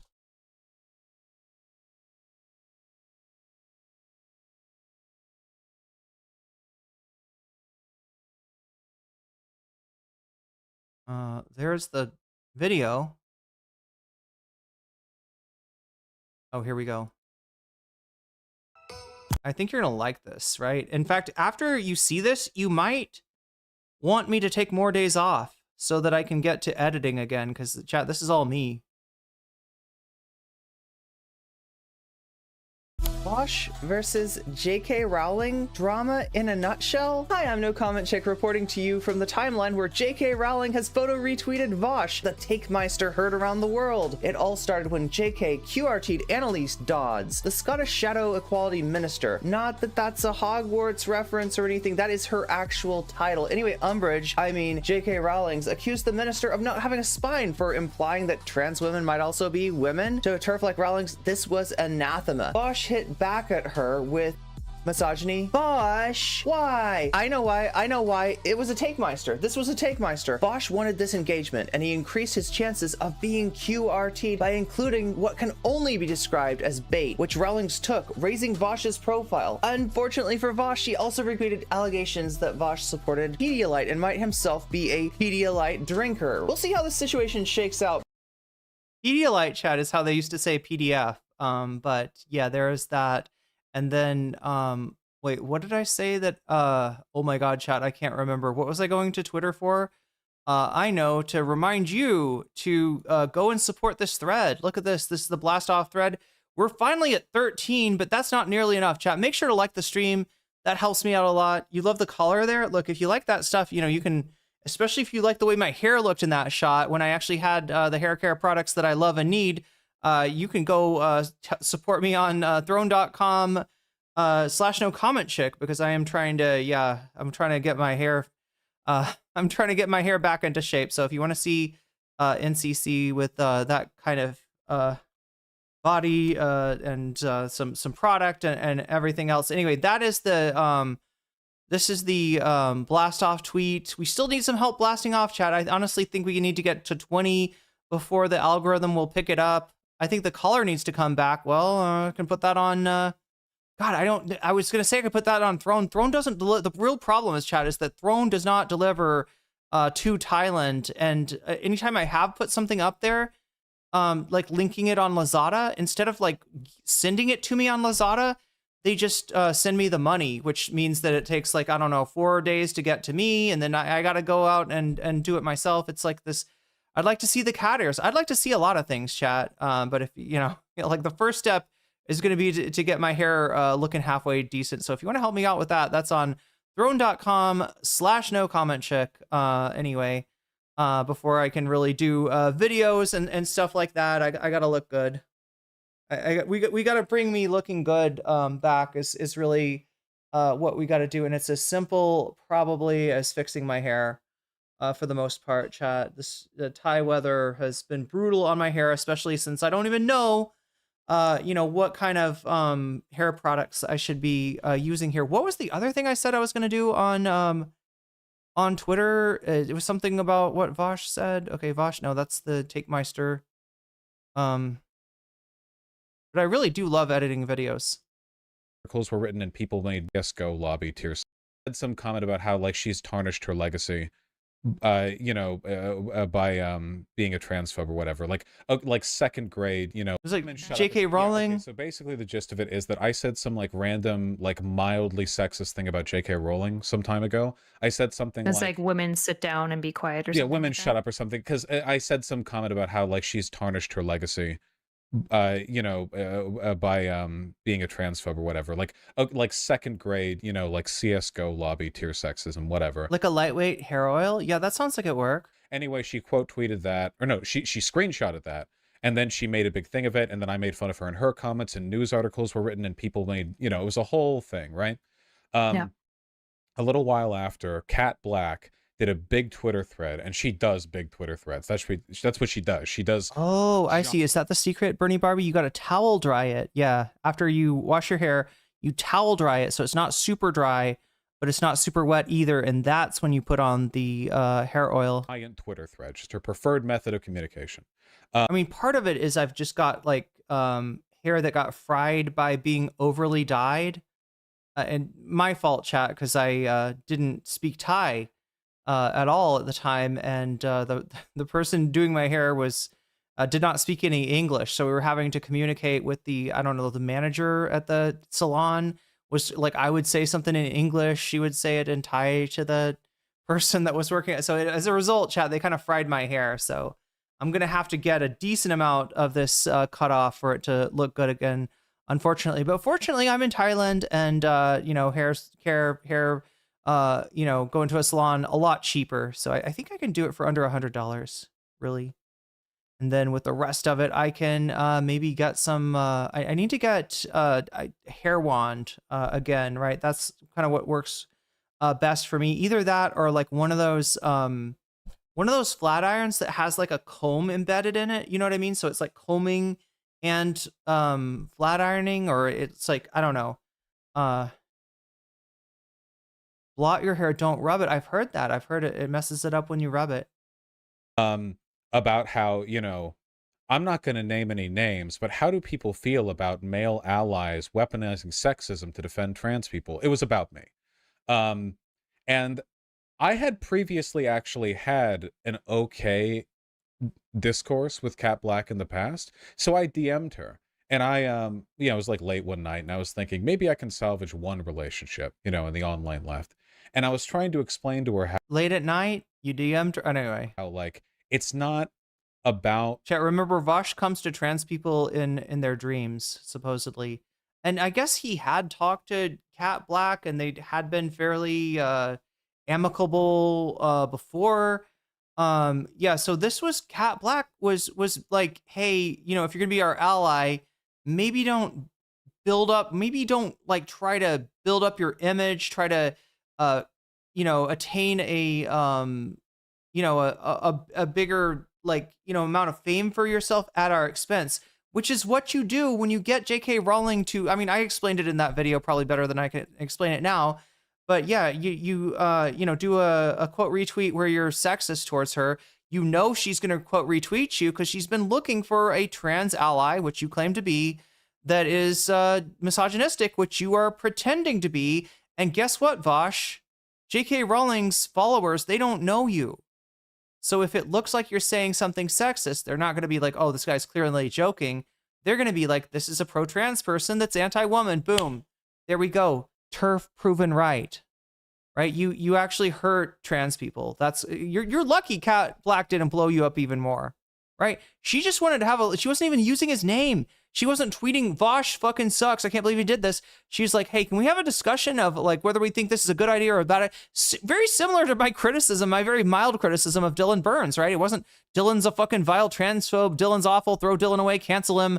Like, right? You know, he shouldn't have a political career or whatever other, you know, shit that people put on to my criticism. It was just like, hey, you know, be nice if you took into consideration when you bring on a transphobe and they're doing a Gish Gallop, right? They name like 30 different tropes against trans people that your liberal audience just has never heard before. And when Demon Mama can only, or whoever you've got on, can only push back against 3 of those tropes, you got a whole bunch of brainworms in your liberal audience, right? This is unironic. I mean, not you know, Dylan's audience or anything, but it's stuff like that. It's the lack of pushback that allowed transphobia to really, you know, take a foothold in society the way that it did, right? So again, trans person makes a criticism of cis male creator with the most milquetoast thing possible, and just gets fucking lambasted and accused of cancel culture when they're actually the victim of cancel culture. So yeah, more irony. The sexism in the original message that I made on Twitter, the original tweet, it's kind of weird to me how the follow-up to that was like, J.K. Rowling was in shambles. Like, I was making fun of her, articles were getting written, and for a lot of online lefties, like the what you don't notice is what's going on her timeline. She's got so many followers, so many more than you, right? And what's going on in her timeline is everybody that's ever doubted, I don't know, J.K., you say that trans rights advocates are misogynistic. I've never seen that before. I'm not sure about that, J.K. And now she's got an example. You gave her fucking ammo, Vaush. And yeah, the negative polarization allows you to benefit from it. You don't care. You're not trying to get TERFs to follow you. You're not trying to get transphobes to follow you, right? You've got a very different audience. So this is beneficial for you. It's beneficial for J.K. Rowling. Vaush, who gets fucked over here? Trans people, who you are ostensibly, you know, protecting, helping, defending, right? Your defense of trans people hurt trans people. What is so hard to understand, Vaush? What is so hard to understand about this?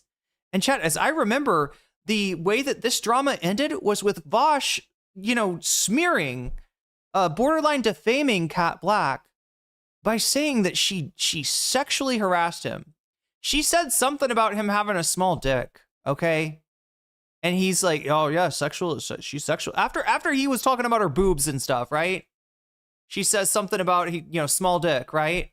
And he's like, oh yeah, looks like I guess it's okay for trans people to sexually harass cis people, right? It's fucked up. It's fucked up. Like, and this is the only reaction they can have when they're fucking obviously blatantly wrong about something. They need to learn a lesson. Instead of learning the lesson, instead of apologizing, what do we do instead? We undermine the credibility, just like he did with Poppy, of the person bringing up the problem in the first place. Lesson they took from this was that I enabled transphobia because TERFs are transphobes because cis men say sexist things. Like there was no, it's particularly, Vaush, because you are on the side of you advocate for trans rights. That's why it's a problem. J.K. Rowling wants to say that people that advocate for trans rights do so from a place of misogyny. You would be hard pressed to find misogyny from somebody advocating trans rights unless it's like Vaush doing the fucking Takemeister bullshit. You're doing shenanigans which benefit him, benefit J.K. Rowling, and hurt trans people. It's very fucking simple.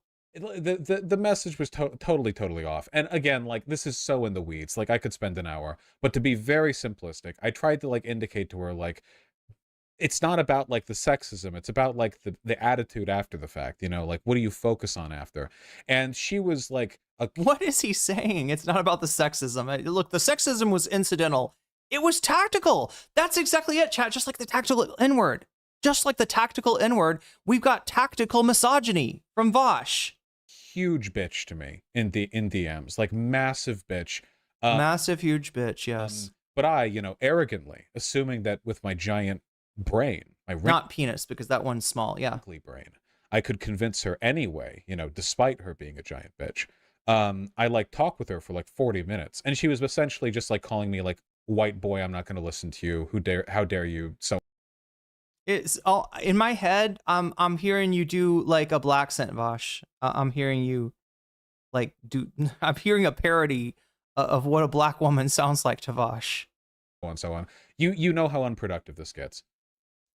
At the end of all of that, I go to bed. The next day, she types up like a 1 billion tweet thread, including all the logs between herself and me that she leaked, where she looked like an asshole. And I was like earnestly trying to explain to her, like ignoring her insults, you know, and like a whole thing. And then there was this protracted Twitter thing. And then like she leaked that we used to sex with each other. And it was like this whole fucking thing, you know, and it was like hundreds of tweets. And then a manifesto was written afterwards and whole. So anyway, my to be fair, just so you know, Cat Black is a, you know, has been on YouTube for a long time. I think she was a fairly large YouTuber at that time. This is not an issue of like a differential of power, or Cat Black is like a fan of Vaush. Cat Black is in the Vaush Discord, right?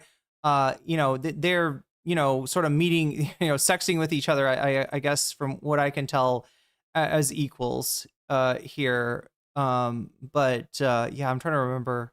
My ending theory here. I don't think she didn't release like sex, right?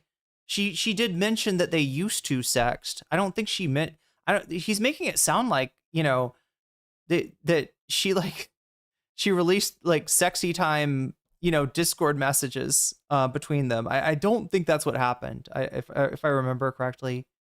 But yeah, she did say he had a small penis after he made a weird comment about her boobs. And then he turns around and says, she's sexually harassing me. She's talking about my penis. And if I was talking about a woman's vagina, wouldn't I be doing sexual harassment? Then, you know, misandry much? I mean, I'm like, right? Is that she's obsessed with me and haters stay mad, and that was fucking crazy. And that 99% of online drama. Yeah, Vaush in every trans woman's DMs. What a surprise, including mine, but not for that, chat. Just, you know, is like psychosis manifesting through political. Just talking business. Language. I mean, this was a long time ago. He was also in my chat for a little while. Right, this is Vaush's favorite place to be, in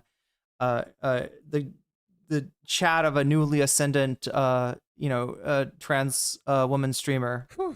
I think I got like 5% of that drama. That shit was wild. That went on like for a while. ContraPoints got involved in this, yes. Correct? And no, chat, I'm not releasing my DMs with Vaush. It's nothing that interesting. Friends with Cat Black. So Contra came in there and hypocritically did the exact thing that people did to her, which like drove her into like opium abuse. Which she's admitted to. That's not a leak or whatever. Which is like, she essentially walked in and said like, well, how dare you disagree with Cat Black when you're like a white man and cisgender, you know?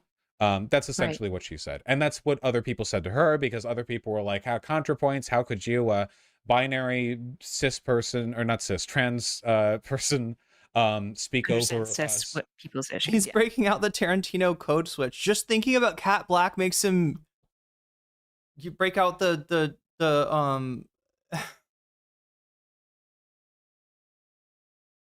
yeah, speak over us, non-binary, whatever. Like it's the infinite, like, you know, this is the thing. Vaush and Destiny think they are above like listening to the concerns of people that they pretend to advocate for. You're not. If you want to be an advocate, understand, you know, trans liberation from a trans point of view.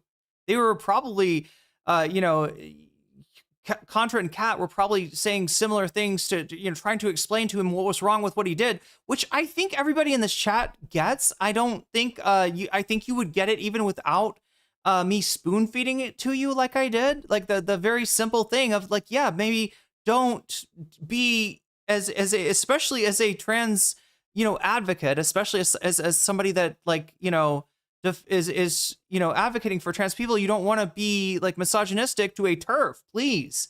If you care about trans people, don't be misogynistic to TERFs, right? Not because we were like, oh God, like you were like, you know, I feel so bad for J.K. Rowling, which was what he tried to play it off as. Oh, are you defending J.K. Rowling? No, I'm defending trans people against somebody pretending to be their ally who is actually doing more harm than good. And you need to hear that information when it comes through. He's like, oh, they were just hitting me up with all this Tumblr shit, all this woke shit, all this blah, blah, blah, blah. You're a sociologist, motherfucker. Prove that you're not a criminal justice sociologist, which some people you say you are. Prove that you're not by just having basic competence in the understanding of intersectionality. It's very, very, very low bar that I am asking this guy to be able to jump over. And he's chat. He's limboing right under that bar. Oppression Olympics, right? Oppression Olympics. There we go. She said some dumb shit. What are you talking? Oppression Olympics, chat, is like if I don't know, if I was racist, right?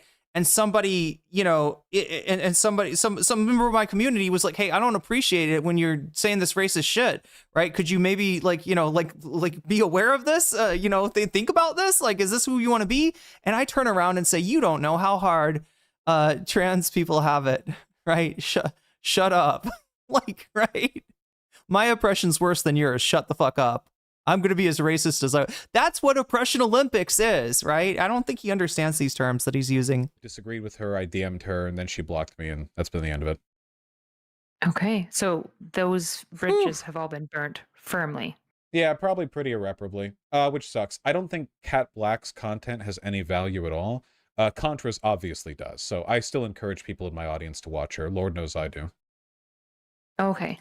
Is that what? Because it's geared towards trans women? Is that why it doesn't have any value to you? The people that you said you're supposed to be defending, the people that comprise a disproportionate part of your community? Again, chat, this is I don't go after trans people in the Vaush community the way that I do the Destiny community, because those are definitely pick-me's and trans meds and, you know, self-haters, but I feel bad for, honestly, the trans people in the Vaush community.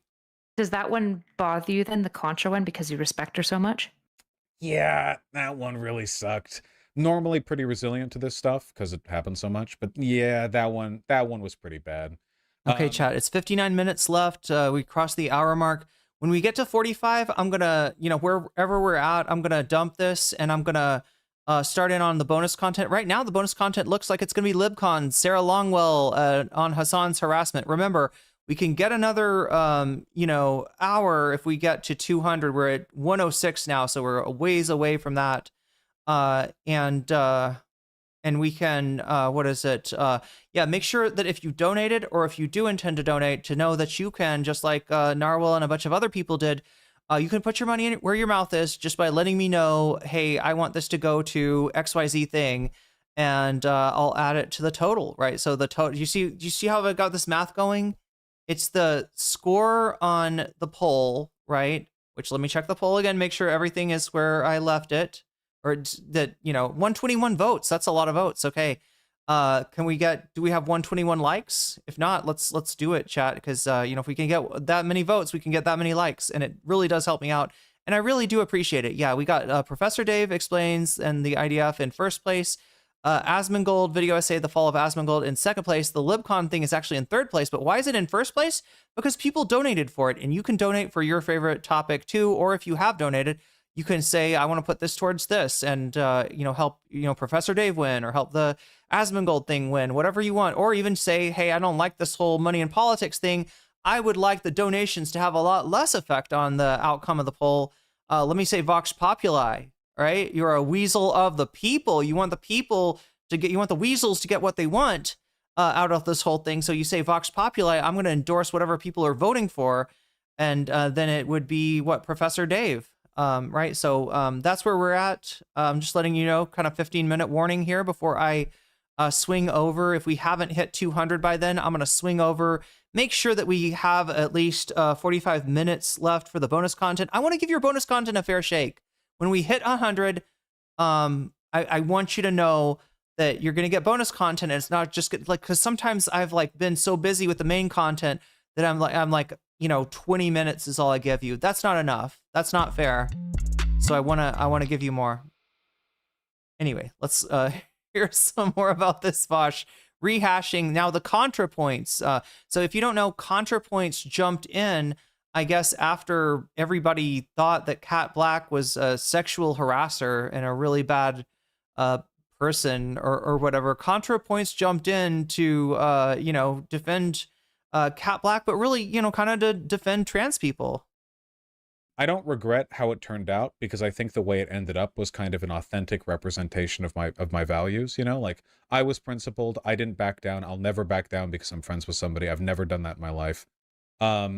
So I'm happy that I did that. But Vaush, have you ever considered the possibility that you might be wrong? I appreciate you being honest of what your real opinion is, and not trying to change it to comport with your friends. But how about how about re-examining literally anything that you did? How about re-examining the Thought Slime stream, Vaush?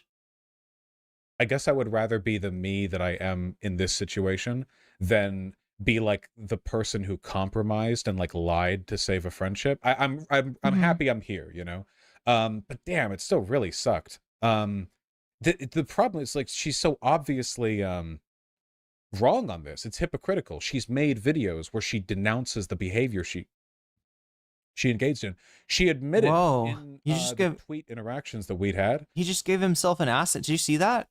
You see the acid burp? He's giving himself, I don't know, dyspepsia here. Wrong on this. It's hypocritical. Look at this. Look at this. She's made videos where she denounces the behavior Ooh. That tasted funny. She engaged in. She admitted in the tweet interactions that we'd had that she did not read the messages between myself and Cat Black, which means she literally did not know what my argument was. So she couldn't have even had a mechanism by which she could critique me. She didn't even know what I believed. Yeah, I don't know. It's pretty unfortunate. Were you friends with Contra before this? Don Hikari, I'm not sure. We're wondering now if this might be old, right? This is new on Erudite's channel. I assumed it was a, fairly recent, interview that was done. But yeah, this does kind of look like Vaush from, what would it, 2023 maybe? 2023?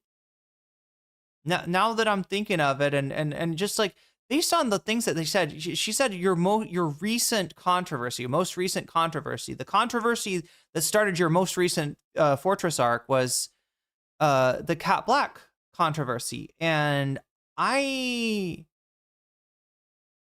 obviously the most unless Erudite is literally just placating him to the point where she's pretending the folder thing didn't happen, or it didn't matter, or it wasn't really a controversy, right? It's got to be that this took place before Foldergate. I would say, even given what they're talking about, maybe before October 7th. Wait, that's October 7th, January 6th. Got it. All right. And Dogtober 7th, lest we forget about that. Free Kaya. I wouldn't say we were friends, but we talked over text a couple of times, and been generally friendly whenever she'd come on. Okay. I wouldn't say so. Friends, You'd collabed and stuff, and it was always a positive rapport. Yes, but it wasn't we were super chatty in the background or whatever. I've only got a couple of content creators who I engage with extensively off platform. Yeah. Okay, so the Contra one sucked. Did it suck specifically because you just respect her so much and it's kind of lost that venue for you to like interact? Chat, I realized, like, I don't know, this is going to be, I'm going to cause a problem here if I don't explain something that I said more. I have talked to Vaush on DMs, right? I said it was nothing interesting. It's, I should probably say a little bit more, all right? It was about aristocracy. Aristocracy went on to Vaush's subreddit and just made some, I would say, like libelous statements from my perspective. Like, I'm not a lawyer, but it seems like it's bordering on some kind of defamation about me. And the Vaush community was just eating it up at that, because he gave them nothing to resist aristocracy with. He basically put the patina of respect on a vile racist. And Zionist and actually a right winger. This is the thing that people didn't know about aristocracy. So I was just trying to say, hey, listen, could I talk to since this is going on your subreddit, could I talk to aristocracy on your stream? Maybe you could sort this out. Like, at the time, I still thought that I could somehow defuse. I don't know if it's still on my channel, chat, but I made a video after aristocracy said that, like, I don't know, my people were like bothering her or something like that. I made a video saying, hey, if you're out there, if you're a fan of mine, please don't do any harassment to anyone, right? Based on what she said. I don't know if she was just lying, like she is most of the time when her mouth moves, but I was very naive at the time. And thought that maybe this could be de-escalated. The conversations that I had with Vaush and DMs were in an effort to try to de-escalate the aristocracy situation. Right now that I know more, it was naive thing for me to want to do. But yeah, Vaush had no interest whatsoever in letting me say my piece on equal footing. Right, was perfectly happy to let her lies about me just stand up there on that Discord. Eris is a Zionist who tried to push that agenda on Twitch. Yeah, but back when people didn't really care. With her, and you still to this day. I just don't want people to like have like overly active imaginations about my DMs with Vaush. They were, very respect her content, essentially. Yeah. I mean, the quality of the content, I think. I will admit that I don't think her most recent video was as good as some of her previous, but I just think that's the natural variance of content production. I don't think that's like a causative factor. And this was a long time ago. Because I respected her. This would have been in 2021. And I always went up to bat. Yeah, that's right. No horses were discussed in my conversation with Vaush. No goblins, no horses, no and he didn't say like inappropriate stuff or anything like that. So I spent my whole career being a pretty active, I guess, defender of her, which isn't transactional. It doesn't mean she has to defend me or anything like that. But I do think it indicates kind of a different level of charitability on either side, like the willingness for us to like sit back for a second and go like, oh, okay, maybe there's some value here, and not just like instantly trash another person. Yeah. So yeah, it's pretty unfortunate. But the nice thing is that there are only so many bridges that you can burn, right? Eventually, you do run out of people to have a falling out. That's true. And then you have an island. 5 minutes left. I'm known for those. Coconut Island, yes. Oh God, should I explain Coconut Island? It's a thought experiment Vaush used to win one of the hippy dippy debate events. And again, these are kayfabe, so I don't know. It's probably a rigged match, right? But he was up against some liberal centrist lawyer, and he's trying to make an argument for socialism. And he comes up with this thought experiment called Coconut Island. All right, imagine you are stranded on a desert island, right? You don't know where you are. You don't know if you'll ever be rescued, picked up, or anything. But luckily, as you walk around the island, you see a big pile of coconuts, and you're like, all right, there's food here, right? All these coconuts, right? I'm going to be all right. And as you're about to grab one of the coconuts and crack it open to eat it and drink it, right? Somebody says, excuse me, those are my coconuts. I was stranded on this island first. So all of these coconuts that you see here I've gathered all the coconuts on the island, and they're all mine. You will not survive unless I say that you will. And what are my conditions for you surviving? Well, fellatio. In one word, the other person on the island, which in my head was always Vaush, would say, that the person, has to give them a blowjob in order to get the coconuts. Now, that seems really unfair, but is it really any more unfair than capitalism? Is not capitalism a capitalist with a large pile of coconuts demanding that you fillet him in order to have what you need to survive?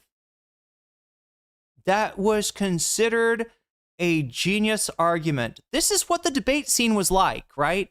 That thing won a hippy dippy championship. That thing won that thought experiment won Vaush the wrestling belt. That I don't know if he still has it, but Yeah. What's interesting to me is kind of the disparation between how you describe you and Contra's relationship and you and Destiny's relationship, because it feels like was a similar level of overlap, at least as far as like content and viewerships and collaboration. But it seems like okay, so not all of them several wolves. Like, right, my debate with Dylan, the debates I participated in, none of those were fixed or none of those were choreographed or kayfabe or anything like that. Like I never, but it's the hippy dippy debates in particular, right? And maybe we could talk to Vadim about this someday. Vadim was kind of victimized by being pulled in as a judge, I guess, on one of these debates.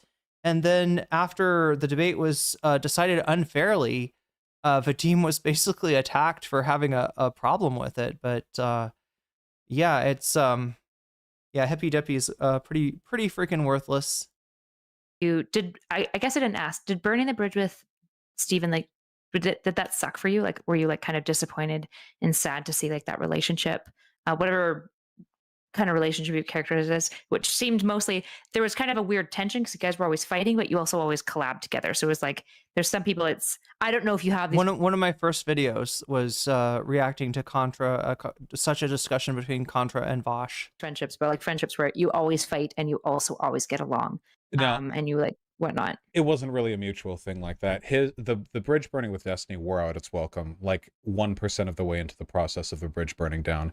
It was like trying to burn down the Golden Gate Bridge with like a sparkler or something like that, or like it took way the fuck to. I guess it's unfortunate that he is the way he is now in almost every sense. But like that was, he I guess he made that as evidently not something that I could feel bad about as possible, like pretty early on. The Contra thing was just the one day though, if Contra had spent like 2 years being like psychotic at me or something through their platform, then maybe I would probably feel different about that. I'm sorry, are we they them in Contra? What are we doing here? You and Steven are similar on like one really important aspect for interpersonal tension, which is neither of you ever. Chat, if you don't know somebody's pronouns, like I was questioning, like, tipsters, like, like whether, tipster had different pronouns now. If you don't know, they, them is fine. Just like if you're going to a doctor and all you have is the last name, it's Dr. Smith. You're going to be seeing Dr. Smith. You don't know anything about Dr. Smith, right? So when you tell somebody I'm going to see Dr. Smith and you want to refer to them with a pronoun, use they, them, because you don't know, right? But he knows Contra. He's like friends with Contra. It's a really weird thing for him to like they, them, Contra. Like, and I get that for some people it's like a cheat code if they're like afraid that they're gonna misgender somebody, but you risk referring to every trans person as they, them. You risk like, forcing, I guess, like a pronoun on somebody that, is not the one that they use. It's not the worst thing in the world. It doesn't mean you're transphobic. It's just kind of shitty. That's all. Ever back down? Yeah, and your beards. And also misgendering somebody, it's the kind of thing that you can apologize for, right? Trans people are very forgiving in terms of that. What they don't want is to be constantly, ascribe the wrong pronoun to, so that other people that are listening take that cue and follow along, right? That's all that's about. Anyway, it's just weird. It's just weird. They're friends. They were friends, Nathan. They you know, he knows her, right? That's why I'm a little bit weird about it. Oh yeah, well, obviously in that respect, I mean, I wouldn't have liked Destiny for so long and watched his content for so long if there weren't some like character similarities there, right? Right. Yeah, that obviously And some weird, of respect as well, right? Yeah. Well, yeah, I mean, he's you know, he kind of brought about the several wolves. Yeah, I was wondering about that. She has not been at the Destiny events recently. In fact, one that we might be about to watch, LibCon, I'm pretty sure she's not there. Wait, is she? Is she? Actually, don't know. And he's got a whole new stable of stable. Sorry, I didn't mean to make a horse reference. He's got a whole new stable of. Oh my God, chat! We're at 45. We're at 45. We got to switch. We got to switch. I said I want to give this a good shake. All right, so chat. That's gonna have to be it for the Vaush coverage today. Again, we are 106 out of 200. We can still squeeze another hour out of this stream if we get to 200. You know, it might happen. It's not likely to happen. I'm just going to proceed as if it doesn't happen to make sure that I give you the fairest of shakes possible. So chat, again, nothing too drastic. Let me look at the poll again. Yeah, nothing too drastic has changed. Sarah, if anything, Sarah Longwell has added another point, and maybe Professor Dave has lost one. So yeah, we're going to go and we're going to do the LibCon thing. That's a Destiny video. That's a woman's name. Okay, Destiny, LibCon. I'll just look. I think it's his most recent video. It should be pretty easy. All right, so here we go. Here we go. Until I was on a panel with this guy, Hasan Piker. Sorry, that's Hasan. That's Hasan Piker. That's wow, Destiny. Look, I will say they've got better lighting than they had at the previous LibCon event that we watched. Here, let's rewind this all the way.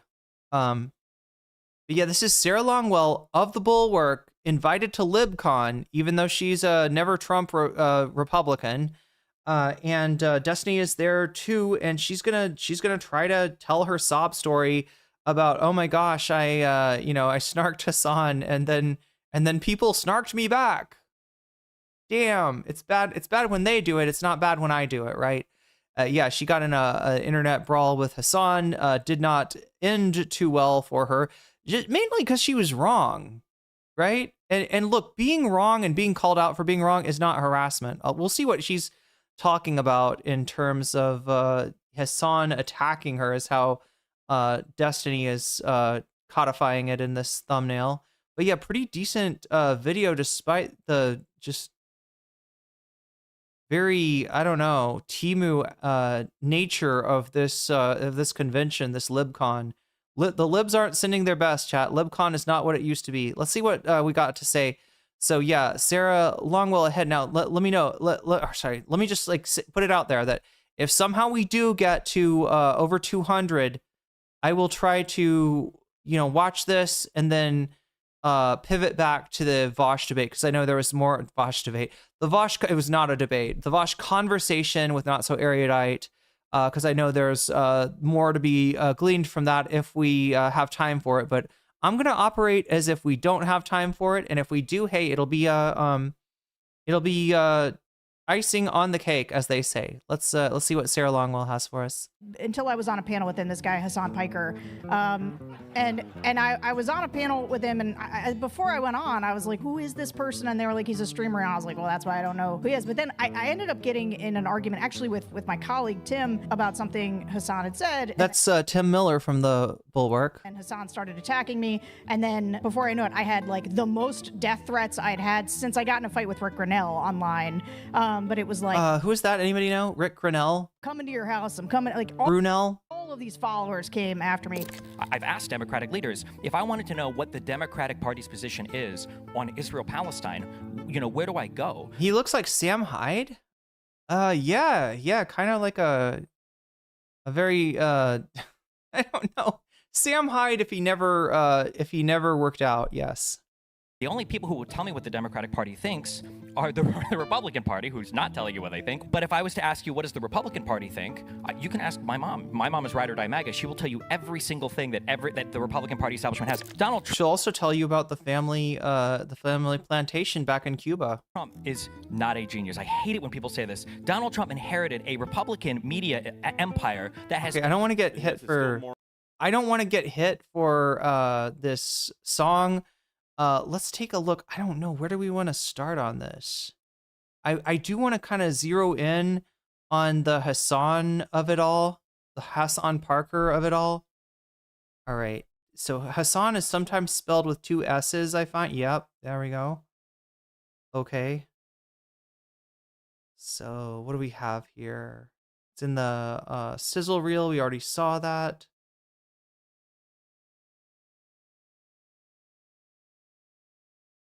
That's where we're at now. Oh wait, what? Okay, it's oh, I see. Boom, boom, boom. Here we go. Okay, here we go. I found it. Around something when you are so young and have done nothing. And we can get back to that. But I'm going to be mean to Destiny first. So the thing with streaming. Oh yeah, I should tell you what this is. This is like Gen Z keeping it liberal, right? 1534 is where we're at right now. This is the panel, right? Gen Z keeping it liberal with 37-year-old Stephen Destiny Bunnell, I don't know, 60-year-old Sarah Longwell, and Gabe Fleischer and Rachel Janfaza, who maybe are Gen Z or maybe around the age, maybe somewhere close. I mean, yeah, Destiny's a millennial, so it's kind of a weird. Anyway, this is not, I guess, a panel of Gen Zers. This is a panel about Gen Zers and how do we keep them liberal. All right, starting and here. We can get back to that. But I'm going to be mean to Destiny first.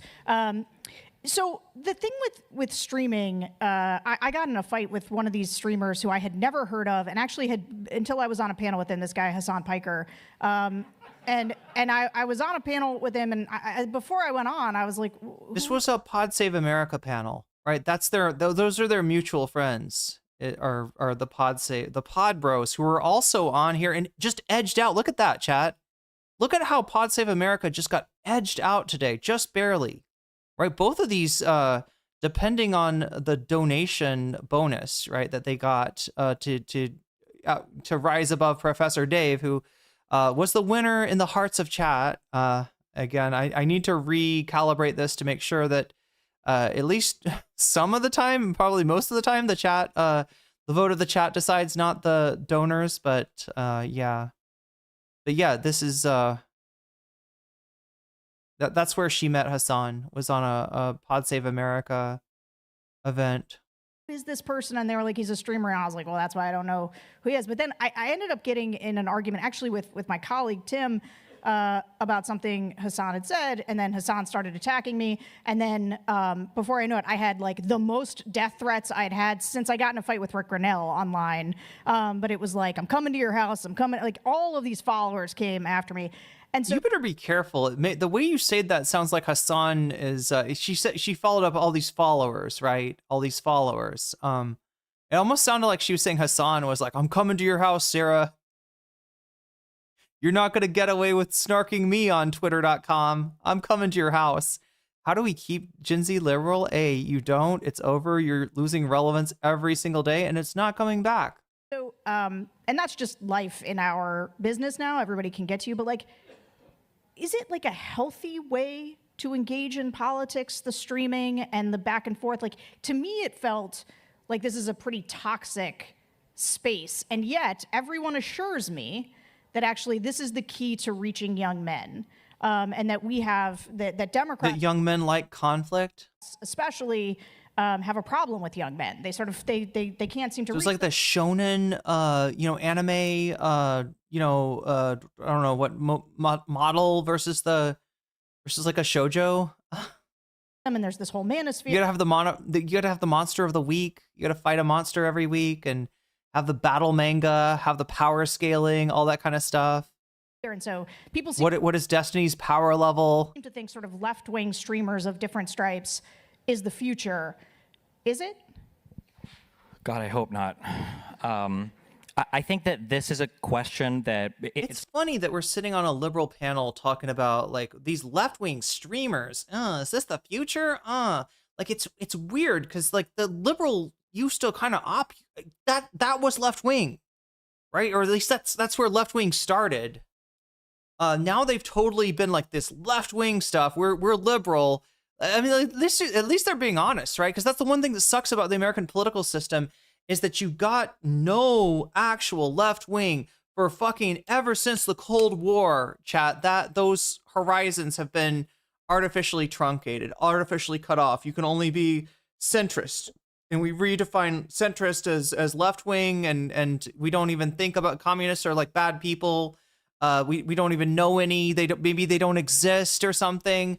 Right. And now we got liberals being like, left wing stuff. Oh, we don't want that. Let's keep it centrist. Seems unique to the streaming space, but I feel like if you back out, unfortunately, it's not. This is just kind of where politics is right now. And I feel like the tone for that has kind of been set from the top. Like, it's not surprising. I don't think it would be surprising to anybody to see how toxic that environment has gotten. But Sarah, just wait until people start talking about you platforming a sex pest. All right. If you think you had it bad so far. I mean, now that you're on this panel with Steve, right? Now that you're in his world, and some part of the bulwark kind of got pulled into this. I don't think they realize. I think that this is more than they bargained for. When you look at where, the direction we get from the White House right now when it comes to how should we treat our political adversaries on social media, one of the biggest issues I think that I have when I'm trying to describe to kind of like the center left where the current environment is that you can't really choose the level that you fight on. You kind of have to fight on the lowest level that the other party decides to, because if you don't, we can have a lot of honor and integrity and be self-critical and all of this, but I don't know if there's much virtue in that if ultimately that means that you lose the fight. So at some point, I think the center left in the United States is going to have to figure out how to elevate the discourse on the other side. Otherwise, it's just going to be, scenario after scenario where you have a moderate left that's trying to govern the country, that's trying to hold itself to some standard, but then other political factions, I would say the MAGA movement, I would say the far left right now, they very much thrive on this like death threat level of politics that for all of the nasty. Again, chat, I don't want to deal with that kind of toxicity either, right? This is one of the things that disturbed me when I came into the panel scene. I thought it was going to be talking to, arguing with, debating people on politics. And instead it is like, that's what it is as long as these guys are winning. When they're not winning, they send you, they put you through the fucking sausage grinder, all right? If you are inconvenient for one of these guys, if you make one of these guys look bad, that's when the toxicity and the death threats start. Chat, I got death threats when I started engaging with this, whole, Destiny Twitch poll scene, right? That's when I started to see that this is not, just politics. This is like a fucking weird criminal underworld of people doing ops on each other. Like it just, the stakes being raised to a degree. And I sympathize with Sarah a little bit in that, like, she shouldn't be getting death threats. I would love to lower the stakes a little bit where it's like the stakes are, you're wrong and everybody disagrees with you, right? That's what the stakes should be. But part of me wonders if Sarah's like maybe exaggerating. And this is a thing that comes with Destiny too, like exaggerating the clapback that you get in order to farm sympathy, like Riley and her new girlfriend might be doing right now, right?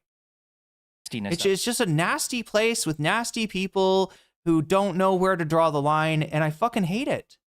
I have stood against this bullshit for as long as I've been involved in this.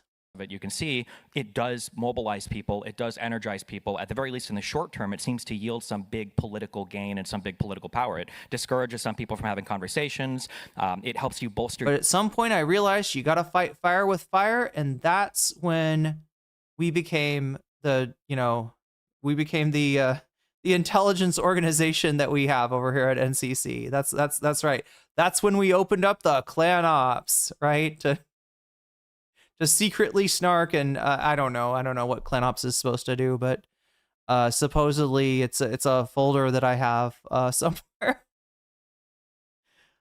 For your own. I gotta go there before somebody else does, because I know this is the lore on NCC that she somehow secretly got. What is it supposed to be, like a blackmail information, or I don't know, some kind of dirt on people? Again, I don't think I would have gotten attacked nearly as much if I actually had some kind of nuke on people like this. And the people that were mentioned as like me, in the Twitter post that was made with the file architecture shown were like people like Anavoir.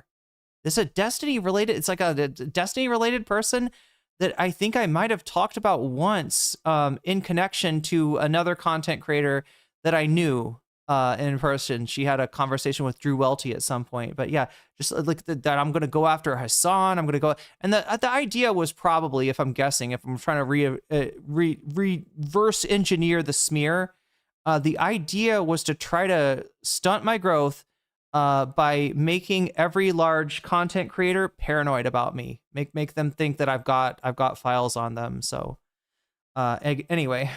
Sides, political opinion, and get your issues more to the front and center. Like, you talk to voters on your show that I imagine are more representative of normal people than what you see on social media. If I open my Twitter feed and I go on social media, I would imagine the three most important issues to Americans today are student loan debt, legalizing marijuana and crime, and I don't know, some other third thing that only young people really care about. Now, it's interesting, right? Destiny's take on student loan debt has, as far as I know, unless something's changed, it's never been the Biden take of wanting to forgive student loans. It's always been, oh no, these are a bunch of rich kids that took loans and they should be forced to pay for them, right? It's like, if they were rich kids, it wouldn't really make sense for them to take the loans. But Destiny's always got this chip on his shoulder for not graduating college himself. Again, that was his choice to become an esports star instead of getting his degree. Average older voter, for better or for worse, isn't really. Yeah, just move if you're broke. That's another famous take of Destiny's. Acting with the police much, maybe doesn't have the student loan debt, and they own their home. They don't want to see housing prices go down. They like the fact that they're sitting on a big nest egg, and they just want to get rid of the property taxes for it. So yeah, it's kind of a crazy world, and I would argue that there have been some political factions in the U.S. that have found a way to weaponize it because they can dig so deep and then use that for their own kind of political end. But it works for them. And again, it would be smart of the Democratic Party to weaponize the student loan issue, not for not for like commercials against Republicans or anything, but weaponize it with your volunteers. If you want to reach out to like the group of people that's most likely to volunteer, that's most likely to door knock, canvas, and phone bank for you, right? Let them know that you're going to do something about the student loans that are crushing them.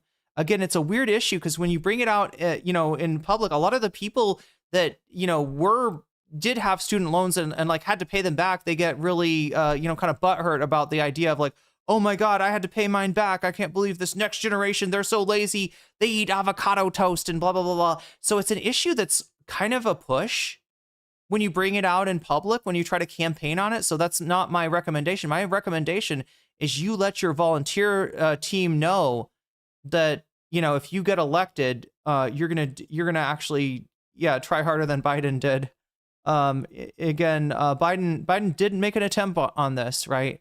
But he did it the way that was there was two paths ahead of him.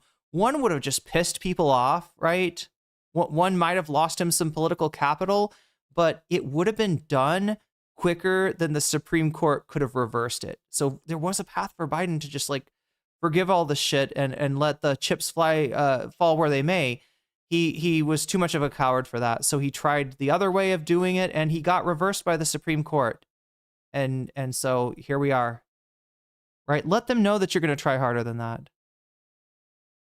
Biden's position on student loan debt was really just pretend to try to forgive it, allow the institution. Yeah, exactly. That's my complaint about Biden. Right? This is my complaint about Biden. And these are your voters. These are your people, right? Having them, economically and maybe like mentally depressed is not actually in your favor. I don't know what, who he thought he was buying himself, credit with or what. But yeah, big failure of the Biden administration. You got to let them know that you've got a plan. It has been working for them. So there's no. And that's going to mean going after the judicial branch and reforming it for real. That's going to mean, going out at the judicial branch harder than FDR did. Reason we should expect it to stop unless we can either make them stop or kind of play at a similar level, as horrible as that is. Yeah. On the question of is streaming and streamers the way to reach young people and young men in particular, I think it's one tool in a toolbox. There is no silver bullet for how to reach young people.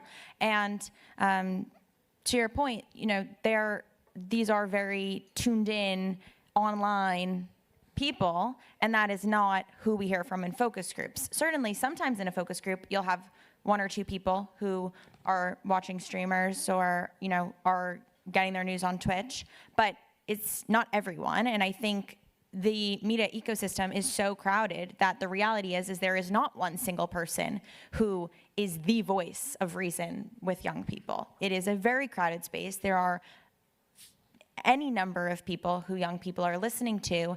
And when it comes to sort of did you notice though how Destiny and Sarah tried to turn this into a Hasan drama?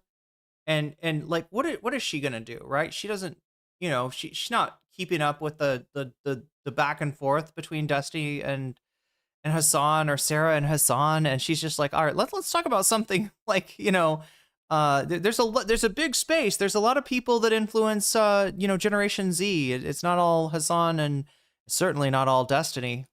Is to work with streamers or ways to build coalitions that include different types of online personalities. I think every candidate is going to have to grapple with what that looks like for them individually and what they are comfortable with and how to build that. But it is not the only answer. And if you look at candidates who are resonating with young men right now, I think there are ways to do it.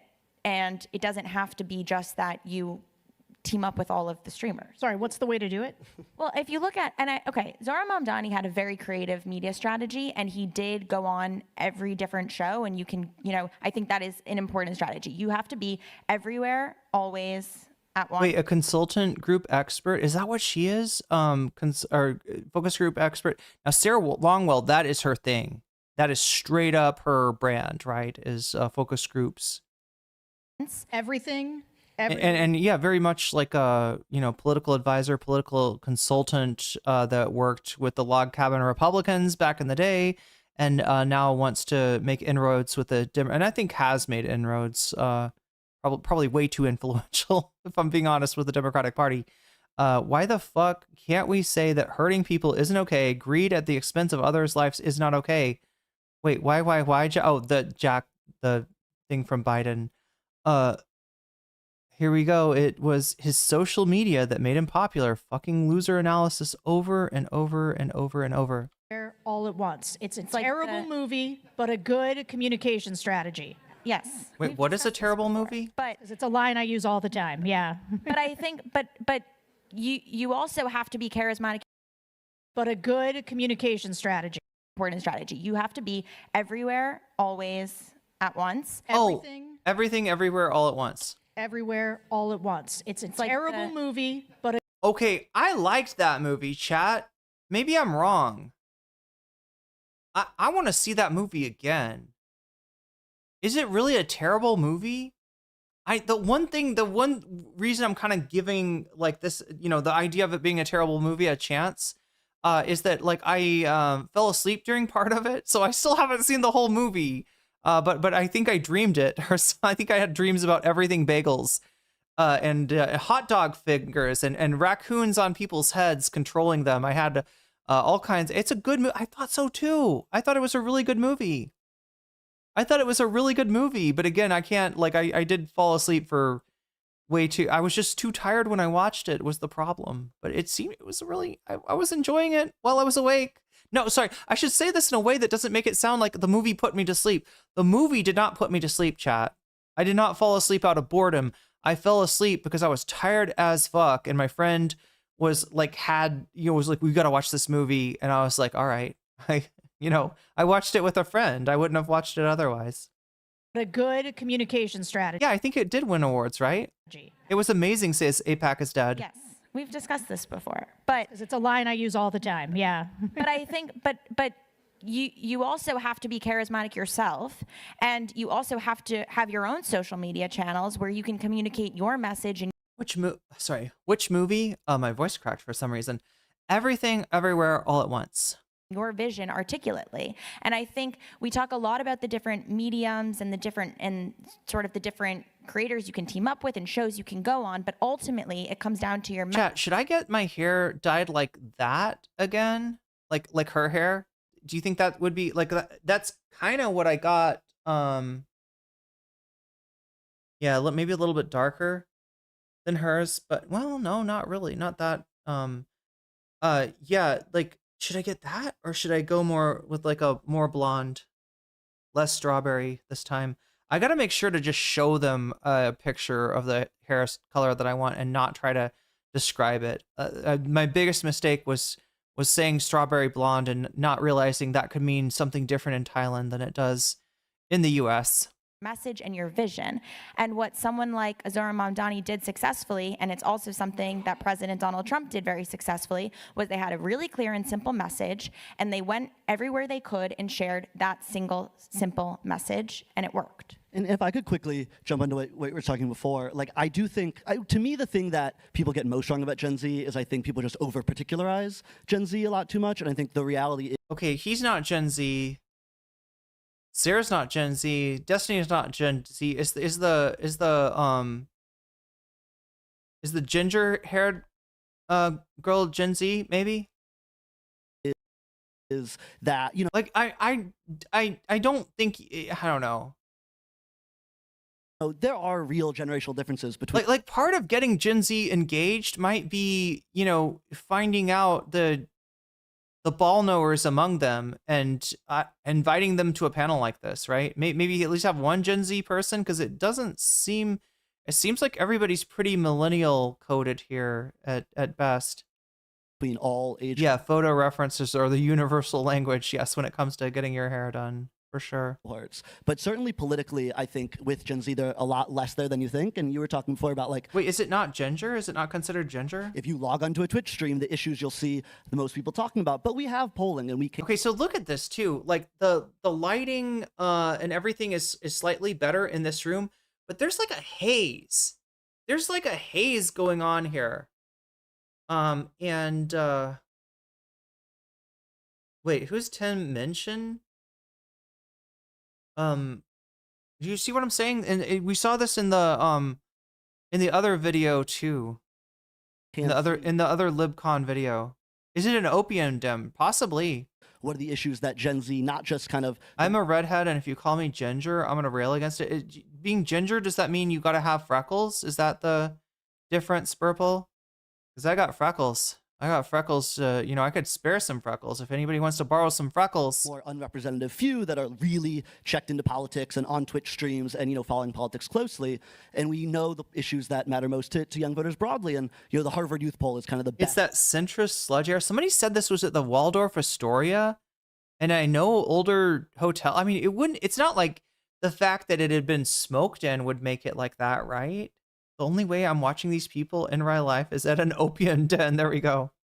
Long-running poll, John Della Volpe runs it, and they've been studying young voters for decades. And they have a question of, you know, what are the issues that matter most to young voters? And when you can look at the chart, you look at the rankings, the ones that are dead at the bottom are all the ones that I think get the most attention as kind of young people issues. Student loans, Israel-Palestine, climate change is fairly down low, and things like that. And then one of the issues at the top, it's cost of living. Can I afford a home? Can I afford gas? Can I afford food? Which, by the way, are the same exact top issues for every age cohort. And yeah, I mean, we're not going to consider student loans one of these issues that have to do. It's almost like you only care about an issue if there's like voters there. This is just the problem with the Democratic Party. It's too much oriented towards gaining power rather than helping out your constituents. Right? The one good thing that Adam Smith did was be accountable to his constituents and change a vote when it turned out everybody disagreed with the way that he was going to vote. I think the same thing is true. You look at young voters, there's a lot of questions. Are young voters really tuned out? Are they really tuned in? The reality is the engagement numbers are also not that much different when you look at how closely are young people following politics, how likely are you to donate to a political candidate, things like that. There's some, differences that you might expect just as people get older naturally, but certainly going back to the historical question, no difference in terms of youth participation, over a broad sweep of history. So I think there is this over-particularization, and every generation has, those sorts of unrepresentative places. For us, maybe it's Twitch streams and things like that. For, a lot of older voters, cable news. The median ages of the 3 cable news networks are like 60, 61, and 62. Or I think like 67, 68, 67. 6-7. Anyone you know? See, it is a Gen Z panel. It is a Gen Z panel after all. Watch cable news? No. Maybe even a Gen Alpha panel. And I think it's the same thing. They're very unrepresentative, and it's only a couple million people who watch any of the cable news. Bro said 6-7 networks. It's a really tiny slice of Americans, just like the slices that are on streaming for young people. I mean, this guy's mogging. This guy's seriously frame mogging Destiny right here. They are.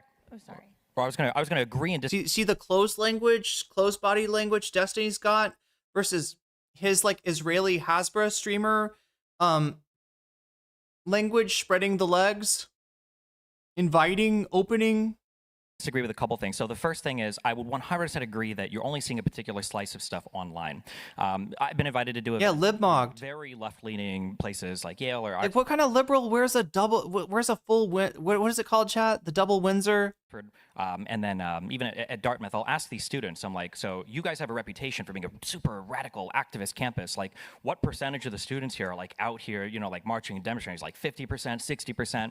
And, even at Yale, these people tell me, like, I don't know, maybe 1 or 2% of the students are super politically active. Most people just show up, they want to go to class, they want to do their thing, and that's it. So yeah, the idea that there's this huge mobilized youth, I mean, how many politicians on the left have done this, like, we're going to turn out the youth vote, and this is going to be the thing that finally carries us See, over. here's the thing, though. Here's the thing. All the fucking races that you're complaining about were won because because young people actually got involved, right? Got involved in the political process. And behold, like in all of human history, they just don't really show up to vote that much because they're really not as activated as people think they are. I will say sometimes people make a mistake when they look at the importance of a certain medium for media to occur on, because they'll think something like I personally, I think cable news is still probably the most important platform for media right now. But what happens is it's not just people watching cable news. I don't know if you've ever seen, I won't go into details, but there's a horror movie called The Human Centipede. And cable news is the front person in that centipede. And all of the stuff that gets talked about there makes its way down to the podcast people, which makes its way down to the lesser reactor people, which eventually winds up in the For You pages of everybody's social media feed. So you might be a person that's never seen anything in your entire life on cable news, but you know every single thing that Tulsi Gabbard has said to Sean Hannity about how Obama tried to rig 2016, because it started there, it made its way down to... It's too bad that cable news is not talking about Stephen Kenneth Destiny Bonnell III. They're talking about Hasan Parker, Joe Rogan, and then it made its way down to your YouTuber person that you watch, and Turbid Derby. And then now that's in your brain because of it. Yeah, can I just throw this out, because I write about this. Isn't the Destiny Sphere the original human centipede? Yeah, the Clout human centipede, right? So when I talked about Destiny version 1.0, Vaush version 2.0, and Demon Mama version 3.0, like, right, this was a meme. This was a meme. The idea was that all of the discourse starts with Destiny, gets shit out of Destiny's butt, Destiny digests it, shits it out into Vaush's mouth, he digests it, shits it out into Demon Mama's mouth, and yeah, whoever would be like version 4.0 would be the recipient, I guess, of Demon Mama's refuse. I don't know, chat. Maybe somebody could try to make a joke out of that if she can remember how the joke goes. The book, and I talk about the rise of the vibes voter. And part of what creates vibes is the narrative dominance of Donald Trump means that he dominates the attention economy, which means that everybody's... Although I don't think anybody would say anything about Demon Mama these days. They would say, who? What, Mama? What are we talking about? Always talking about him, which means that it is like it creates the vibes. But I do think this is true that cable news and the human centipede, I also use that exact Yeah, hey UK, hope you're enjoying your breakfast. phrase in the book about a few different things. But part of it is because there's a really symbiotic relationship. Like the cable news is clipping the streamers and what the streamers said and reporting on it, and the streamers are taking what's said on. So it's almost like we've got maybe like kind of a large hadron collider sort of situation with our human centipede when you link up the you know, the ultimate ass to the ultimate mouth, right? And it starts to travel around faster and faster and faster until it reaches an infinite speed, until it reaches the speed of light, and we get to discover new particles. Cable news, and they're reporting on it. And so people have this like very segmented way of thinking about information. Cable news is the most important right now. I mean, obviously not. And the views for cable news are going down. The average age, like this guy mentioned, might be as high as like 67 or 68. But what they're talking about is the fact that streamers like Destiny and Hasan sort of feed off of cable news, right? They'll use it as a jumping off point. And then I think Sarah mentions that, hey, and sometimes it comes back around and they start talking about the Hasan Piker clips. You know who they're not talking about though? Destiny. That's right. You can imagine a large hadron collider where where all this circle, yeah, was human centipedes. That's what I'm talking about, right? That's like, well, you've got to do this, or you've got to do this. And instead, you actually have to see the way these things layer onto each other to create overall narratives. And that a big part of Donald Trump's genius has just been knowing. That's why he gave this insane speech last night that contained no new information and was just lies. And in fact, most of what he actually put out refuted the things that he actually said in the speech. But it is about the attention economy. It's about owning narratives. And so I guess knowing this, I am constantly shocked at how bad Democrats are at communicating in this environment. So I'm sorry, being aware of the attention economy, Sarah, and being aware of the genius of Donald Trump, as you call it, right? Wouldn't you be a kind of person that was less predisposed to say, hey, this guy went too far. This is too radical. I don't know about this. I don't know about that. Would that's the lesson that you got to take. That's what the attention economy is all about, right? Like there's a competition for attention, right? Attention is the the resource that everybody's after, and then she's like, oh no, you got to be more moderate though. Yeah, that'll get the attention. Sure thing, Sarah. Sure thing. At winning on this battlefield in the attention economy. So what can Democrats do to help change the vibes? So the first thing I want to say with regards to what you're saying is I don't think people on the center left realize how intentional that environment is. And I challenge people, when there is a new administration talking point, look at how that talking point is planted at the very top. You'll get a person from the White House, you'll get a cabinet member that will begin to make the rounds on all of the cable news shows. And in all of those interviews, the only point there is to pilot the idea and to have it out there in the least confrontational, most harmonizing, resonating way possible. So every single interview is going to be agreeing wholeheartedly, it's going to be bolstering the point. By the time it's gotten through all of that, it percolates to the kind of like podcasters who see every single media person in cable news talking about it, and they more or less repeat the same point. And you have this top-down tuning fork that resonates with that message. If I were to ask, I've asked Democratic leaders. You've just described a cult. Is that his analysis? Trump is a cult. We got to be more of a cult. If I wanted to know what the he's a cult, so I mean, I guess Democratic Party's position is on Israel-Palestine, where do I go? The only people who will tell me what the Democratic Party thinks are the Republican Party, who's not telling you what they think, or it's the people. Yeah, Sarah made some, got some clout from yelling at Hasan. Actually, yes. I mean, even though it blew up in her face, even though she lost the argument, and even though she does not like the find out phase and how that's all turned out, yeah, she got her name into the algorithm. So I guess mission accomplished on that level. I mean, it's not all that it's about, but it's better than being ignored. The far left right now, who've actually done a really good job at emulating this right wing. Yeah, he's saying the most basic things, like people have been talking about the attention economy. I remember Chud Logic talking about the attention economy in 2021. kind of like media apparatus. But if I was to ask you, what does the Republican Party think? You can ask my mom. My mom is Ride or Die MAGA. She will tell you every single thing that the Republican Party establishment has. Every podcaster knows. They'll repeat the talking points, even if they don't even know where they came from. Every media figure knows. They're so good at creating that environment. And one of the biggest weaknesses, this goes back to what I was talking about earlier, where we have some traits that we consider virtues, but they're used against us.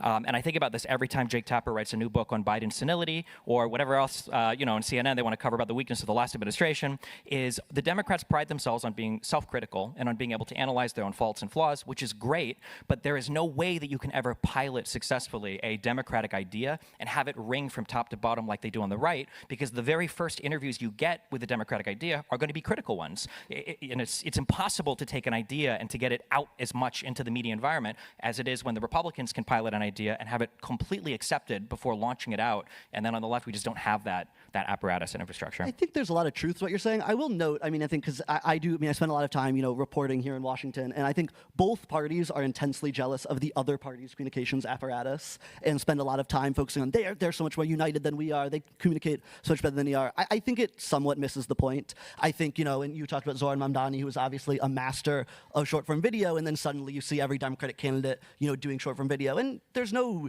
downside to, in this day and age where a lot of people are getting their news on TikTok and Instagram Reels to be doing short-form video. But I think the message is ultimately a lot more relevant than the medium. And I think the same that you mentioned, there's no question President Trump is a master at the attention economy, like you're saying, and the cabinet secretaries go out and say whatever in the speech last night. But the reality is, at the end of the day, Donald Trump's rating is incredibly low. So all the attention he's sucking up has not done very well for him electorally, or at least politically right now, electorally in the 2024 election. But dude overturned an election and still got reelected.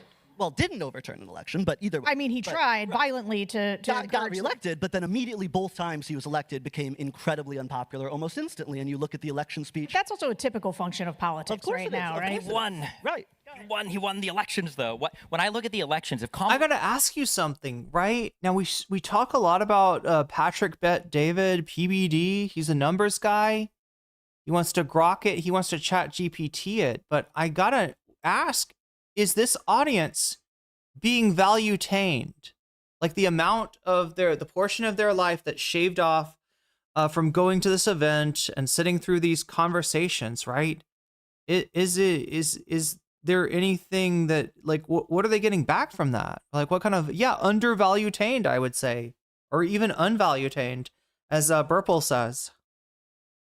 Would have won all 7 swing states in the last election, I still would have considered that a monumental chat PBD. Oh my God. Failure for the left and a monumental success for the right, such that how is this guy not losing in a 49-state landslide? And then for the, just as a quick point, Zoran messages well, but if I think about, like, how do I figure out what Zoran... He hates Zoran, remember? Mamdani believes, who does his messaging. Most of these guys, they know better, right? They know better than, even if they don't like Zoran, they'll, like, play nice with him, because they know that he is ascendant. But yeah, Destiny's got to get his digs in. Let's see what they are. Oh my God, I pressed the wrong play button. We're playing Kasogayama High music on mute. It goes really hard on mute, doesn't it? Zoran Mamdani. But think about it. He's the mayor of New York City. He doesn't have anywhere near that entire right-wing apparatus that's working against him, because they're not going to be mayor anytime soon in New York City, so they don't care. I'm sorry. Have you heard of the New York Post, my dude?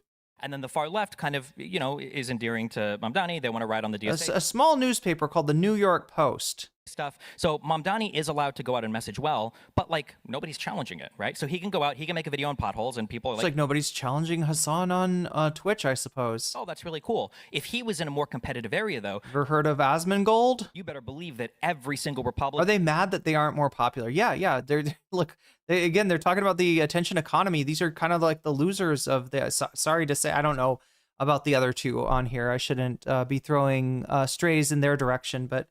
Yeah, Destiny and Sarah could be rightly seen as the losers of the attention economy. Chud Logic would not approve. Would be playing, while Mamdani is fixing the potholes, they're putting holes in your trans children, or while Mamdani is out here doxing people and where they live, they're trying to take away your home. Like, he would have to fight. He doesn't have to fight with any of that. He controls his own branding. And then on the final, feel so much better since I got holes put in me. Point for Donald Trump. Donald Trump is not a genius. I hate it when people say this. Oh yeah, that's what Sarah said. inherited a Republican media empire that has been destroying the Democratic Party on messaging for 30 years. As somebody that grew up, I grew up. Oh my God, Destiny, you're almost on it. Yeah, Fox News does play a big role. Also playing a big role is money in politics, which these guys will never come out and oppose because they are, the Democratic Party is bought in, and Destiny doesn't even think of it as an issue. It seems like. Anyway, chat, I got something cool for you to see. All right. You're watching me on Twitch right now. You might be thinking, I would like the opposite of this content. Can I please have the opposite of this content? Can I please have like just the exact polar opposite of this content? And I answer you, yes, you can. You can, because guess who's playing Pal World with a bunch of pals? Frogan and the Arabs podcast. The evildoers that were banned from Twitch for being racist about, anti-Semitic about hummus, very anti-Semitic about their hummus tier list, right? They're playing some Pal World, and I love this game. I didn't get to play enough of this. I got the demo of it. I never really bought the actual game, but it looks fun as fuck. I was thinking, Nintendo was gonna erase this from existence, but it looks like the lawsuit for once went against Nintendo. So you want to see Frogan playing some Pal World with the rest with her podcast co-host? You're about to see that if you're watching me on Twitch. We haven't rated Frogan in a good long time, so get in there because I think you're going to enjoy this, and it is kind of the exact opposite. Before we go over there though, let me shout out my Patreon. If you support me on Patreon at the $5 level or above, I give you a fancy shout out at the beginning and end of every stream. Let's do that now. Shouts out to JMB. Shouts out to, oh my gosh, did I miss somebody? Shouts out to JMB. Shouts out to Emily French. Shouts out to Big Al of the Cake Mix and the Cake Remix. Shouts out to Direful. Shouts out to Joel Siverud. Shouts out to Sarah. Shouts out to Izzy Mandius. Shouts out to Steven Sayers. Shouts out to Animus. Shouts out to Infallible Fowl. Shouts out to Oral Ellipsis. Shouts out to Nadia Yvette. Shouts out to Choki. Shouts out to Moe Noape. Shouts out to Temporal Insanity. Shouts out to Buffy Geek. And a fancy shout out for my fancy weasels. Shouts out to Rachel K. Shouts out to Omega Star. Shouts out to Crystal Saphira. And shouts out to Zara Xerix. With that being said, chat, I have been nocommentchick. I'm going to see you again on Friday. So again, skip Thursday. We stream again on Friday, and Friday's special, right? You know how there was a limit on this stream? Even if we'd gotten to 200, the most we're going to get out of it is 2 hours, right? 1 hour if we get to 100, 2 hours if we get to 200. Friday, all rules are off. So, there's the ability to make the stream last as long as chat can keep the ball or the balloon in the air. So make sure to come by for that. We'll also be playing some gaming. We'll be playing some Persona 2 to be real. And after the content, right, we're gonna do the content first, then we do the gaming. So make sure to show up tomorrow, or sorry, not tomorrow, Friday at 7 p.m. Pacific time, 10 p.m. Eastern time. That's when I stream on Monday, Tuesday, Wednesday. Monday, Tuesday, Wednesday, skip Thursday, Friday, Saturday, skip Sunday. That's the streaming schedule. Commit that to memory. Chat, got it memorized? Can I annoy you with got it memorized? I'm going to keep saying that until somebody calls out the source of it. Anyway, much love to everybody. Thank you, mods, for keeping us safe. Thank you, everybody in the Thumb Gang, for liking the stream. It helps me out more than you could possibly realize. Thank you, everybody that helped out the blast off tweet, right? I appreciate that as well. I'm going to get out of here and, I don't know, eat something. That's what I'm going to do. There we go. Tanner Dude Man says, okay, Axel. There we go. Got it memorized. All right. We do have it memorized. It turns out. Thank you, Duckass, for the cozy stream. Irene, Duckass, you're always so cozy. And so Duckass. No, it's funny when when it doesn't show up as a emote, it just says Duckass. I think that's an emote. But anyway, yeah, much love, chat. Take care of yourself and each other. I'll see you again on Friday. So look forward to that and have a big stream on that day, one day a week. We can let it all let the freak flags fly and go a little bit longer. And that's what we'll do on Friday. So make sure to be here for that.